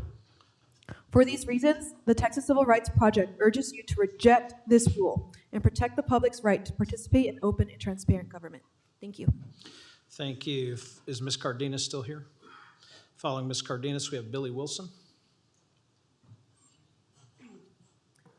Yeah, my name is Nidia Cardenas, and it feels like this agenda item is in a direct response to the People's Commissioners Court, which is a group that has been organizing to take some of those consent agenda items that should be in discussion that people actually deeply care about and bringing them into the court. And so it feels like a very direct connection to the fact that people have been doing that. And I think you're asking the wrong question of, oh, it's always the same people coming to speak. Why might that be? Because this meeting is at 10 a.m. on a Tuesday. And most people, those of us who do come here, have the privilege of being able to do that, but most people do not have that freedom in their work. And so I think, we're asking the wrong question and trying to solve the problem in the wrong way. And then, Commissioner, to my commissioner, you said you're talking to hundreds of people a week. Well, how do I know who those people are as your constituent? How are you tracking those conversations? Do you have data? Are you saying, I talked to this person and they want to see this, and then you're comparing? How are you making sure that you aren't falling into known and well-researched decision-making traps like availability bias, so paying attention to the most recent conversation that you had, confirmation bias, talking to the people who are affirming your way of thinking and asking questions in a way that just keeps you in your own thoughts, escalation of commitment, so you said yes once and now all of a sudden you're in a chain of yes. So I have no idea what kind of decision-making data you're tracking, what processes you're using, because as far as I know, this is the only time a month that you guys meet, that y'all talk to each other, all five, and that feels like a very poor way. If you look at any leadership practices, you're not really following any of the good ones. So how can we then trust to let you make decisions on our behalf and keep things on the consent agenda? And what is the replacement strategy? So if you don't want to hear from us here, I want to see each of your individual calendars for how you're going to be out in your very wide and dispersed precincts, asking your constituents questions and for feedback. Efficiency is the word that's being used, and that's basically you telling us care less. And efficiency does not equal effective, and what we want is effective government. So do better. Thank you. Is Mr. Wilson present? All right, I do not see Mr. Wilson. Next is LaToya Lane. Is Ms. Lane present? Yeah, you can go. And then next is Deborah Kratke. Hi, my name is LaToya Lane, and I'm speaking on behalf of the Texas Civil Rights Project. We're here because we are deeply concerned about these proposed changes, especially in light of this court and Judge O'Hare's continued efforts to make government less transparent, less open, and less responsive to the public. In particular, what we are concerned about today is that these changes together severely implicate the First Amendment, Texas free speech provisions, and the Texas Open Meetings Act. Those laws prevent overbroad restrictions on speech and require this court to conduct certain important public business in public. Yet today, you are attempting to enact a ban on briefing topics that could functionally cover nearly any potential issue before the court and could lead to open meetings violations by pushing important discussions behind closed doors. That ban affects the public's right to speak too, by denying them the opportunity to comment on briefing topics. But it's not just about the legal risk. It's about the appearance of a commissioner's court that has continued to consolidate power at the expense of its own constituents. You have reduced meetings from weekly to once a month while giving yourselves a raise. You have pushed through a redistricting map under the shroud of secrecy. You have ejected people from clapping during the discussions about the county jail. Tarrant County residents deserve to hear briefings from its elected commissioners court in public dialogue about the county jail, redistricting, and other important issues. To do otherwise risks violating the law. Thank you. Thank you. Following Ms. Kratky, we have Stella Fair.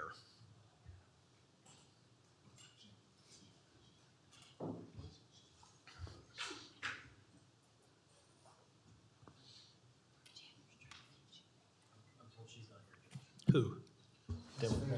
Stella Fair. Okay. Debbie Kratky, Crowley, Texas. I have to tell you, it takes a lot to shock me. I've worked with people in the homeless community and people coming out of prisons and seen some really strange things, but this doesn't make any sense to me. Putting this kind of restriction on feedback to individual topics and saying you got to say it in the first, you may have 2 minutes, you may have 1, and you need to say it right up front without hearing the briefings. How do we know exactly what you're going to be doing? But even more shocking than that is the language I've heard. I listened to the candidate forum at Mercy Culture, and I was horrified to hear myself called a demon, to say I was evil. All of these, I wrote it all down, and I was gonna bring it up here, but I thought that's carrying it a bit too far.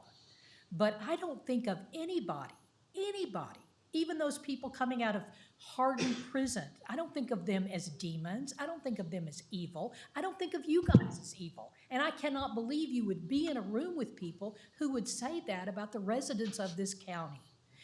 Go back and look at the tape. Look at Don Huffine. He's the one that called us evil and demons. So it's out there. And when you talk about politicizing, that's what I'm hearing. I want to do business with you. I want you to have the advantage of hearing the people who are so smart that come to these meetings. So what I'm gonna do, I'm gonna call each of you, and I'm gonna set up an appointment to come in and have a one-on-one. I think Commissioner Kraus was accurate when he said that at one of the last meetings, that we could come in anytime and talk. So that's what I'm gonna do, and that's what I'm gonna suggest the people in this room do. If we can't make comments here, then how about we come and see you? Thanks. So Ms. Fair is not present. Dr. Harrell is next. Then Lon Burnham.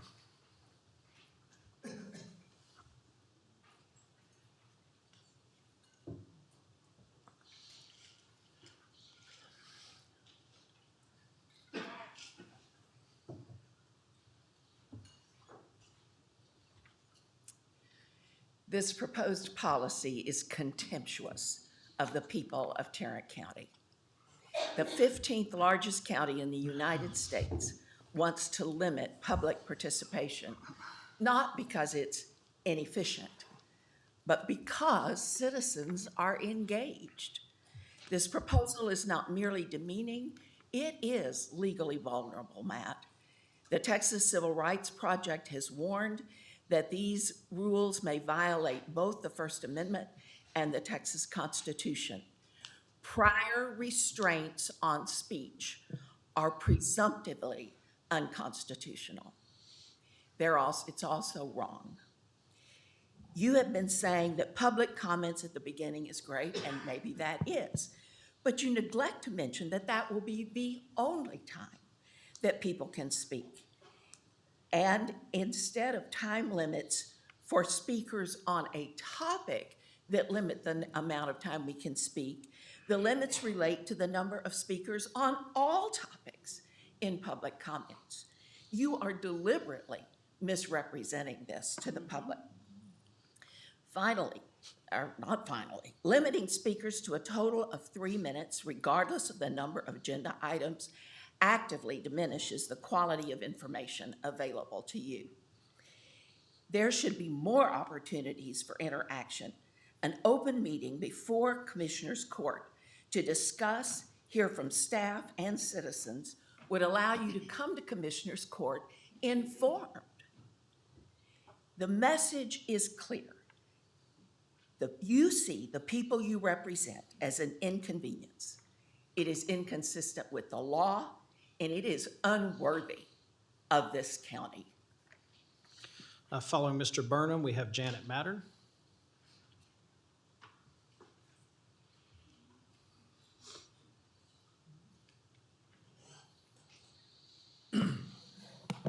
Well, my oh my, we have certainly come to a crossing.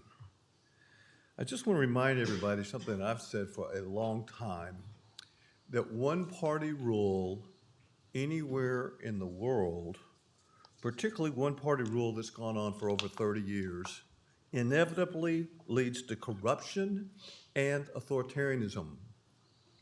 This particular item is a particularly good representation of authoritarianism. You know, some of you may not be old enough to remember the Watergate scandal, but the fact of the matter is, the worst crime was the cover-up, not the crime itself. The cover-up that is being perpetuated today with this policy is you are trying to shut up the public and not allow us to have a public forum. And let me tell you, you may think we're stupid, but we've all heard the cliche line, you can put lipstick on a pig, but you can't make it pretty. And the fact that you are justifying this in part by saying, oh, we're moving public comment to the front of the agenda, well, you can do that without any adjustment here. It is absurd and insulting for the two of you to sit there and suggest that you're doing us a goddamn favor at all. So let me Please tell sit you. him down immediately. That will not be tolerated in this courtroom. Sit him down. I'm so disappointed in all of you. Ms. Mattern.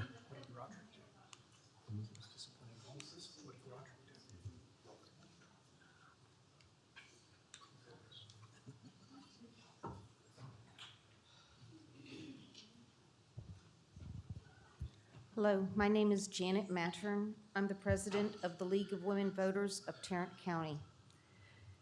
We are a nonpartisan organization, and our mission is to empower voters and defend democracy.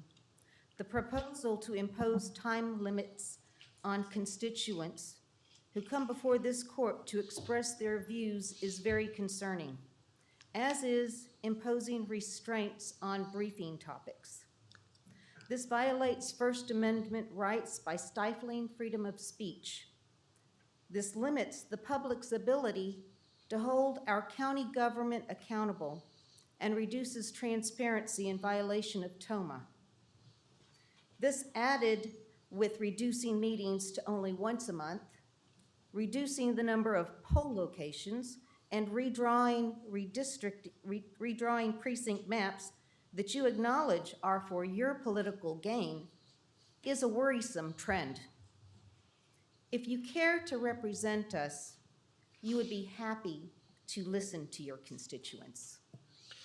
Is Yassine Tasnif in the room? Come forward. And then next will be Ryan Price.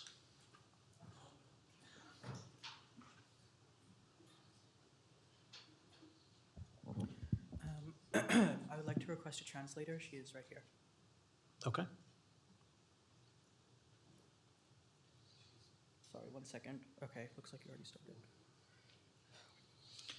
I got it. Thank you.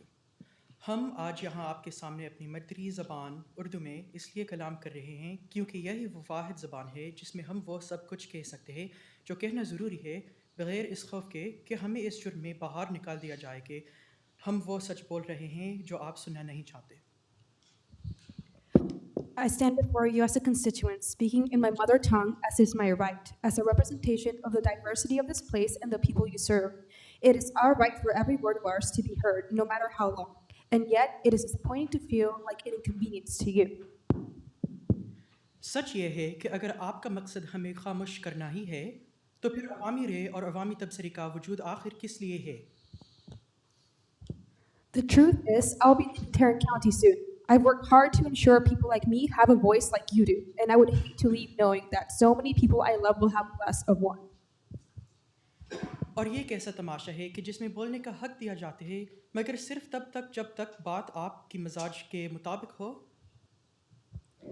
It feels wrong. There is so much pain and hate in the world, and all we are truly asking for is love and compassion for all. Can you do that? आपके फशाए हथकंडे के अवाम पर कभी असरअंदाज नहीं हो सकते. We deserve the right to be heard in all aspects. अल्फाज की ताकत और अवाम की इज्तिमाई क़ुव्वत इतनी शदीद और नाकाबिल शिकस्त है कि इसे किसी अदालत, किसी कुर्सी या किसी हुक्म से दबाया नहीं जा सकता. The power of words and the power of the people will be too loud to drown out, and justice shall prevail. और इस मुल्क में, इस रिसायत में और यहाँ ठेयर काउंटी में फशायत आपका कोई खैर मकदम नहीं और ना ही कभी था. ये सरजमीन जबर, खौफ और खामोशी के लिए नहीं बनती है और ना ही हम इसे ऐसा बने देंगे. In this country, this state, and this county, the people deserve only the best. And again, the power of the people, the grassroots, are strong. हम आज यहाँ इसलिए खड़े हैं क्योंकि ये हमारा बुनियादी हक है कि हम आप अपने मुंतखाब नुमाइंदे से जवाब तलब करें. And again, I stand here before you asking for a right to speak to be honored. मगर आपका मकसद इंसाफ कायम करना नहीं बल्कि इसी अदालत में हमें खामोश करना है. I have loved being involved here in various capacities, but it hurts to feel like we've gone backwards. आप हमें एक बोझ और एक खलाल समझते हैं, हालांकि हकीकत ये है हम वो अवाम है जिनकी आप नुमाइंदगी के दायेदार हैं और जिनकी आवाज़ सुनना आप पर फ़र्ज़ है, एहसान नहीं. We all know this. Our country is one of beauty that speaks many languages, that knows no bounds in leading our great state to the prosperous future we all want. But we can't do it unless everybody can be heard.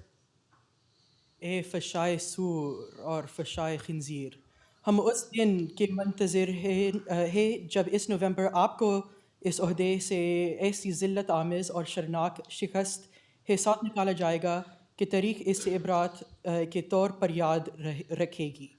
इंकलाब जिंदाबाद, इंकलाब जिंदाबाद. We all look forward to this November, where the voice of the people will truly ring clear. And long live the movement. Thank you. So following Mr. Price, we have Carla Palomares.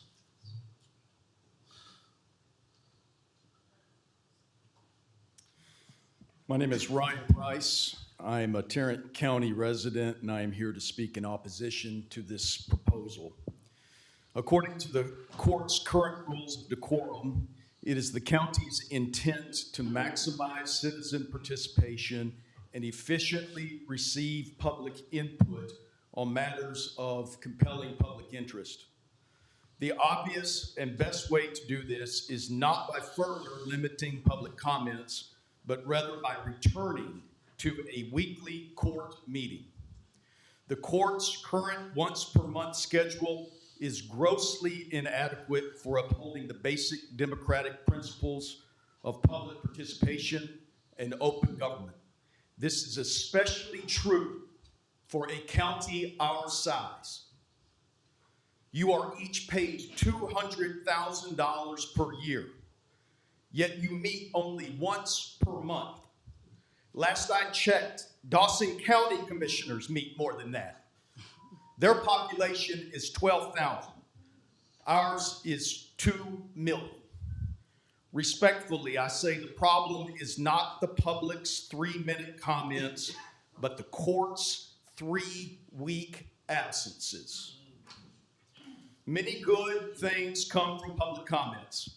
Good ideas are introduced, problems are identified, leaders of good faith and goodwill emerge, bridges are built between public and public officials. And as has been the case at the Tarrant County Jail, sometimes lives are even saved and deaths are exposed. Let the court expand and not diminish open access to open government, for it is we the people for whom our government exists, and we the people who have the right to be heard. Thank you. Following Ms. Palomares, we have Lydia Bean.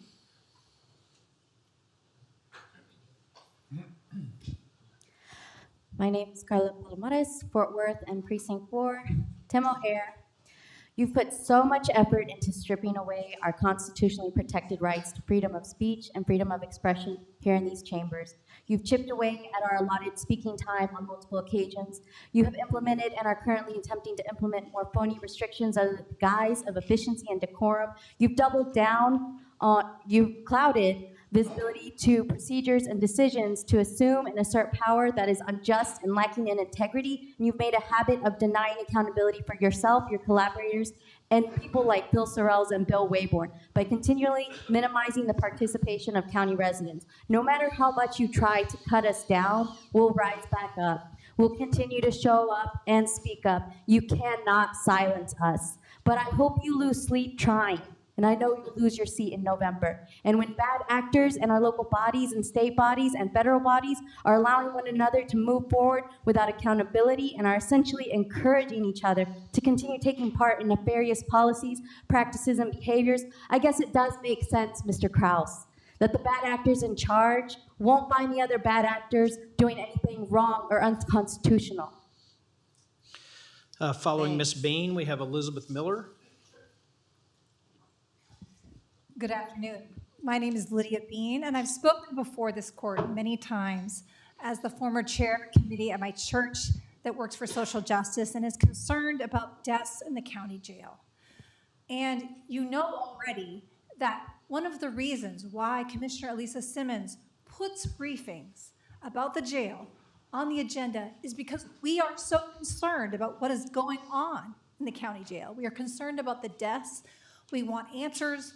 We want information, and those answers and that accountability has been missing from our sheriff. That's why Commissioner Simmons has been our champion putting those items on the agenda. She represents us and our concerns for human rights and how our county dollars are spent.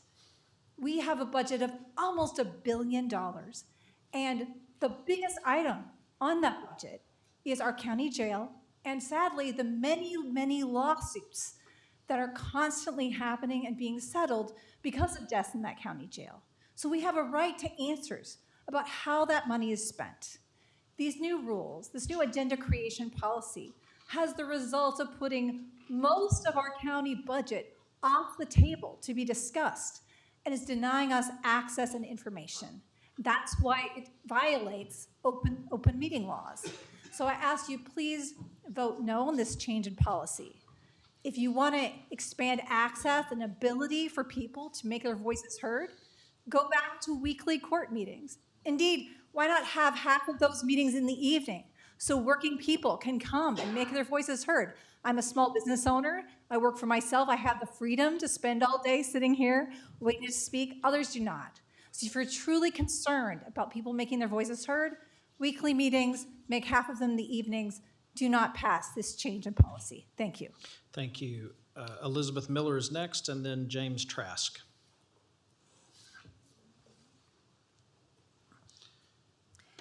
Good afternoon.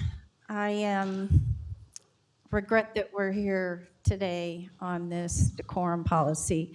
Last month, I think I came down and asked you guys in the spirit of the new year to please go back to the old one.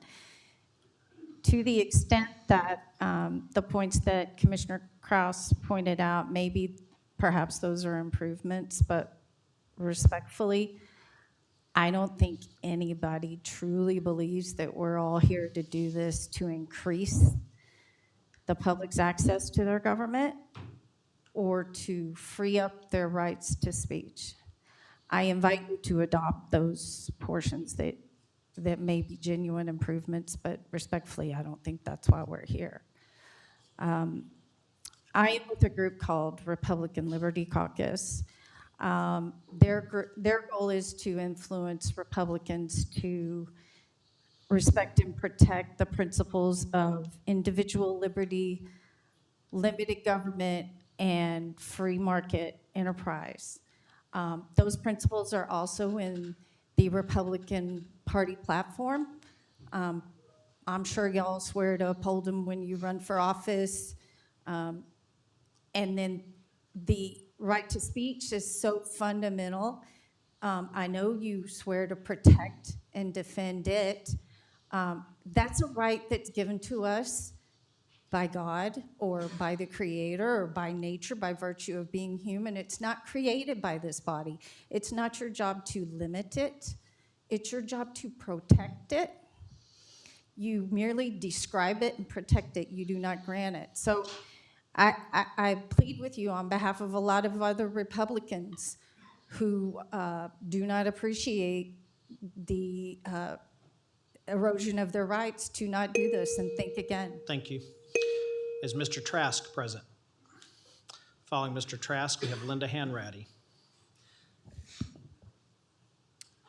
Good afternoon. Every month, it seems like this court limits the ability of its residents to make their voice heard. I'm kind of nervous about what's going to happen next month and the month after, if I'm being honest.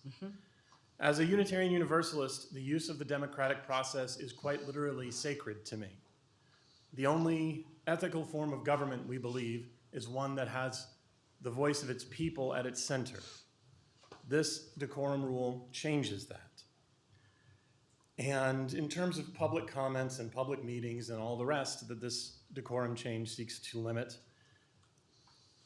if this part of the job is distasteful to you or boring to you or seems like a waste of time to you, then I would invite you to have a serious moment of reflection and ask yourself, is this really the job you want? Is this really how you want to spend your limited time on earth? And if not, that's okay. You can step down, and we will elect people who will. Thank you. Thank you.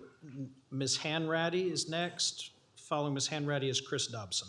My name is Linda Hanratty, and I live in Precinct 4, and we're going to have an election.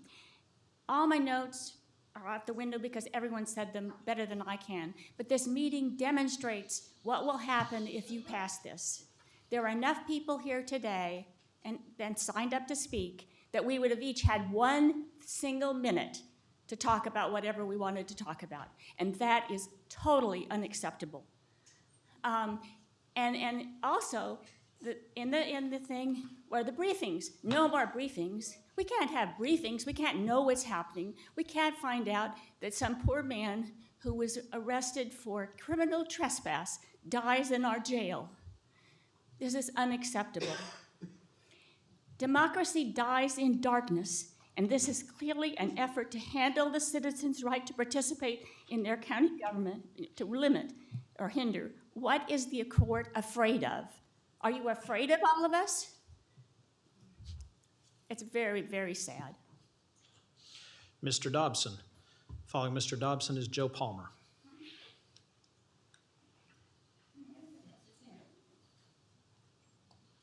Chris Dobson, I live in Arlington. Boy, I guess if you wanted to stop being read for filth, you could always just change your behaviors. And instead, you're cutting down our time to make cogent and logical points about what we need to change. You know, it takes longer than 30 seconds or a minute to explain why it's wrong that our bail bonds boards gets campaign donations from bail bondsmen here in Tarrant County. You know, like, what was his name? Eric Kozandar. You know, he donated to the sheriff, and it was $10,000, but it was through his business. And they were able to weaponize the incompetence to say that the sheriff didn't know the laws. So he didn't know it was illegal. But see, that takes time. I'm already halfway through, and I haven't even got to the good parts yet. You know, because he also gave money to Tom Wilder on the way out, because y'all ran him out of town because it became uncomfortable for y'all. And now you're running us out of these meetings because it's becoming uncomfortable for y'all. You know, when y'all formed up, what did y'all call it? The Election Integrity Patriot Posse Kinetic Ensemble or whatever. Y'all had plenty of resources to go after Crystal Mason, but then didn't have even a little bit to go after, what was that Republican county chair, precinct chair, what was her name? Stacy something, anyway. She was a white woman, and so it seems like it's more, you know, y'all say law and order, but it seems like it's more order and then law, where it's useful to hurt somebody. I'll point out one last incident. Sheriff Wayborn could have been had a wonderful take his son to work day, And instead, he got bailed out of Arlington outside the normal judicial process because, again, it's order and not law. Thank you, sir. Following Mr. Palmer, we have Brenda Cornish.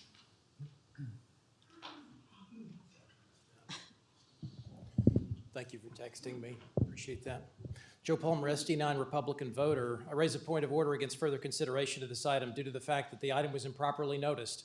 Yesterday, before the sign-up deadline, the supporting document for this item was not in the attachments drop-down menu. This was the case when I accessed the agenda from both my laptop and my phone. I took screenshots of both and sent them to you all on Facebook and/or email. There is at least one other person here, a Democrat, who also could not see the document. This prevented me from being fully aware of the proposed changes to the policy in the statutorily required 3 business days, and it also prevented me from being able to notify others in Tarrant of the proposed changes to the extent they might be motivated to call your office and offer input or attend today. You cannot reasonably adopt a policy change of this order without letting the public see it first.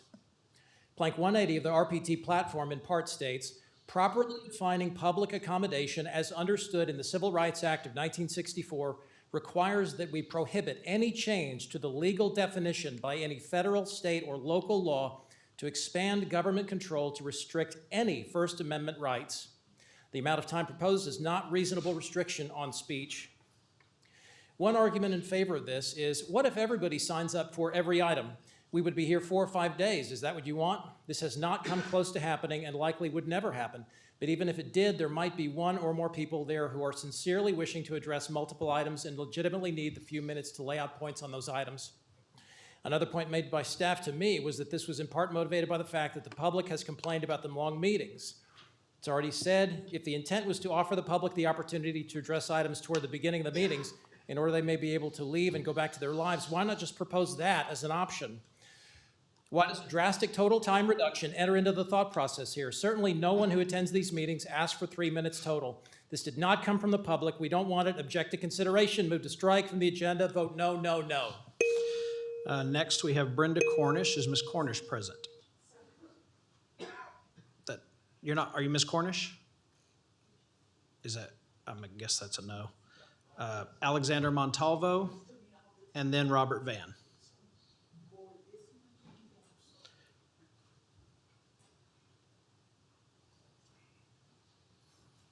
Is the last name on there? It looks like Wilhelm. Is that Eugene? Is that what does that say? It says Frania. Frania. Okay.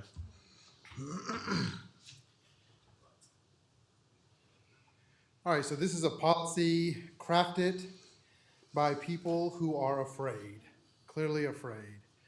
And there's nobody better to show how much they fear than weak little men. So, Matt, you talked about the reasons why people should support this. We don't want only one slot to give comments. That's never been the ask.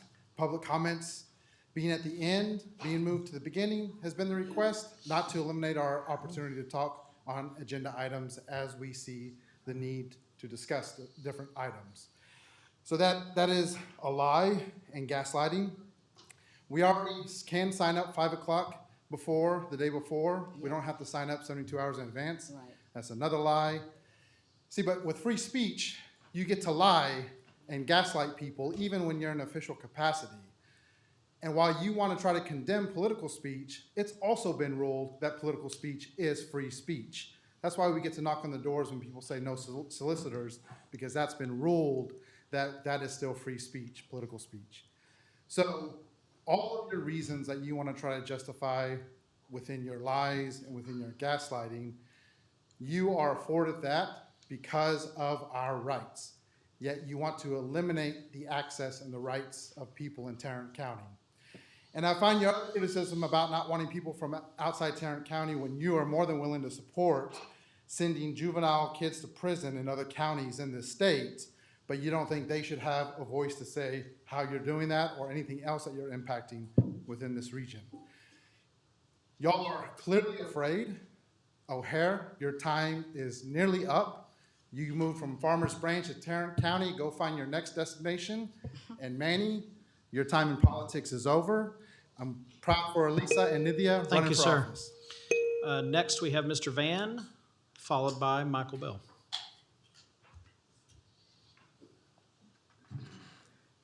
Well, I'll cut this down a bunch because everybody has already said pretty much what I want to say.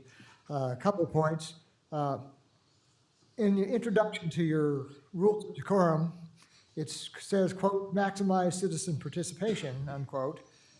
When you really mean what you want to do is minimize citizen participation, you might want to change that, just in the spirit of veracity.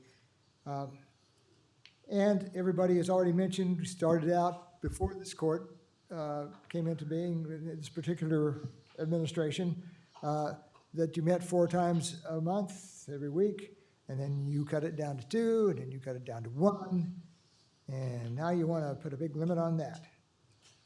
Perhaps as you continue to vote yourselves pay raises, your time has become so valuable that you feel it would be cheating your public by wasting time sitting here in court listening to their input. I don't know. I know when you introduce a proposal such as this, it's sure to pass because, as has been already mentioned, your 2 faithful lemmings are assured votes in your pocket. However, I do feel the need to at least make a request that you lighten up a little bit and lean a little bit more in the direction of actually serving the people who elected you to your august office. All right, following Mr. Bell, we have Mr. or Mrs. Wilhelm. Thank you, Commissioners Simmons and Miles, for your courage. Democracy isn't simply a stage production or political theater. It is participation. It rejects the idea that elected officials possess superior wisdom or exclusive insight that entitles them to curate public input while avoiding genuine accountability. Instead, democracy requires active engagement, citizens speaking, citizens questioning, citizens challenging, and citizens contributing to the decisions that shape their lives. Several months ago, this court voted to reduce its public meetings to once a month. That decision limited county residents' input in an already severely constricted deliberative process. When you reduce the frequency of meetings, you reduce the frequency of accountability. When you limit access, you limit voice. And when you limit voice, you weaken democracy itself. Now today, you're prepared to go even further, to restrict each speaker to addressing only one agenda item instead of allowing citizens to speak to the items that affect their lives. That may sound procedural, but it is profoundly consequential. The right to petition government for redress of grievances isn't a courtesy extended by elected officials. It's a constitutional guarantee. The First Amendment doesn't say you may speak, but only briefly, occasionally, and narrowly. It affirms that the people have the right to be heard. What we're witnessing is an incremental erasure of community feedback. Fewer meetings, fewer opportunities, fewer words allowed. The people's microphone is being turned down notch by notch, and that's unacceptable. Thank you. Do we have Mr. or Miss Wilhelm here? Is there a Wilhelm here? Okay. Those are all the speakers signed up on this item. So I have a few comments that I will make. I normally make comments kind of just off the cuff, out loud as I'm thinking it. I took the time here to put together some thoughts. I've had multiple citizens, many citizens, and multiple staff members come to me and say, would you please do something about this? We'd like to come participate. We'd like to come talk. We don't want to come down there. We don't feel comfortable coming down there. And that has happened multiple times. And I'm out all over the community on a daily basis, and I hear it almost everywhere I go.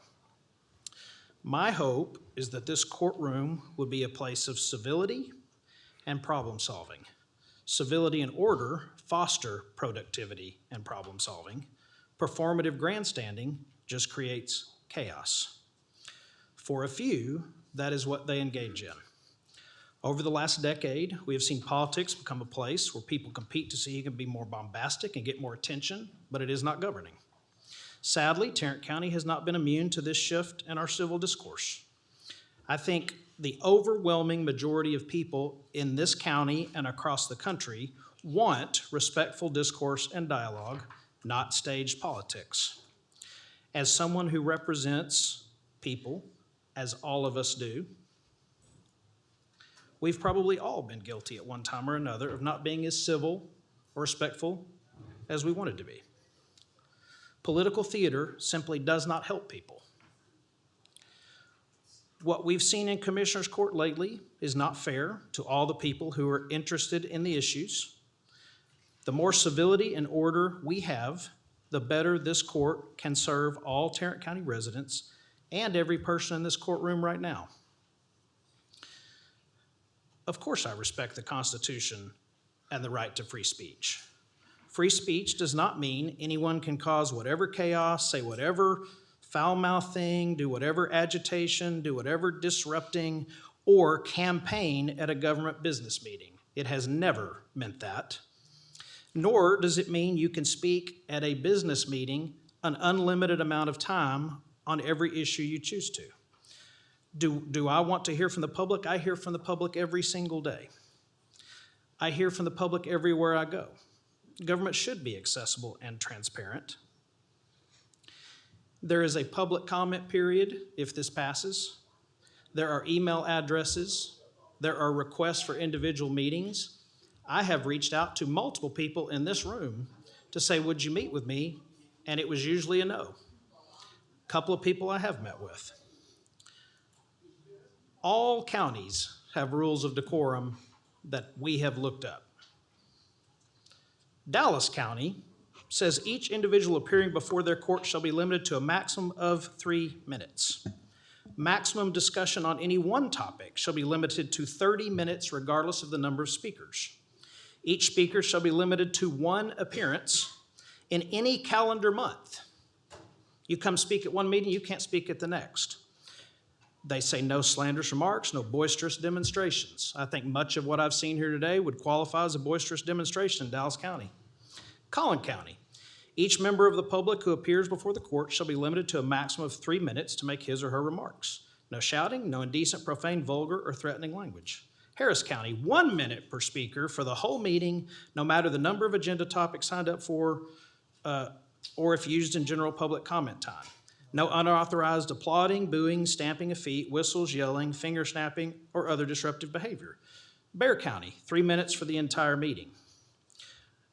I can't speak for every single person on this dais, but I think every one of them is accessible to people who reach out to them. The people of Tarrant County want us to do a job.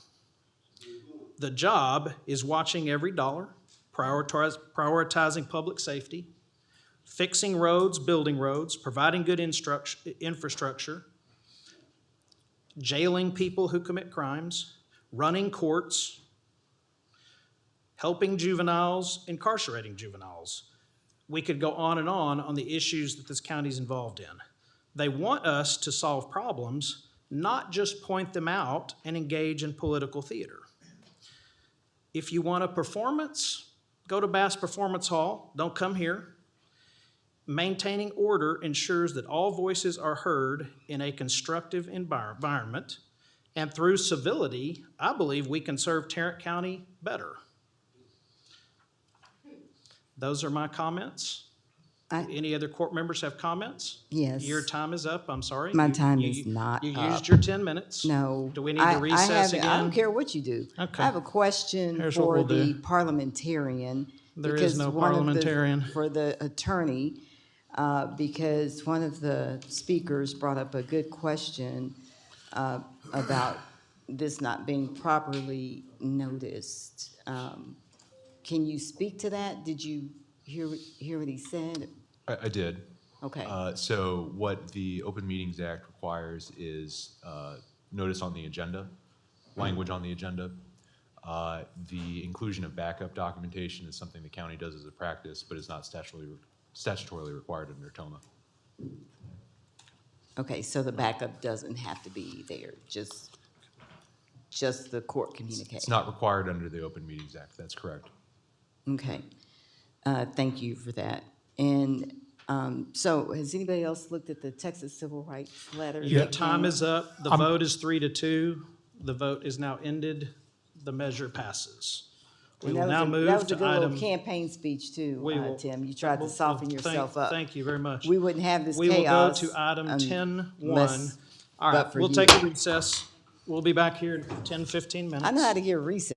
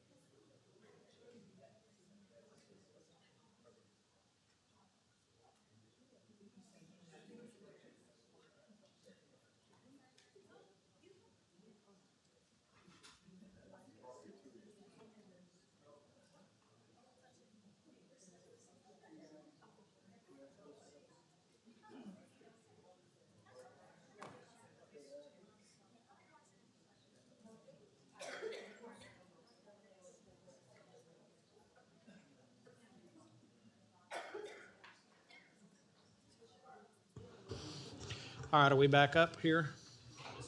All right, we are back. The next item on our agenda is appointments to various boards and commissions. I will make a motion to receive the resignation of one of my board members this morning. I'll make a motion to appoint Chuck Taggart to the hospital board. Second. Have a motion and a second on this item. Any discussion? All right, please cast your vote.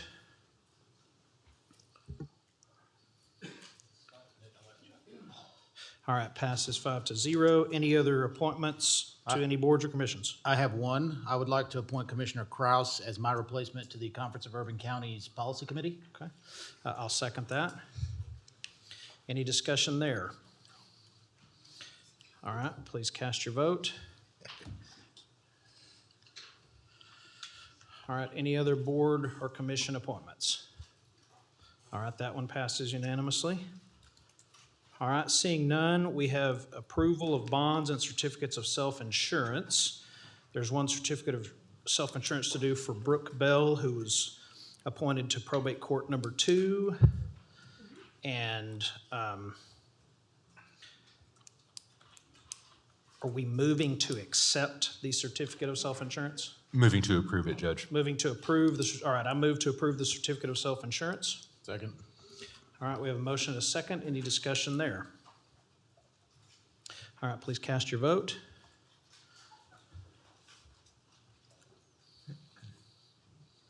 All right, passes unanimously. Next item on the agenda is a briefing for consideration from the Juvenile Board regarding the removal of Juvenile Board certified,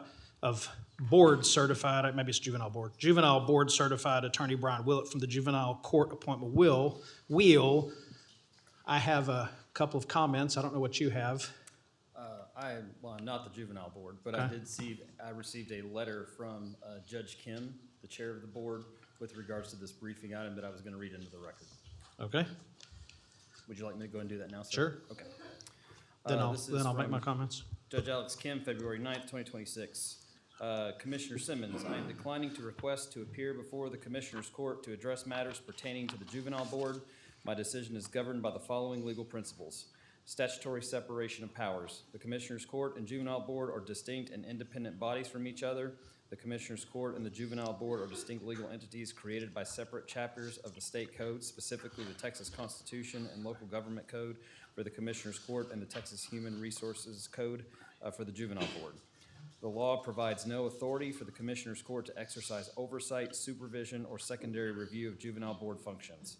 Second, lack of jurisdictional authority. While the Commissioners Court fulfills a specific budgetary role, it does not possess the statutory authority to summon judicial members of the Juvenile Board to account for board-specific policy, deliberations, or decisions. These entities are designed by law to function independently, not subordinately. I will not participate in a proceeding that disregards the statutory boundaries of our respective offices of risk and politicization of the juvenile justice system. Respectfully, Alex Kim, District Judge, Chairman of the Tarrant County Juvenile Board. All right, so here are the comments. I do not know Brian Willett. I have never met Brian Willett, and I had no earthly idea Brian Willett was the name of the person running against Alex Kim. So at the Juvenile Board meeting, which is made up of all district court judges and the county judge, a motion was made to approve first a request was made, can we vote on all reappointments to the wheel without Mr. Willett on there and without someone else on there? So, and I don't know the name of the other person. Then it was passed, reappointed to the wheel, all but those two. Then there was a motion to appoint, or to appoint Judge Willett. There may have even been a motion to not appoint him, but then there was a motion made to appoint Judge Willett, which got something like 6, 7 yeses, 1 no, and about 10 abstains. So then the chair of the committee said a motion fails due to lack of support. I didn't think that was in line with Robert's Rules of Order, but I wasn't sure. I did not think an abstain counted against quorum, but if you abstain, there's still a quorum present. So I don't know if I called Judge Kim the next day, the second day after, but I called him what seemed like the next day and said, hey, I think he passed. And he went and looked it up, got back to me and said, yes, he does. Yes, he did. You're right. So he has been appointed to the wheel and been put back on the wheel and has been appointed to a couple of different cases over the last couple of days. And my understanding is Judge Kim has either sent him a letter or is sending him a letter, but I have been told that he has been assigned to at least 2 different cases in the last, this week. So that's what I was told. There you go. All right, what else do we have? So if that's the case, that's good news. Because let's talk about who Brian Willett is. He's been practicing law for the last 30 years here in Tarrant County and is board certified in criminal law and juvenile law. He has announced his candidacy as the Democratic nominee for the 323rd District Court against Judge Alex Kim. Brian is as or more qualified on paper to represent any child at Kimbo Road from level 1 through level 4. There are 74 board certified lawyers in this state. In Tarrant County, there are 4 board certified attorneys. 2 attorneys that are board certified work for Tarrant County, with one of the 2 being our Director of Juvenile Services, Riley Shaw. The other 2 are in private practice, with one of the 2 being Brian Willett. So for this to even happen, smacks of politics. You got somebody running against you. You take him off the wheel, try to affect his livelihood. It's just ridiculous. So it sounds like you intervened, Judge O'Hare, or pointed something out, and it was corrected. If that's the case, I don't know who can confirm. Are you the best person to confirm that? No, probably Judge Kim or Brian Willett to be my guess. Okay. And I've noticed people pointing, so I would assume that's him since he signed up to speak, so. Okay, is that you? I don't know who you are. Yeah. I just know you were done wrong. That's all. I don't know this guy. Okay, do you have anything else on this before I bring up speakers? No, I do Okay, not. all right, so the speakers are Ryan Ray and then Brian Willett. Is Ryan Ray present? Then Brian Willett. Following Mr. Willett is Monroe Solomon III.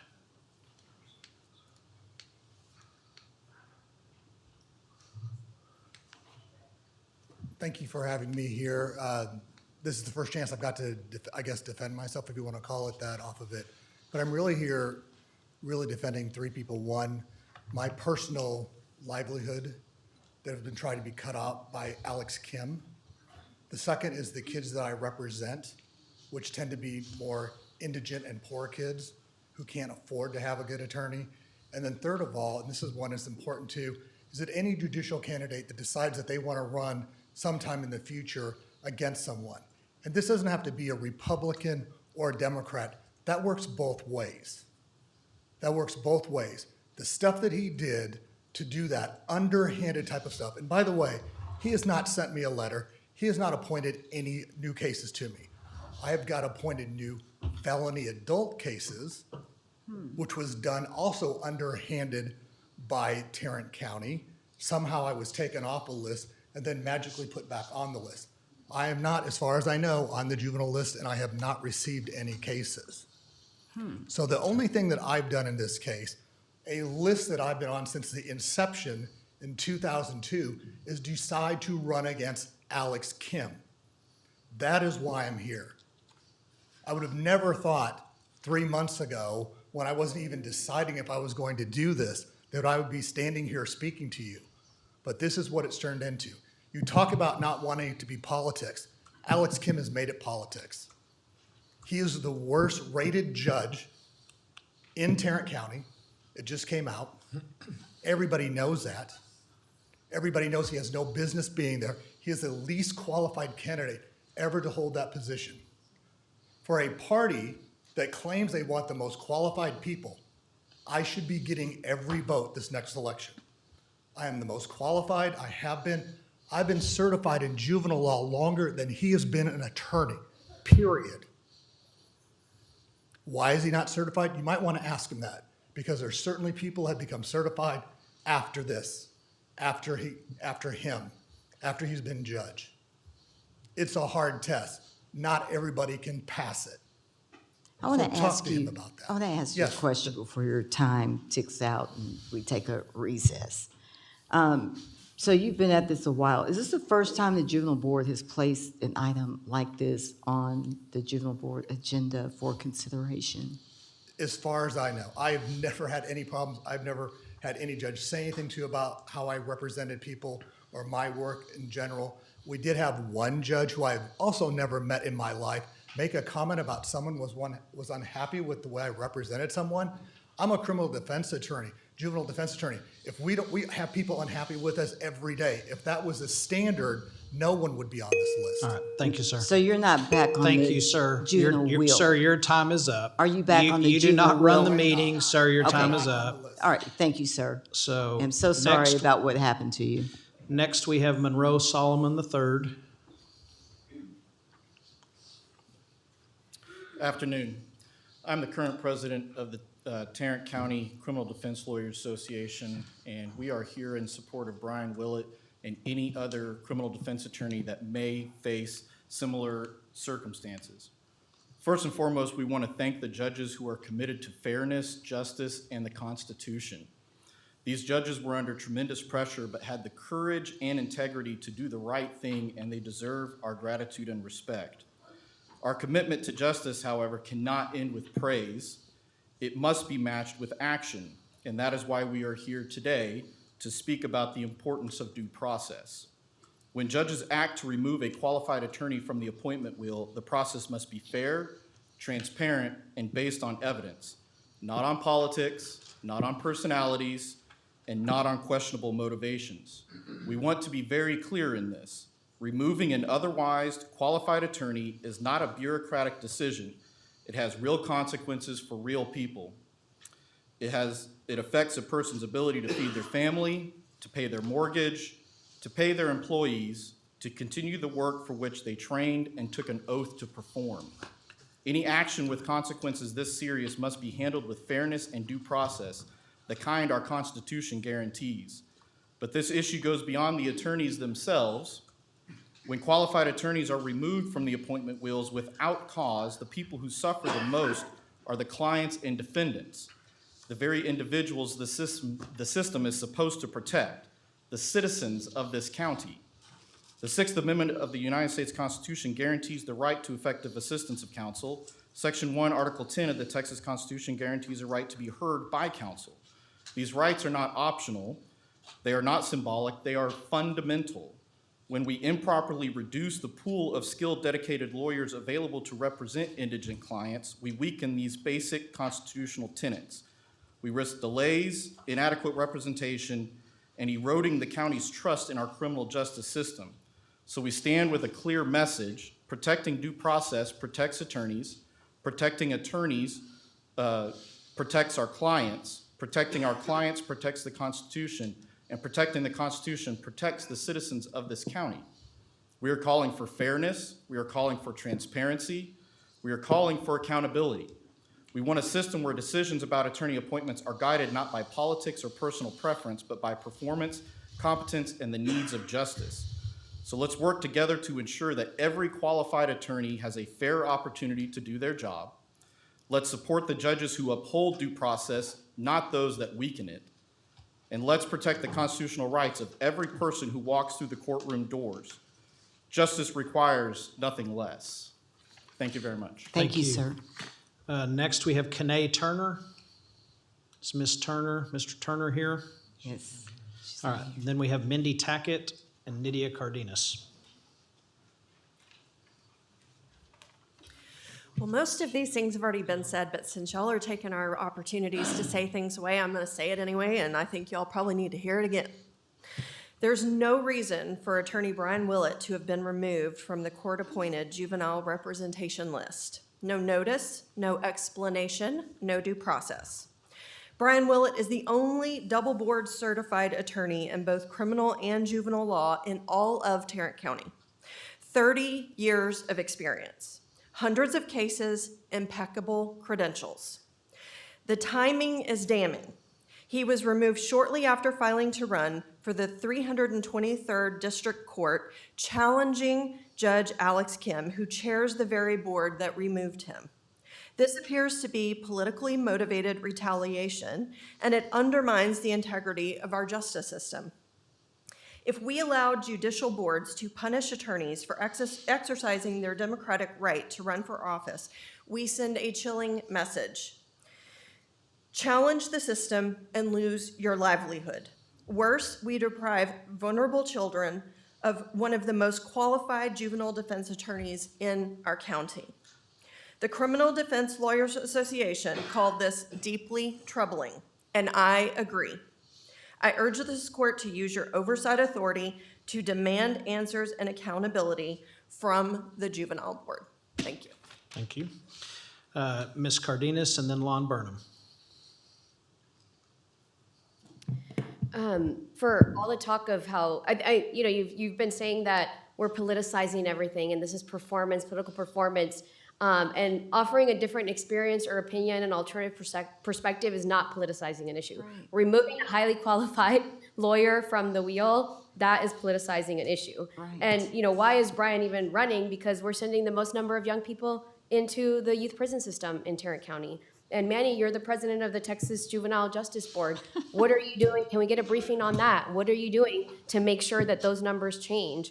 I'm glad to hear some rectification has happened, but it should have never happened to begin with. And I want to make sure that Brian gets put back on that juvenile wheel as well. And if we're talking about politicizing and who we're listening to, Judge O'Hara, you said that you talk to people every day, but if the people that you're talking to are the same people who spoke at that For Liberty and Justice Night of Action event, I consider it a critical duty as an American to come here and provide an alternative perspective and stop dehumanizing our neighbors. Thank you. Next, we have Mr. Burnham. Following Mr. Burnham is Carla Palomares. Excuse me. As I was saying earlier, one-party rule for multiple decades anywhere in the world inevitably leads to corruption and authoritarianism. And this is one of those really important examples. I hope this guy wins. Thank you. Is Ms. Palomares here? All right, then we have Fred Howie. Oh, Mr. Howie will follow her.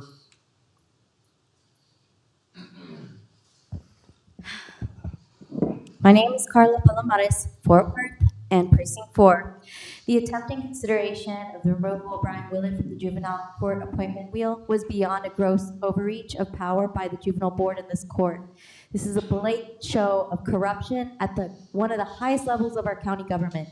That effort was a direct retaliation against Mr. Willett as he challenges the power of yet another corrupt and abusive actor in our local county government. Actions like this will only further negatively impact the youth and their families who are already being overly criminalized, abused, and tormented by our county juvenile system.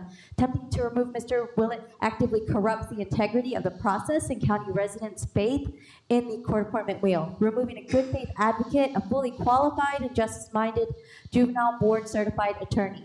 How does that make the lives of those youth any easier by removing one of the few people who are doing the good work? Tim, for being a member of the juvenile board, I'm shocked that you would stand up there and say you don't know who's on the wheel and just laid out that you abstained to vote when that's a lie and you voted to remove That's them. not what I said. Because you weren't prepared for that action or because you knew it was lacking in integrity.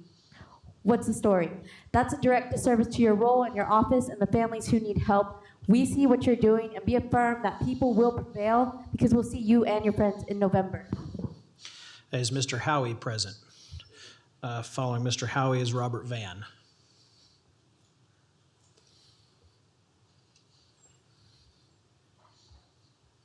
Good afternoon. I'm Fred Howie, and I'm one of the, I'm a criminal defense attorney.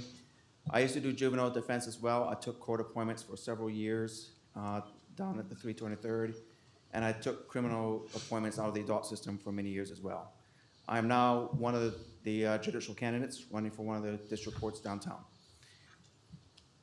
This hit not just Mr. Willett, it hit me, and I think it hit any other person, any other attorney who wants to run for office, whether it be for a district court, for one of the positions, maybe commissioner's court, city council, whatever it may be.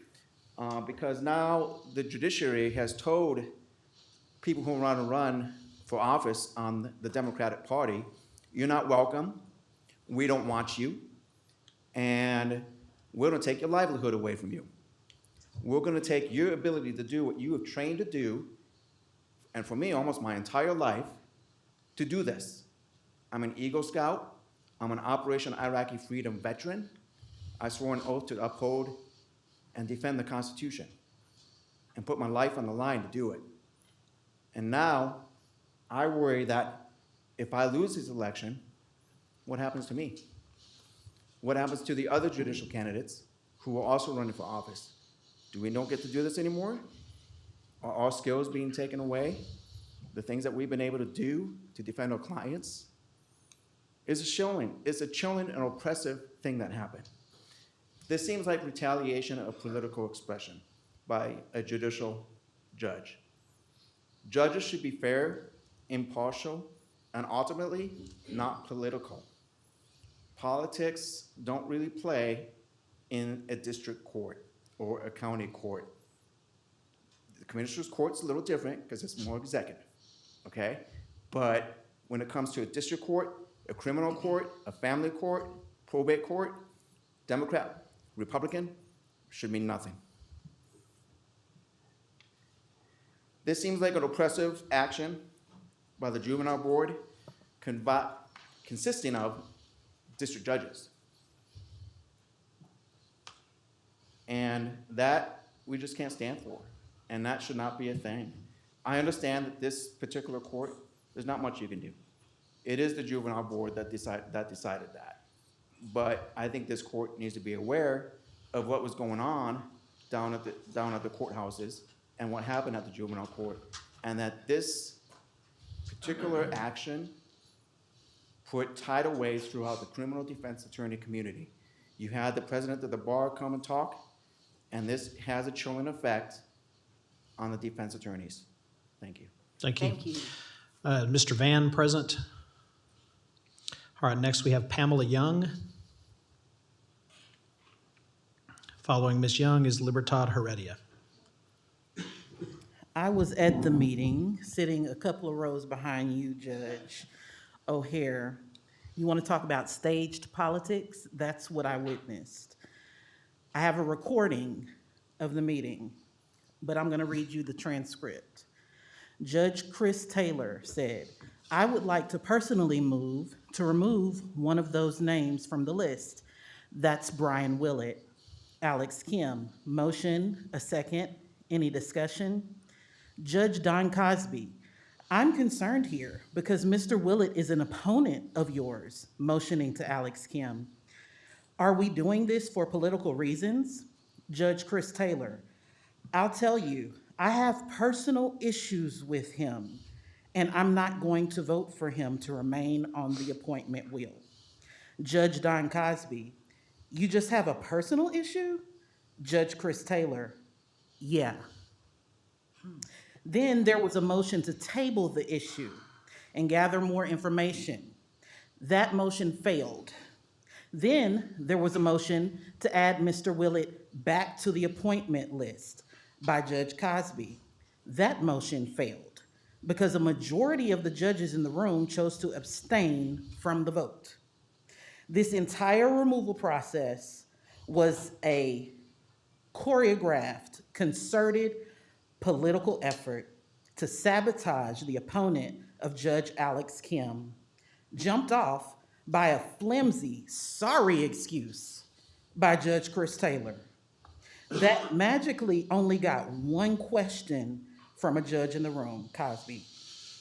Brian Willett is the only double board certified attorney on the juvenile defense wheel and in the race for juvenile court judge. Tim, you were there and you voted enthusiastically for Willett's removal.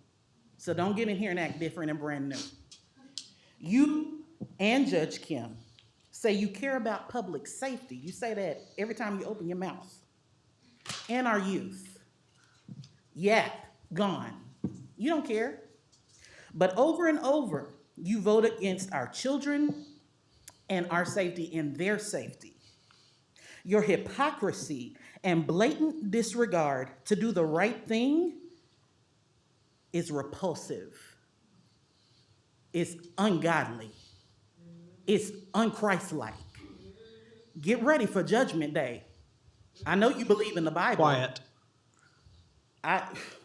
Is Holy Spirit talking to you? Because if he's not, that means something is wrong. So you got to check yourself. Yes. Tarrant County voters, vote Tim and Alex Kim out on November 3rd. Thank you. And vote for Your Brian time Willett is up. for juvenile Sit court down. judge. Ms. Heredia.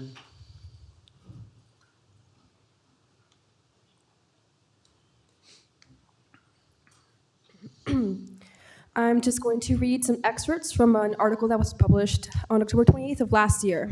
Tarrant County recently sent more kids to the state youth prisons than any other Texas county, contributing to a booming wait list for beds in the Texas Juvenile Justice Department, 5 secured facilities. Well, this is not the first time Tarrant County has led Texas in this issue. The county is on track to send the highest number of kids to state youth prisons for the calendar year since at least 2011. State District Judge Alex Kim, who has led the county's juvenile court since 2019, pinned the increase on a change aimed at shortening the time kids have to sit in the court's juvenile jail awaiting their case's outcome. Now, that's what I don't understand. If that is the argument that Judge Kim is making, why would he try to remove a board-certified attorney that's trying to give these kids representation from whatever wheel this is? I guess I don't have much to say. Pam already said what needed to be said. I guess I just want to know, are you guys tired of failing our kids here in this county? Are you guys tired of the system you've set up that causes kids of color and black children to be disproportionately represented in these statistics? And not that you guys would probably care, but just so you know, another issue, another way in which you've been failing the children of this county is the recent uptick in violence that children across the state and in this county have faced when they have taken it upon themselves to fill in the gaps that the adults in their lives and in their government bodies in their county have proven to contribute to by protesting the inhumanity that ICE is committing against their neighbors, classmates, and other peers. Last night, some high schoolers and middle schoolers from Eagle Mountain Saginaw ISD were assaulted by a random drunk man who had a problem with them using their constitutionally protected freedom of speech. And so he decided to pull a gun on them and twist the arm of a young girl. And it's not the first time those same kids have faced this violence. And that man is just and people like him are being urged by the rhetoric and the policies that this body has passed for the past year, but today, and is reflected by the general inhumanity that the overall administration in this country has shown by various immigrant communities. And I think it's a shame. I think it's dangerous. And I think, again, I ask you, are you tired of failing our kids? Are you tired of putting them in danger? Putting them in positions that they shouldn't be in? When is enough enough? All of you. Thank you. So, Mr. Willett, I have seen an email now since I've been sitting here that was emailed to a Gmail address. Don't know if that's yours or not. Wouldn't want to read it out loud. But also something that says you're on the wheel and you were appointed to a 54.11 hearing yesterday was approved. So if any of that is not accurate, if you will reach out to my office in the morning, we will make sure you are back on that wheel, but I think you're on the wheel. All right. Next item. Well, I'm not. You have more to go. Yes, I do. Mr. Willett, are you in a position right now to confirm what the judges, can you access your Gmail?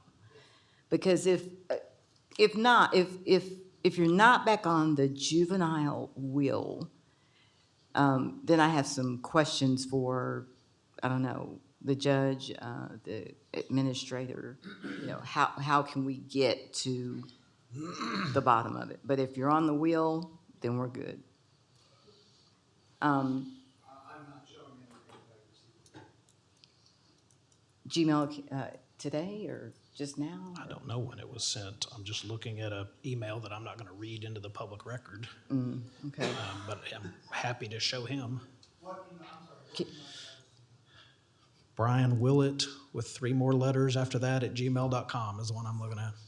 So, okay. Well, if you have questions, ask questions. I don't think we're going to be able to confirm that he's on the wheel sitting here in this room.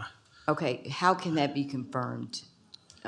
It doesn't have to be confirmed right this second, but. It will be confirmed by either Judge Kim or Riley Shaw. Okay. I am sure also IT could also look at that. Okay, I'll reach out to them. I'm grateful that you have the power to make a phone call and get somebody back on the wheel, so that's interesting. Well, I understand Robert's Rules of Order, and so I called to clarify that I thought the chair was mistaken, but I didn't know with 100% certainty, and he looked and realized he was. Okay. I mean, it's an interesting way to characterize it. All right, I am done. Thank you. All right, so the next item on the agenda is briefing for consideration from Juvenile Services regarding the hiring of Greg Sumter, formerly of Grayson County, as Deputy Director of Juvenile Services for Tarrant County. Good afternoon, court members. I received an email from Riley Shaw this morning in regards to this briefing item. If I may, I'll read it into the record. Certainly. This is from Riley Shaw to myself, dated February 10th at 11:16 a.m. Good morning, sir. I am unable to provide a briefing to the Commissioner's Court regarding the hiring of Tarrant County Juvenile Services Deputy Director Greg Sumter. I do have. Please keep it down. We're still conducting a meeting. I do, however, wish to provide the following information about Mr. Sumter to the court, and I request that you present the information to the court on my behalf. Mr. Greg Sumter worked for Tarrant County Juvenile Services for over 20 years in numerous roles, including roles in detention, court and field services, and administration, training, and quality development. In 2018, Mr. Sumter left Tarrant County to promote and serve as the Assistant Chief Juvenile Probation Officer of Grayson County. For the past 3 years, Mr. Sumter has served as the Director of Juvenile Services and the Chief Juvenile Probation Officer of Grayson County. Mr. Sumter's last day in Grayson County was on Friday, and he began working for Tarrant County yesterday. Mr. Sumter has a master's degree in criminal justice management, a doctorate in leadership studies, and is an author and frequent speaker on issues related to juvenile justice. Mr. Sumter literally wrote the book on juvenile justice in Tarrant County when he published a book, Exception, A Texas County's Dream for Realizing Juvenile Justice, which was published by TCU Press. Mr. Sumter is a thoughtful and trusted leader with an excellent reputation around the state and strong background in delivering evidence-based programming for justice-involved youth and families, programming that enhances public safety and provides the youth families with tools and skills designed to help them thrive. I'm excited for Mr. Sumter's return to the Tarrant County family. All right, anything else from the court? Yes, so, this, Mr. Sumter's, background in hiring, was brought to my attention. I listened to constituents. I go out looking for things like this. But that sounded good, and Mr. Sumter, sounds good on paper. But there is an entire change.org petition out there about this gentleman. And with the problems we already have in juvenile, it concerned me. So I didn't just go by the change.org petition and comments. I checked with juvenile directors across the state. This guy does not have a good reputation. So we're bringing, now let me read to you some of the comments. Good riddance. Sadly, his replacement is more likely to be from the juvenile board, social circle than the most qualified person, always with the micromanaging and wanting to feel important. Hopefully others will see what almost everyone that works there sees in Mr. Sumter. It's getting worse by the day, just a matter of time before something bad happens. The facility morale is awful. How is Sumter still around? He's applied at every other county since he's made this mess. So we're bringing, obviously we've hired somebody with this type of reputation, not just the change, forget the change.org comments. From other juvenile professionals, they're shocked that this is who we're bringing into this county. And he had these complaints in little old Grayson County. It's unfortunate that Mr. Shaw can't be here. It's unfortunate that on Commissioners Court days, one day a month, that these department heads can't figure out a way to make it to Commissioners Court. Sounds like he has been brought on board, and I will be paying close attention. I urge the community to do so as well. It does not appear that we've gotten the best candidate out there. And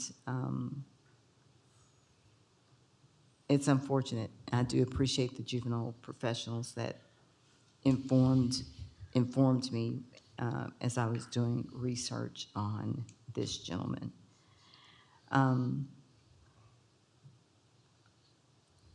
then Judge Kim again participated on the hiring panel for this assistant director position. The juvenile judge, Kim, has never been involved in the selection process for the assistant director position, which suggests he was a Kim pick, which suggests he'll be beholden to Judge Kim and not doing what's in the best interest of children. It's called cronyism, and that sounds like who we've brought on board as the assistant director. So those are my remarks there. All right, anybody else have anything? I'll say, actually got a call from a friend who's a judge in Grayson County, and he said, hey, I've heard there's been some unfair attacks and some just misconceptions and outright deception on who Greg Sumter is. I want you to know He was a very valued member in our county. We hate to see him go. Our loss is Tarrant County's gain. So he's excited for us, and I'm sure that's what Riley Shaw saw when they brought him on. So I was wondering why that was even brought up, because I hadn't heard anything. Now I understand why they were reaching out. But at least for another perspective, this man is very highly thought of and regarded by many, many folks in Grayson County that he worked with. And it sounds like we got a good one, so I'm looking forward to working with him. All right, anything else on this? All right, now we go to item 12.4. No, it's item 12.3, which is briefing for consideration from Juvenile Services regarding an analysis of 10-year detention trends in Tarrant County related to determinate and indeterminate commitments to TJJD.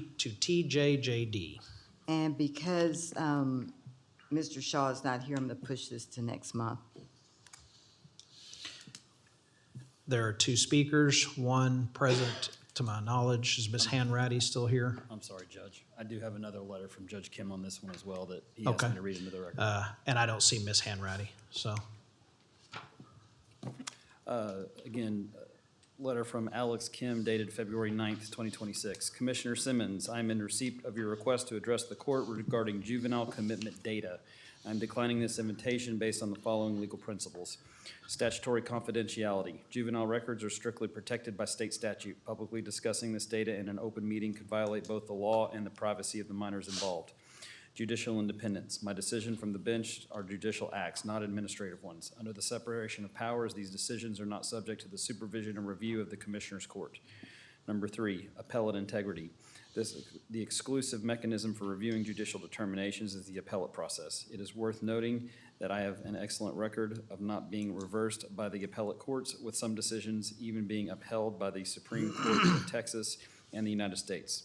In conclusion, I have met with Commissioner Ramirez and his staff regarding juvenile justice in Tarrant County. I've had multiple conversations with Commissioner Kraus and Judge O'Hare about Tarrant County juvenile matters. I have previously met with Commissioner Miles to discuss the broader administrative aspects of juvenile justice. Despite my previous offers to speak with you directly, you have made no attempt to schedule a meeting, appearing instead to prefer politicizing sensitive juvenile matters in a public forum. Commissioner Miles is respected for his desire to find solutions to problems rather than seek political points by grandstanding. I have learned much from his demeanor and temperament. Perhaps you could as well. The integrity of the judiciary requires that I remain insulated from such political discourse. Therefore, I will not engage in a public review of matters already adjudicated under the law. Respectfully, Alex Kim, District Judge, 323rd District Court. Oh, okay, I'm going to respond to that. Yes, Commissioner Ramirez. Commissioner Simmons, if you hold this until next month and you want another briefing on it, TJJD gets reports on comparisons, and we have a board meeting in a couple weeks. We get reports on comparisons. Tarrant County's by and large the highest in commitments, and we have tracking data, so I think that it's publicly available. So we can gather that and add that for staff to present. Okay. But I think if Tarrant County's not going to do it, then the state, which the state is the one that's taking these kids in, the state will. Okay. So just in response to that letter, and the first letter, so the key term here is while the Commissioner's Court fulfills a specific budgetary role. So I can ask him questions. First of all, I didn't request him, requested Mr. Shaw.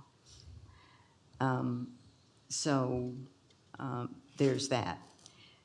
And I highlighted a sentence that says, despite my previous offers to speak with you directly, I've spoken to Alex Kim one time, and I called his office because he detained an 8-year-old because of her school uniform that she wore in his courtroom. And they got a whole bunch of criminal defense attorneys calling me about what was happening in his courtroom. I had my admin get him on the phone. He called, he explained what happened. I thanked him for his time, and that was it. That was it. He's not offered to speak with me directly or schedule a meeting about I haven't talked to him about anything. So this, despite my previous offers, I've spoken to this man once to ask why he was detaining an 8-year-old because of her school uniform. So juvenile has a responsibility to explain what is happening in this county that we govern to us. They have a responsibility to do that. I understand the separations. But at the end of the day, at the beginning of the day, our name is on all of those commitments to the state. It's not Judge Kim, it's Tarrant County commits all of these children to the state. Highest number of kids in the state. We can ask questions. And when you ask me to find out, that's what I'm gonna do. I'm not gonna pick up the phone and call 90 of you all. I'm going to brief it. And that's how I handled it. So I'll add this back to the agenda for next time. And thank you, Commissioner Ramirez, for the information about the data. I'll say this. I initiated the meeting with Judge Kim because I had concerned constituents who were referencing the article about the disproportionate number of our youth that are being committed to jail. And so because of that, I wanted to sit down and meet with him to find out what's going on. Why is this the case? And what is a path that we can come up with that reduces the number of our kids, specifically black and brown kids, being committed to jail? I pushed him on restorative justice practices and what's the other word I'm looking for? Diversion programs and things of that nature, and saying those are the things that we need to be implementing and we need to be focusing on. We don't need to be incarcerating young people. So we had dialogue around that, and I told him that I would be back because I want to sit in on this court. I want to be able to see and make an assessment for myself, not based upon what I'm hearing from other people, but I need to be able to know for myself so that I can make an informed decision and come up with solutions that work for the children who are being impacted by this. And so I appreciate his kind remarks, but the reason why I met is because I too listen to my constituents and I do what they ask me to do. Correct. All right, next up is a briefing for consideration regarding MHMR's capacity to assume mentoring duties previously performed under the Youth Advocate Program contract. So on this item, some additional comments from Mr. Shaw, our Chief Probation Officer, in extension of the earlier email. Regarding briefing item number 4, I wish to provide the following information to the court, and I request that you present the information to the court on my behalf. The reference contract was terminated in its entirety without assignment or assumption regarding current contracts between Tarrant County Juvenile Services and MHMR of Tarrant County. I believe that MHMR of Tarrant County has the capacity to deliver the specific mentoring and other services for which we have contracted with MHMR of Tarrant County, and I believe that such contracted services are capable of meeting the needs of the youth and families who have been, are, and will be referred to MHMR of Tarrant County pursuant to those contracts. MHMR of Tarrant County has been and continues to be an excellent partner in meeting the needs of our youth, families, and community.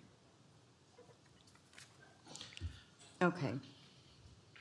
So I asked that we be briefed on this contract to ensure we are spending our money appropriately and that our incarcerated youth are getting the mental and behavioral support they need to be truly diverted from crime and to hopefully become productive citizens of our county. Now, as a side note, nationally, it costs $588 a day to lock up a youth. That's according to a 2020 Justice Policy Institute's Sticker Shock report. It cost half that for YAP, the former organization, to rehabilitate or divert a kiddo. As a matter of reference, I want to remind my colleagues that Tarrant County had a 32-year relationship with Youth Advocate Program, or YAP, as it's known. And YAP delivered safe, effective, evidence-based, rehabilitative, community-based youth and family wraparound services as an alternative to detention, incarceration, residential care, and other out-of-home placement. There were no problems reported with this contract during that time. YAPS is a National Institute of Justice Crime Solutions agency, and the program is rated promising. A promising rating implies that implementation of this program may result in the intended outcomes. And program participants show statistically significant improvement in educational engagement and reductions in serious dispositions compared with a comparison group. So, and so I've looked at the YAP data between the years of 2022 and 2024. And the work of YAP was impressive, the results.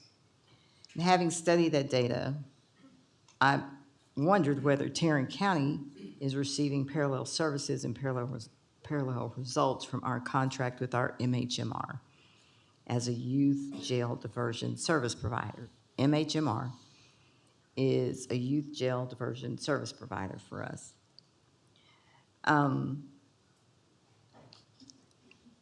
Here are my questions. Are you answering them? He's like, I don't. I can try. Yeah, you might need to try, because I met with MHMR in my office last week. They came over, probably spent an hour and a half. So the executive director could not answer some questions. So the main question was, so how's it going? You're providing the same services that YAP is providing. She said she didn't know. Because I'm like, how don't you know? I'm not understanding. And she says, I don't know what YAP provided. She'd never seen the YAP contracts. I said, so somebody called you from administration, commissioner's court, somebody called and said, we're getting rid of YAP. Remember, we got rid of YAP because they had woke language on their website. That's what the judge said in the paper, but so we got rid of With YAP. and 50 other things, but yeah, keep going. Okay, so we got rid of YAP because they had woke language on their website, and it was decided that MHMR would take over providing services that YAP was providing. So when the woman told me she had never seen a YAP contract, so she didn't know what they were providing, I was totally confused. So can you kind of explain that? I said, when Chandler called you and asked you if MHMR could handle mentoring program, juvenile, all the juvenile services, what did he ask you and what did you agree to? So I'm so those confused. agreements actually were originated in the Juvenile Services Board. So they were the ones, I would assume through Riley, that had the conversations with MHMR about services that could be provided. Typically what happens, and I'm speaking to process here, when something like this falls under the authority of the Juvenile Board, they have the contracts brought to the Juvenile Board they approve them, and if there's a component to it, which typically there is from a funding perspective or a approval perspective, those then have to come to the Commissioners Court for final approval, if you will. So in a sense, what typically my role is when we see agreements come before us that are under the juvenile section for approval, my question typically to Riley is, has the juvenile board approved these agreements? Because I won't allow it to be added to the agenda until such time that I know the juvenile board through their authorities have approved those agreements. Okay, was Riley still here at the time, or was Mr. Benny? Medlin here? Medlin? I don't know off the top of my head. I'd have to go back and look. But if even Seems like he in the was case still if Mr. Medlin was here, I would have asked the same questions of Mr. Medlin if this was done at the time when I was serving as the administrator. So, how could she not be aware? So in making the transition, so are the children receiving the services that the children that have been through the program for 30 years, however long YAP was over it, are they receiving those services? I would think MHMR is providing whatever services that they were obligated to provide within the agreement. I have not done an analysis personally between previous agreements that were in place with the previous provider and the current agreements to see if there's any kind of a gap in those services or a change in those services. If that's something you're interested in, we'd certainly be happy to work with Riley, the Chief Probation Officer, to see if we could come up with that analysis. Yeah, that'd be great. Yeah, because I pulled a YAP contract and handed it to her, and they weren't providing any of those services. So we got rid of a company with all these, organization with all these great outcomes, and just kind of abandoned the children because we stopped providing so many services. And the services that we do provide, MHMR does provide, the mentoring services, which entail attending a youth athletic games, outings at local restaurants, or visits to the park, all of that. Under the current contract, our MHMR's mentoring services provided exclusively by certified or licensed behavioral clinicians. Are they doing this? Are they offering mentoring services that the kids used to get? And then how many kids are being mentored? We need all that data, because it doesn't sound like from some of the numbers she was able to share off the top of her head, and she knew she was coming to my office for a meeting about this, and it was off the top of her head, it doesn't sound like we're fulfilling, or we replace the services that the children were receiving in juvenile. A lot of questions about this, so it would be helpful to see an analysis, comparison, something. Yeah, kind of nothing right now, and I'm concerned We'll as work our on commitments are sky high. We'll work on a side-by-side analysis, ma'am. All right, thank you. Yes, ma'am. All right, anything else from the court members? We have two speakers. One is not present. Bishop Kirkland is the one who is present. Before I began, Commissioner, he's not here. I wanted to say to him, I apologize, because in my passion a few minutes ago, I called you Manny, and that's not who I am. That's not what I do. I respect the seat, even if I don't respect the person, and that's my military training. So when you're on y'all threesome meetings, please let him know that I did offer an apology, because I'll show respect when I feel respect. You people blew this one. I was in that meeting. You fixed something that didn't need to be fixed. Please quit reinventing the wheel when it's not broken.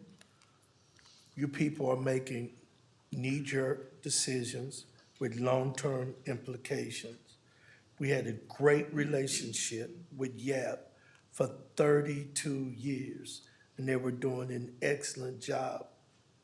Why can't we entertain or go back to the people that was providing the service and perhaps talk to each other about some of the woke language that they were using.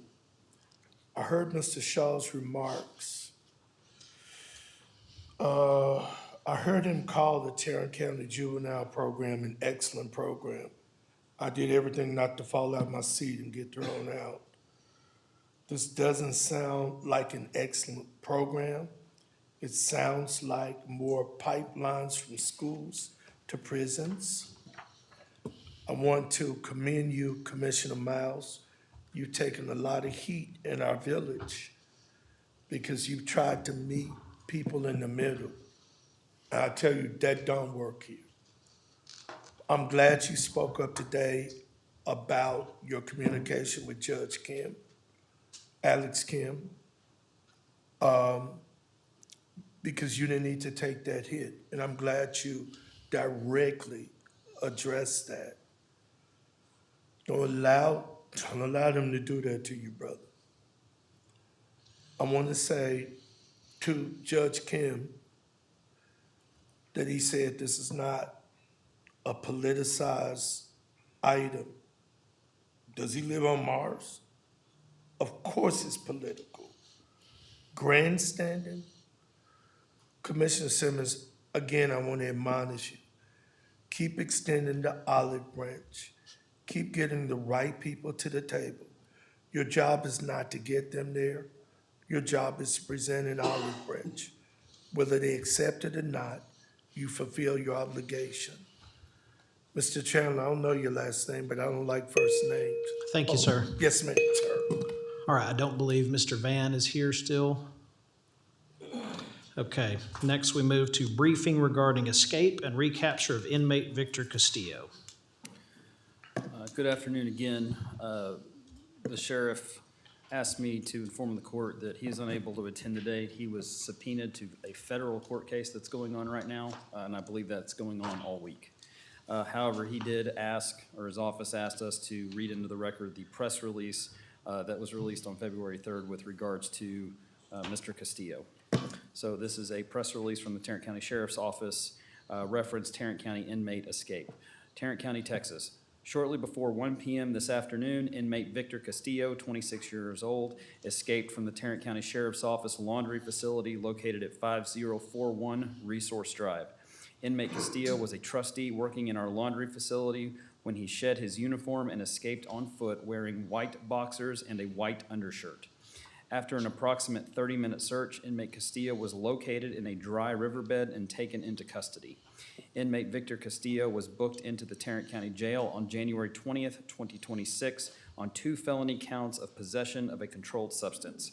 The Tarrant County jail system is a highly secure environment, said Sheriff Bill Wayburn. We are confident that the 2 recent incidents are isolated and not reflective of the overall safety, security, or daily operations of our facilities. We want to thank our partner agencies who assisted in the search, including Tarrant County Constables, Fort Worth PD, Forest Hill PD, and DPS. End of release.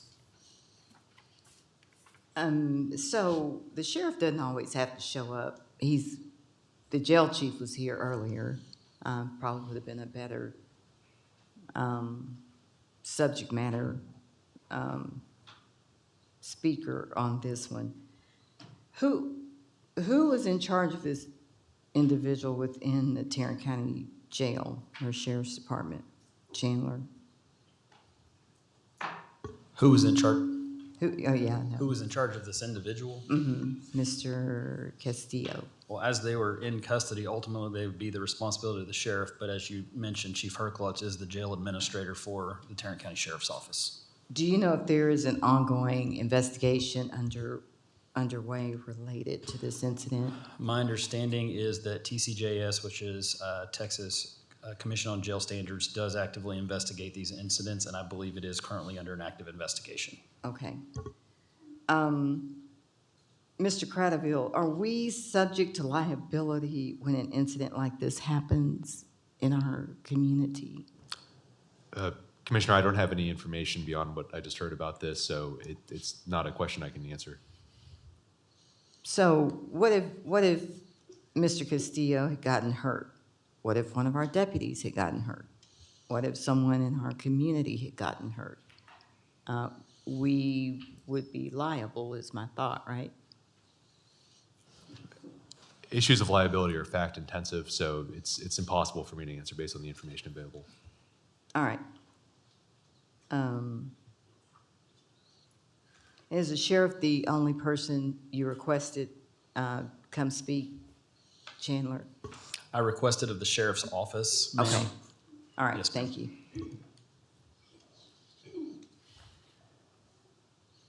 That's all I have on that. All right, Bishop Kirkland. Yes, sir. This is exemplary jail. This is the award-winning jail. Let me get this right.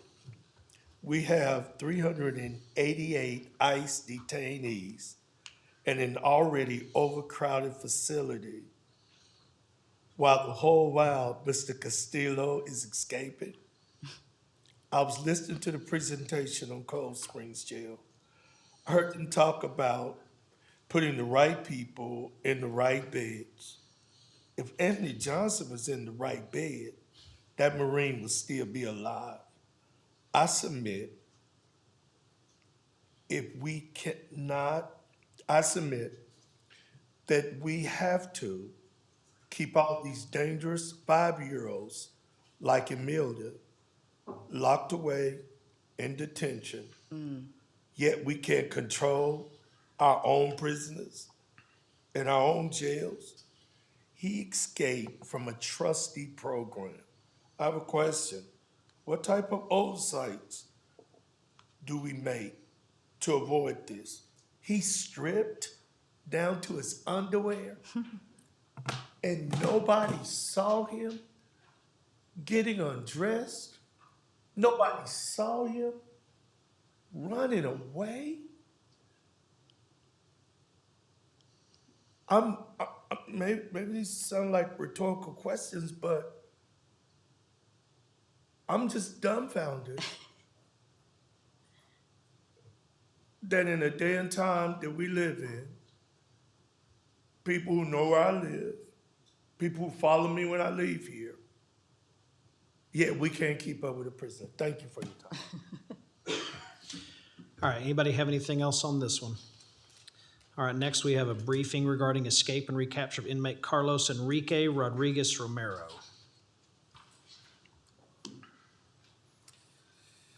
On this one, I was not made aware of any official press release that went out. However, I did receive a statement from the sheriff's office with regards to this one that I'll read into the record. So this is from Jennifer Gabbert to myself on February 10th which is today at 9:40 this morning. Below is the information regarding Romero. On February 2nd, 2026, an inmate in the custody of Tarrant County Jail personnel escaped while being transported from downtown. The inmate fled from a TCSO transport vehicle. The inmate fled on foot in the 4600 block of Mark IV Parkway. Multiple law enforcement personnel secured a large perimeter in the area and began searching for the subject. He was located approximately 2 hours later, hiding in a trailer business a few blocks away, where he was taken back into custody. The inmate, 27-year-old Carlos Enrique Rodriguez Romero, was booked into the TCJ on December 4th, 2025 on 2 counts of aggravated robbery and felony charges of tampering with a government record. This is an open investigation at this time and no additional information is available for release. So it's open investigation internally, or the Commission on Jail Standards is investigating? The message I received did not specify, it just said it was an open investigation. But as I stated earlier, my understanding is TCJS does investigate escapes when they happen, so I'd be making an assumption here, but I believe this is under investigation by TCJS. All right, thank you.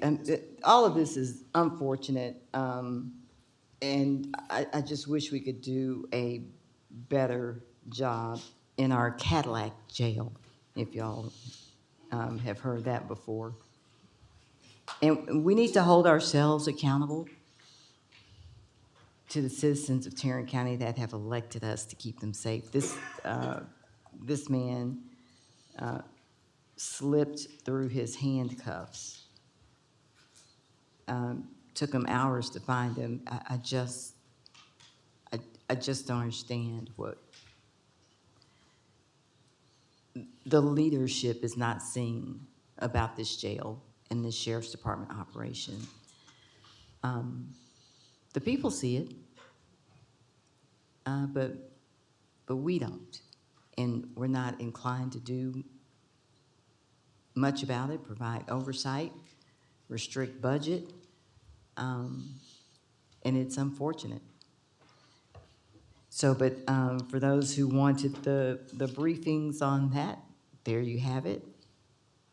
I attempted to provide briefings for you. So. All right, anybody else have anything? All right, Bishop Kirkland? Yes, sir, Judge. I don't mean to sound rhetorical. I know I'm condescending, I'll accept that. But 5 national awards, the AJA Award for Training, the CLEAT Award, the TSCO for Excellence. My issue is not with the sheriff's deputy. Every time we raise an issue about the sheriff, the SOP, standard operational procedure of that jail, it always gets to be about the men and the women who are the fall guys. I guarantee you. Right. I guarantee you, some of these young deputies are going to lose their job. When in reality, the problem is not on their level. It is a higher level of accountability. And until we do something about accountability on that level, we're going to continue to have deaths in that jail. 2 escapees in a relatively short amount of time. I'm done. Thank you, sir. All right, we are now at our public comments section. The time for public comments will be 2 minutes for each speaker. Stephen Fisher, Buff Kaiser. Following Mr. Kaiser is Andrew Grubb.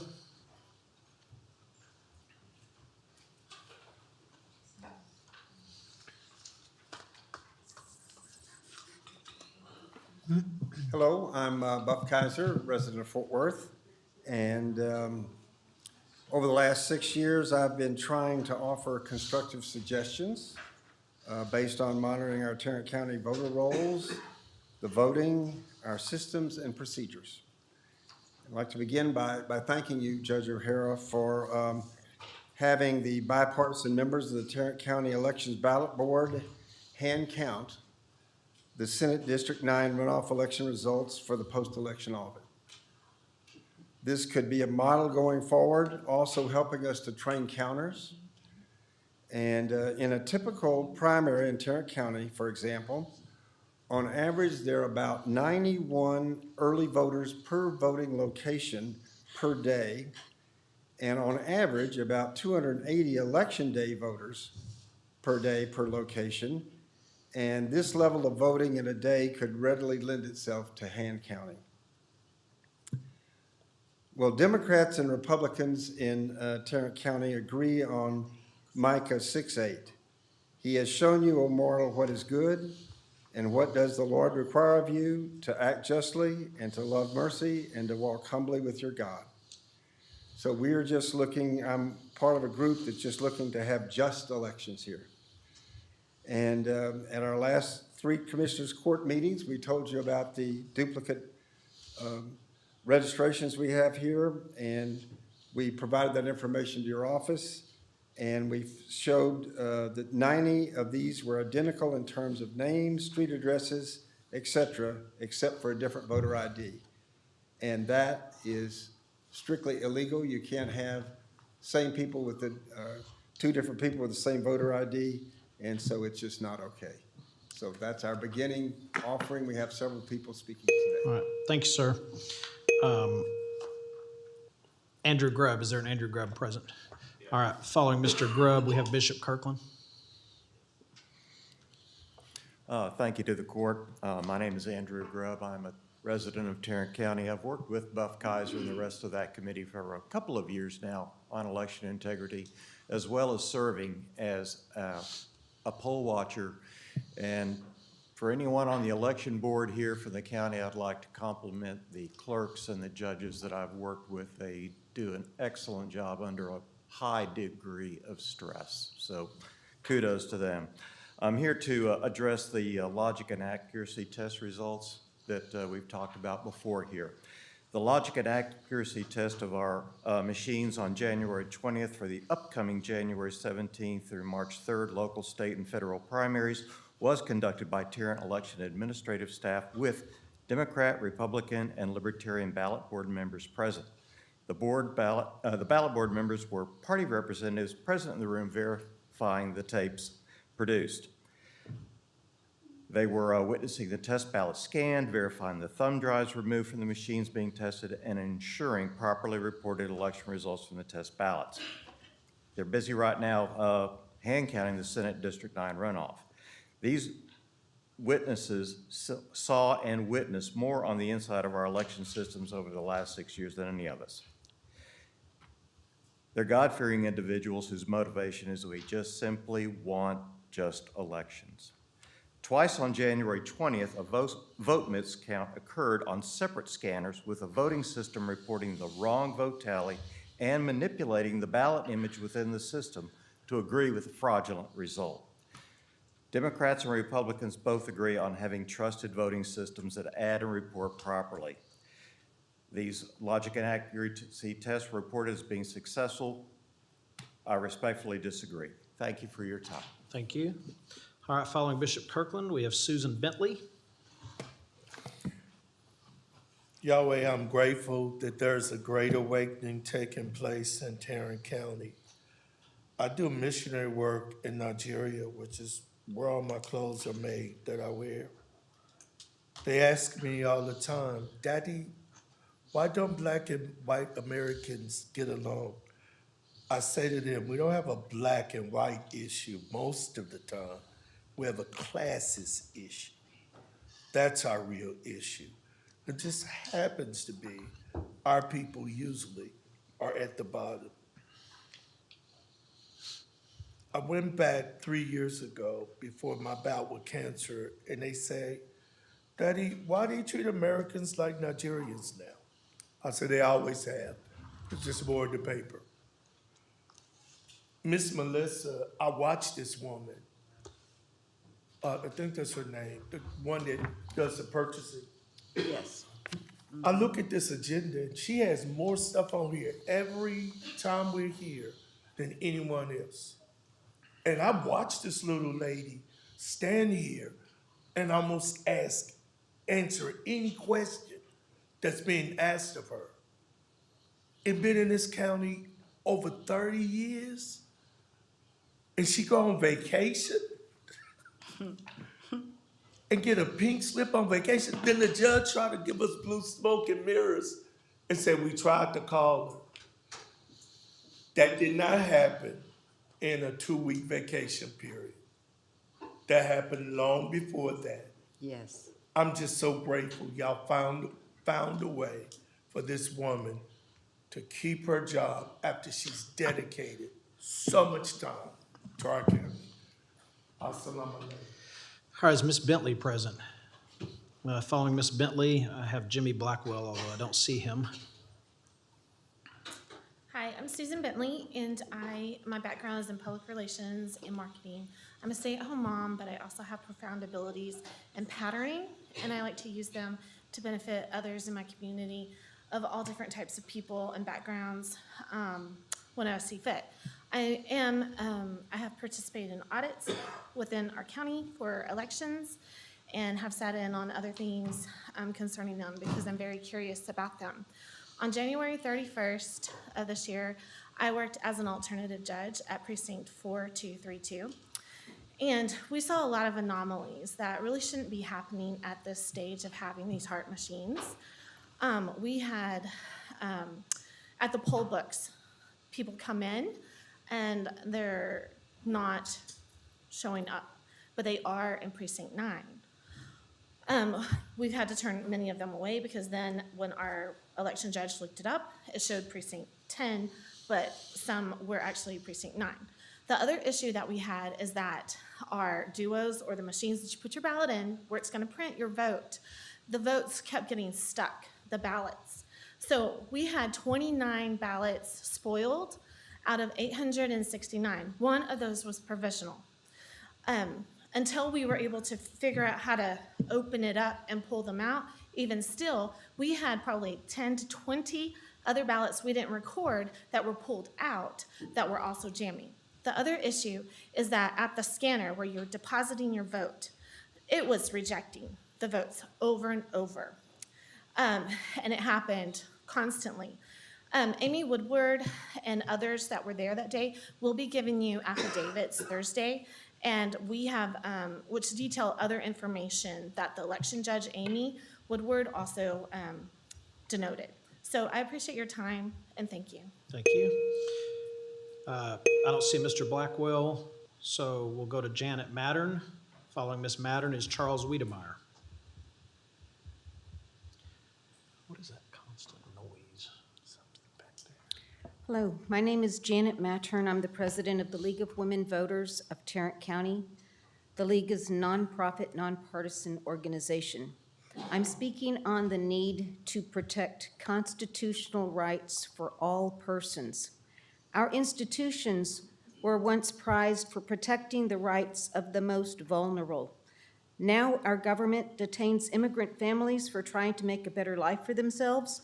Many are held or deported without habeas corpus. Our government attacks DEI and discriminates against the most vulnerable.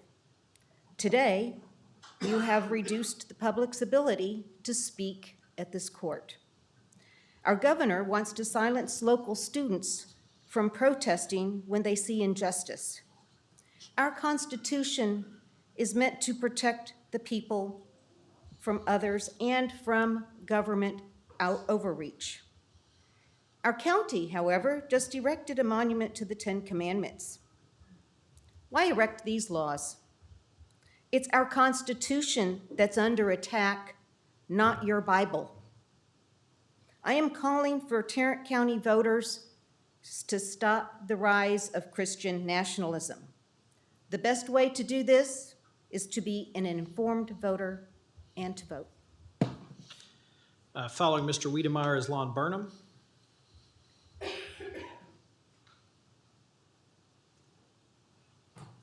Judge O'Hare and fellow commissioners, as I sit here and listen to this and think about it, one thing that really strikes me is that nobody is calling Hart to account for failures on their test.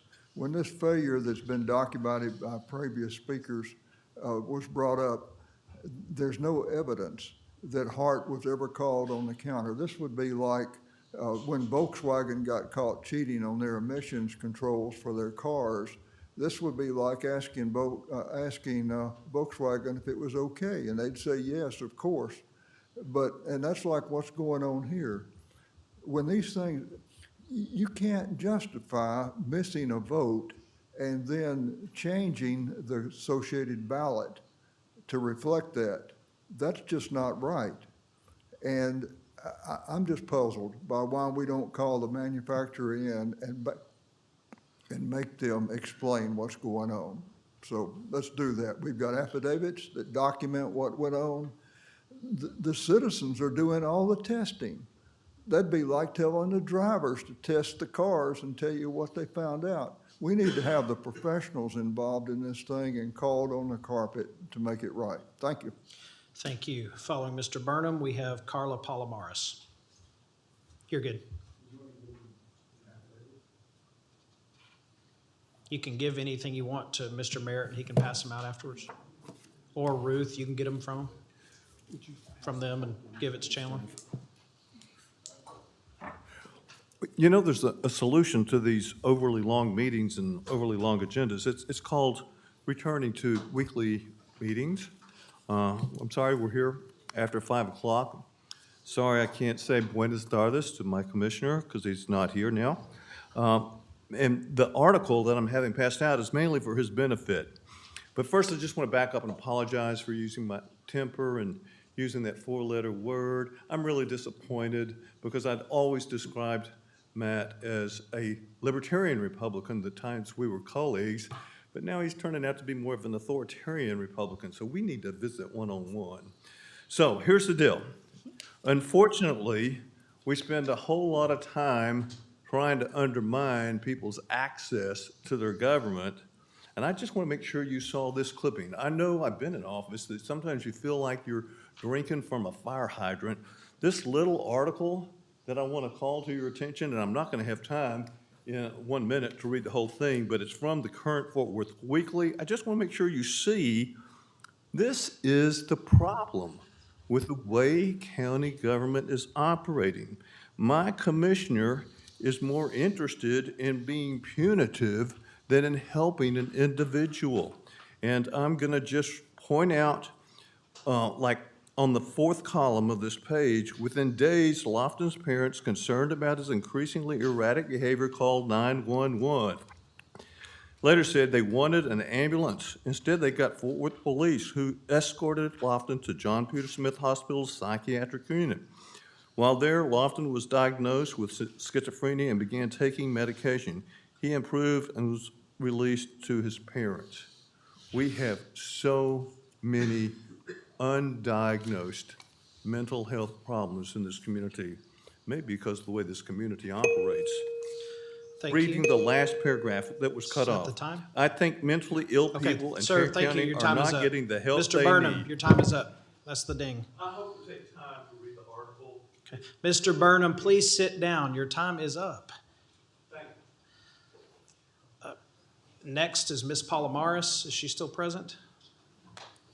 And Amy Woodward. Elizabeth Miller. Following Ms. Miller is Anthony Johnson.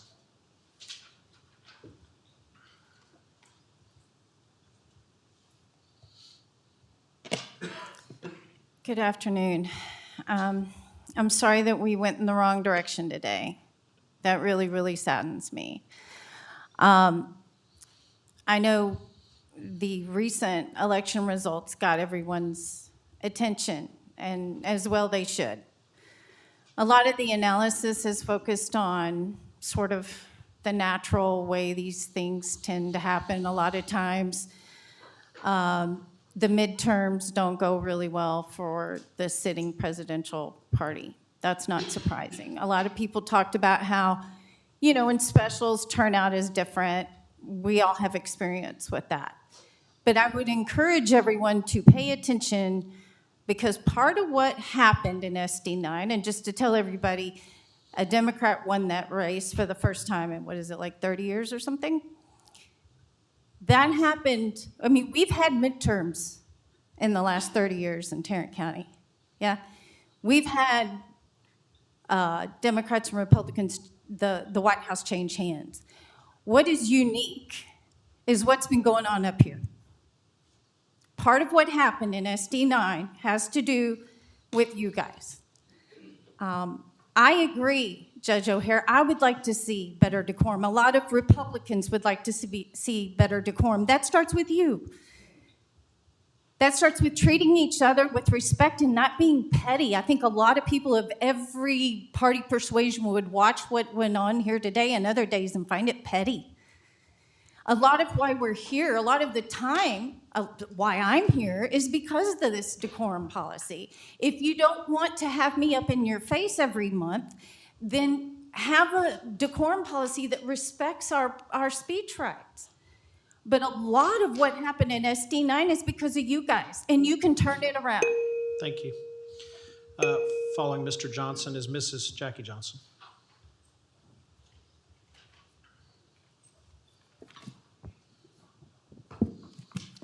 Tarrant County Sheriff Department violated state standards and violated the Constitution in their treatment towards my son, AJ, Anthony Johnson Jr.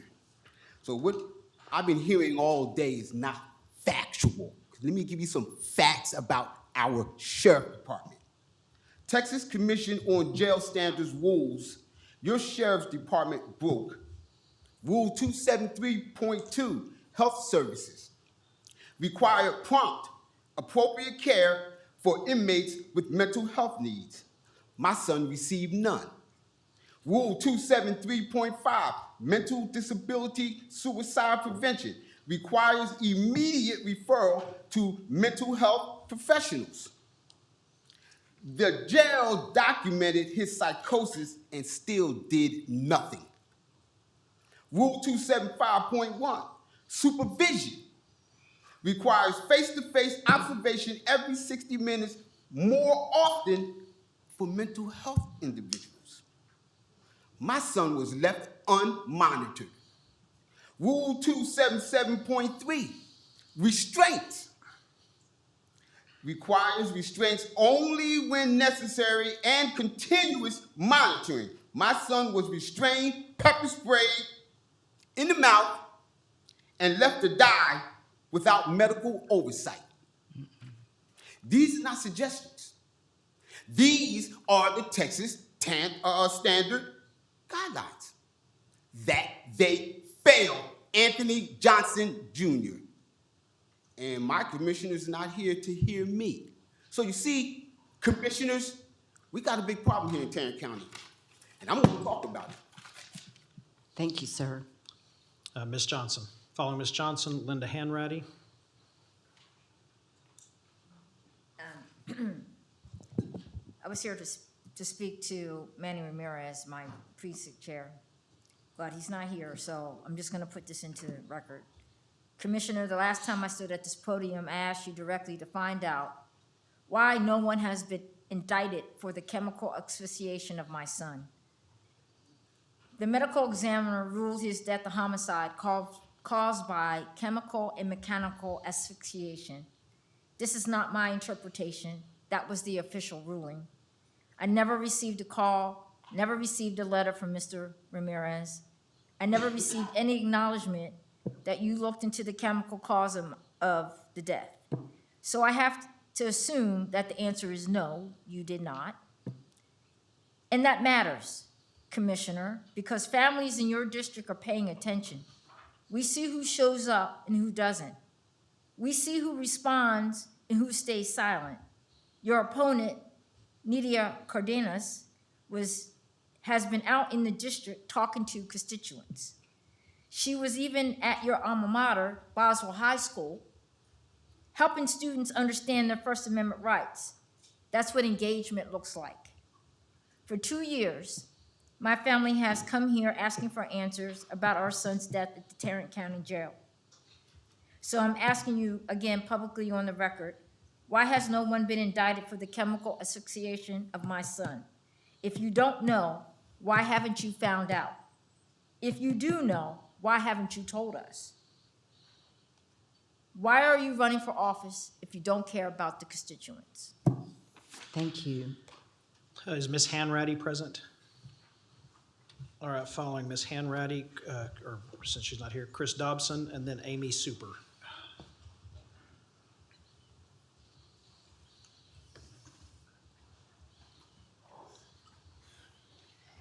Chris Dobson from Arlington.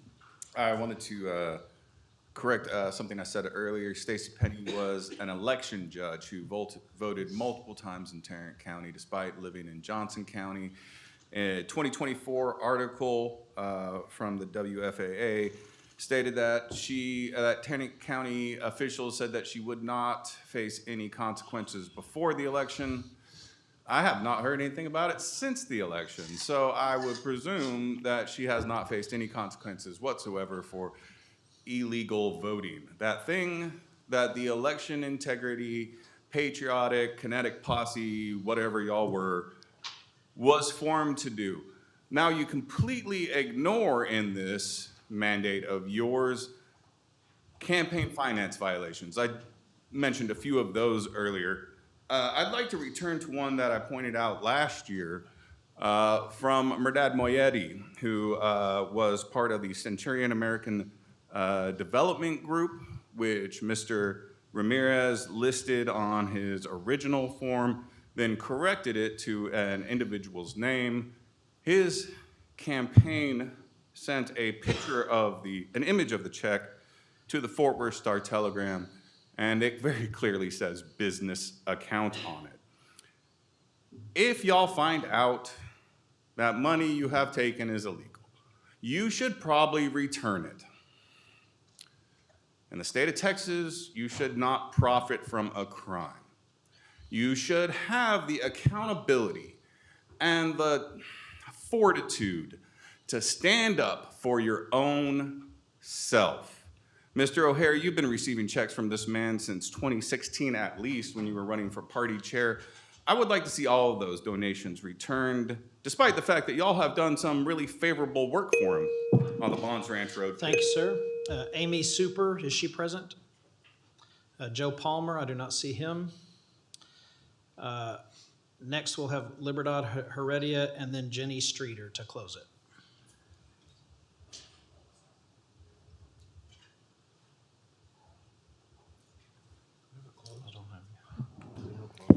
I'm gonna need an interpreter for this. An interpreter? I'm sorry? Pam's gonna be my interpreter for this statement. I'm not going to allow interpreters when you Translation. When you speak English. You speak English. You can speak English or not. I speak two languages, but yeah, I'm gonna be So speaking in Spanish, we're so not- I need an we're- interpreter We're for not the doing it English that part. way. You can say what you want for 3 minutes in English, or you can say what you want for 3 minutes in what other language you want to. So you're But we're not denying gonna translate the it, right no. for interpreter as requested? I don't see any. We're not doing that, because you can speak perfectly good English. Can you call that question? You can speak perfectly good English. Your time is going. Do you want to speak, yes or no? Can you start our time over, please? Last October, ICE kidnapped a 62-year-old man named Maher Tarabishi during an annual routine check-in at the Dallas field office. Maher was an Arlington resident and the primary caregiver to his son, Wael Tarabishi. Wael Tarabishi was a U.S. citizen who suffered from advanced Pompe disease, and he relied entirely on his father to survive. He was left completely defenseless by his disease. He was unable to move, to breathe on his own, to eat solid food, or to even wipe away his own tears. Wael died on January 23rd after spending 30 days in the ICU. He spent those 30 days in constant physical and psychological pain, and the last thing he ever asked for was his father. ICE had extensive and readily available evidence of the medical necessity that Wael had for his father's care given. His health immediately and fatally declined as soon as his father was separated from him. Their family and their community begged ICE to release him for months in an attempt to save Wael's life, and ICE refused. And then ICE refused to let Maher attend his son's funeral. Wael Tarabishi, a disabled U.S. citizen, was slowly murdered by ICE through the abduction of his father and primary caregiver. Manuel, you once swore to protect and serve, so tell me, who are you protecting and serving? It certainly isn't the most marginalized people in this community who you are choosing to persecute. It's not our elderly, our disabled, our chronically ill neighbors. It certainly isn't the children who, in the face of your failure, have taken to make their own stand to protect their families, friends, and peers, and who have, as a result, been repeatedly threatened with violence. You are working with men who target your community, working with men who seek to crush innocent families with cruelty. Thank you. Títere, you're a Thank you. puppet. Your time is up. Ms. Streeter. Question. Did we violate the protocol, Mr. Cradaville, by not providing translation as requested? So generally, the Open Meetings Act does require that a person who requires a translator be given twice the amount of time, but it does say here, and specifically in the statute, that they're given twice the amount of time as a member of the public who does not require the assistance of a translator in order to ensure that non-English speakers receive the same opportunity to address the body.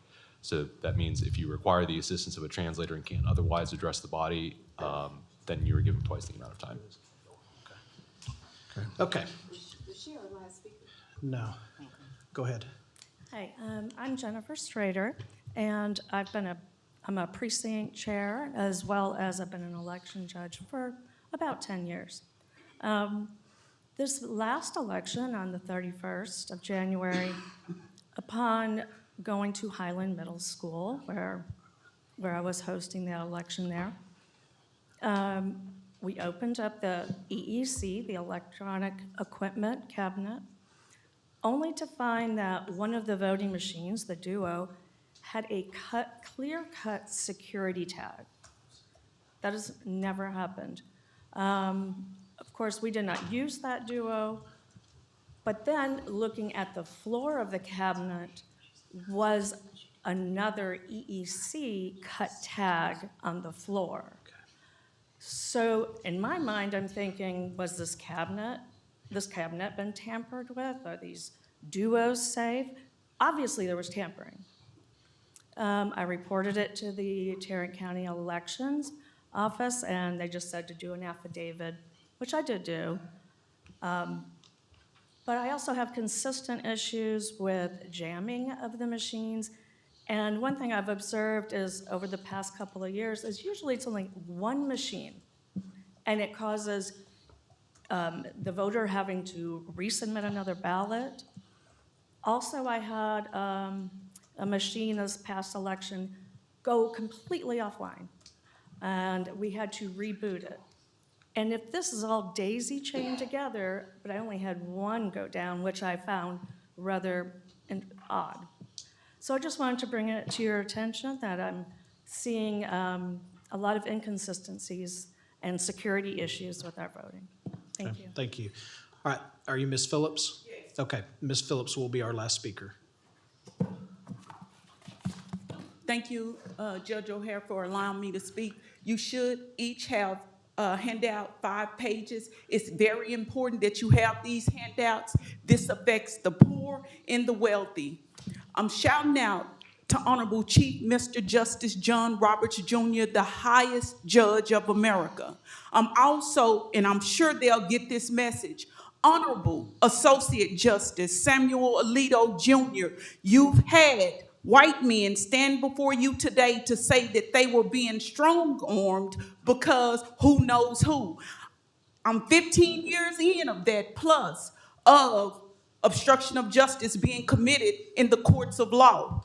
Across the street, August 27th, on the 5th page that you have, is the 2nd page of the case summary for 2025-005723-1. Across the street, the 4th floor in Del DeHay Law Library, August 27th, exhibits clearly specifically labeled for the pre-trial hearing that day that was going to be held within an hour were stolen from Del DeHay Law Library for that hearing, which was a retaliatory eviction to obstruct justice. Across the street, that's Dallas County. Please understand that's 15 years of exhibits being stolen, erased, deleted. So when you're talking about white men saying that who knows who, I'm a black woman, I don't say that for an excuse. God, it's divinely done. I'm a black woman. But if you can have white men to stand before you to say, hey, please do something because they're being strong-armed, please understand obstruction of justice and stealing exhibits is because of the handouts that you have, DF 92-11850, a heist of an estate before it was an estate, and it's happening to you and Thank your you. families Thank like you. never before. Thank Thank you. you. I'll see you next month. Okay. All right, that's it for public comments. Do we have any announcements or comments from the court members? Only thing I'll say is earlier when I was talking about the differences between the 2 decorum policies, I'd conflated 2 of the items. And so what I said was actually incorrect. So I wanted to issue an apology. I never want to be incorrect or inexact in what I say. So again, that was brought up by some of the commenters. And so I went back and looked and they were right and I was wrong. So we always were able to post public comments or sign up till 5 p.m. the day before. I'd gotten that wrong. And so I apologize. All right, anybody else have anything? Yes, I have a question. I'm sure Clint's gone back to the office, but I think it was Mr., the names have gone, one of the first speakers that said did I misunderstand? Mr. Kaiser, did you say that we hand counted the ballots for SD9? It's after the election for, So there's a recount that is mandatory under state law to do 3 precincts or up to 6. But because of the voting irregularities, no, that's the wrong way to say it, because of the testing issues, and there's a letter that may have list a couple of other issues, but the Secretary of State has said you can do the hand count of the whole thing, Of the whole, when you say whole thing. of all 98,000 or whatever it was, as opposed to what amounted to about a third of it. So the ballot board is going through the whole thing, counting it, and the purpose is to try to figure out, okay, I think there's 2 purposes. One, and anybody else can have their own purposes, right? So the 2 purposes, one purpose is, I have not heard one human being, not one, say the results of the Senate District 9 election happened because of fraud or anything of that nature. So get that out of the way. The 2 reasons, number one, during these public tests, there were all kinds of interesting issues that happened, and they're public tests leading up to the primary. There is an affidavit signed by, I believe, 3 Republican ballot board members and 1 Democrat ballot board member. There's another affidavit signed by just 1 ballot board member and another one signed by another ballot board member where some weird things were happening. So part of the reason to do it is to see how many votes are changing due to computer error or scanners reading things. You know, so for example, one of these things was a blank ballot. And then the scanner picked up when the ballot was fed through, picked up a vote because of some dust or something. So then the second reason to do it is, okay, is the hand count more reliable than the actual machine count? There's a margin of error from the machines that's known. I don't want to quote the exact number, but I think what I was told is it's less than 0.04%, but read nothing into the number. I don't remember it verbatim. But then the hand count, I think when there was a challenge on the 24 primary between 2 Republican constables, I think they counted it 2, 3, 4 times and never got the same number. So that's, to answer the question, that's what it is. So is the hand count completed? No, I don't think so. I can't When imagine it did would it be. start? It has to, I don't know, sometime in the last 3, 4 days. Hang on. Sometime in the last 3, 4 days, assuming it has started. I don't know if it has started or not, but there's 21 days from I believe, election day that it has to be completed. Is that right? I believe that's correct, sir. Yeah. So is this an official hand count, or is this some exercise? Well, I'm not real sure what the difference is between an official and an exercise hand count. We canvassed the votes today.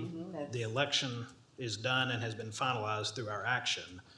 So that's why I asked the when question. the ballot board is doing it through the permission of the Secretary of State, I don't know what your definition of official is, but I would say that's probably pretty official. All right, any other announcements or comments? Okay, the court will now recess the open session and proceed to closed session to discuss items exempt under sections 551, 071, 072, 074, 076, 087, and 0725 of the Texas Government Code. Court members, executive session will begin promptly at 5:40 p.m. We are now in recess.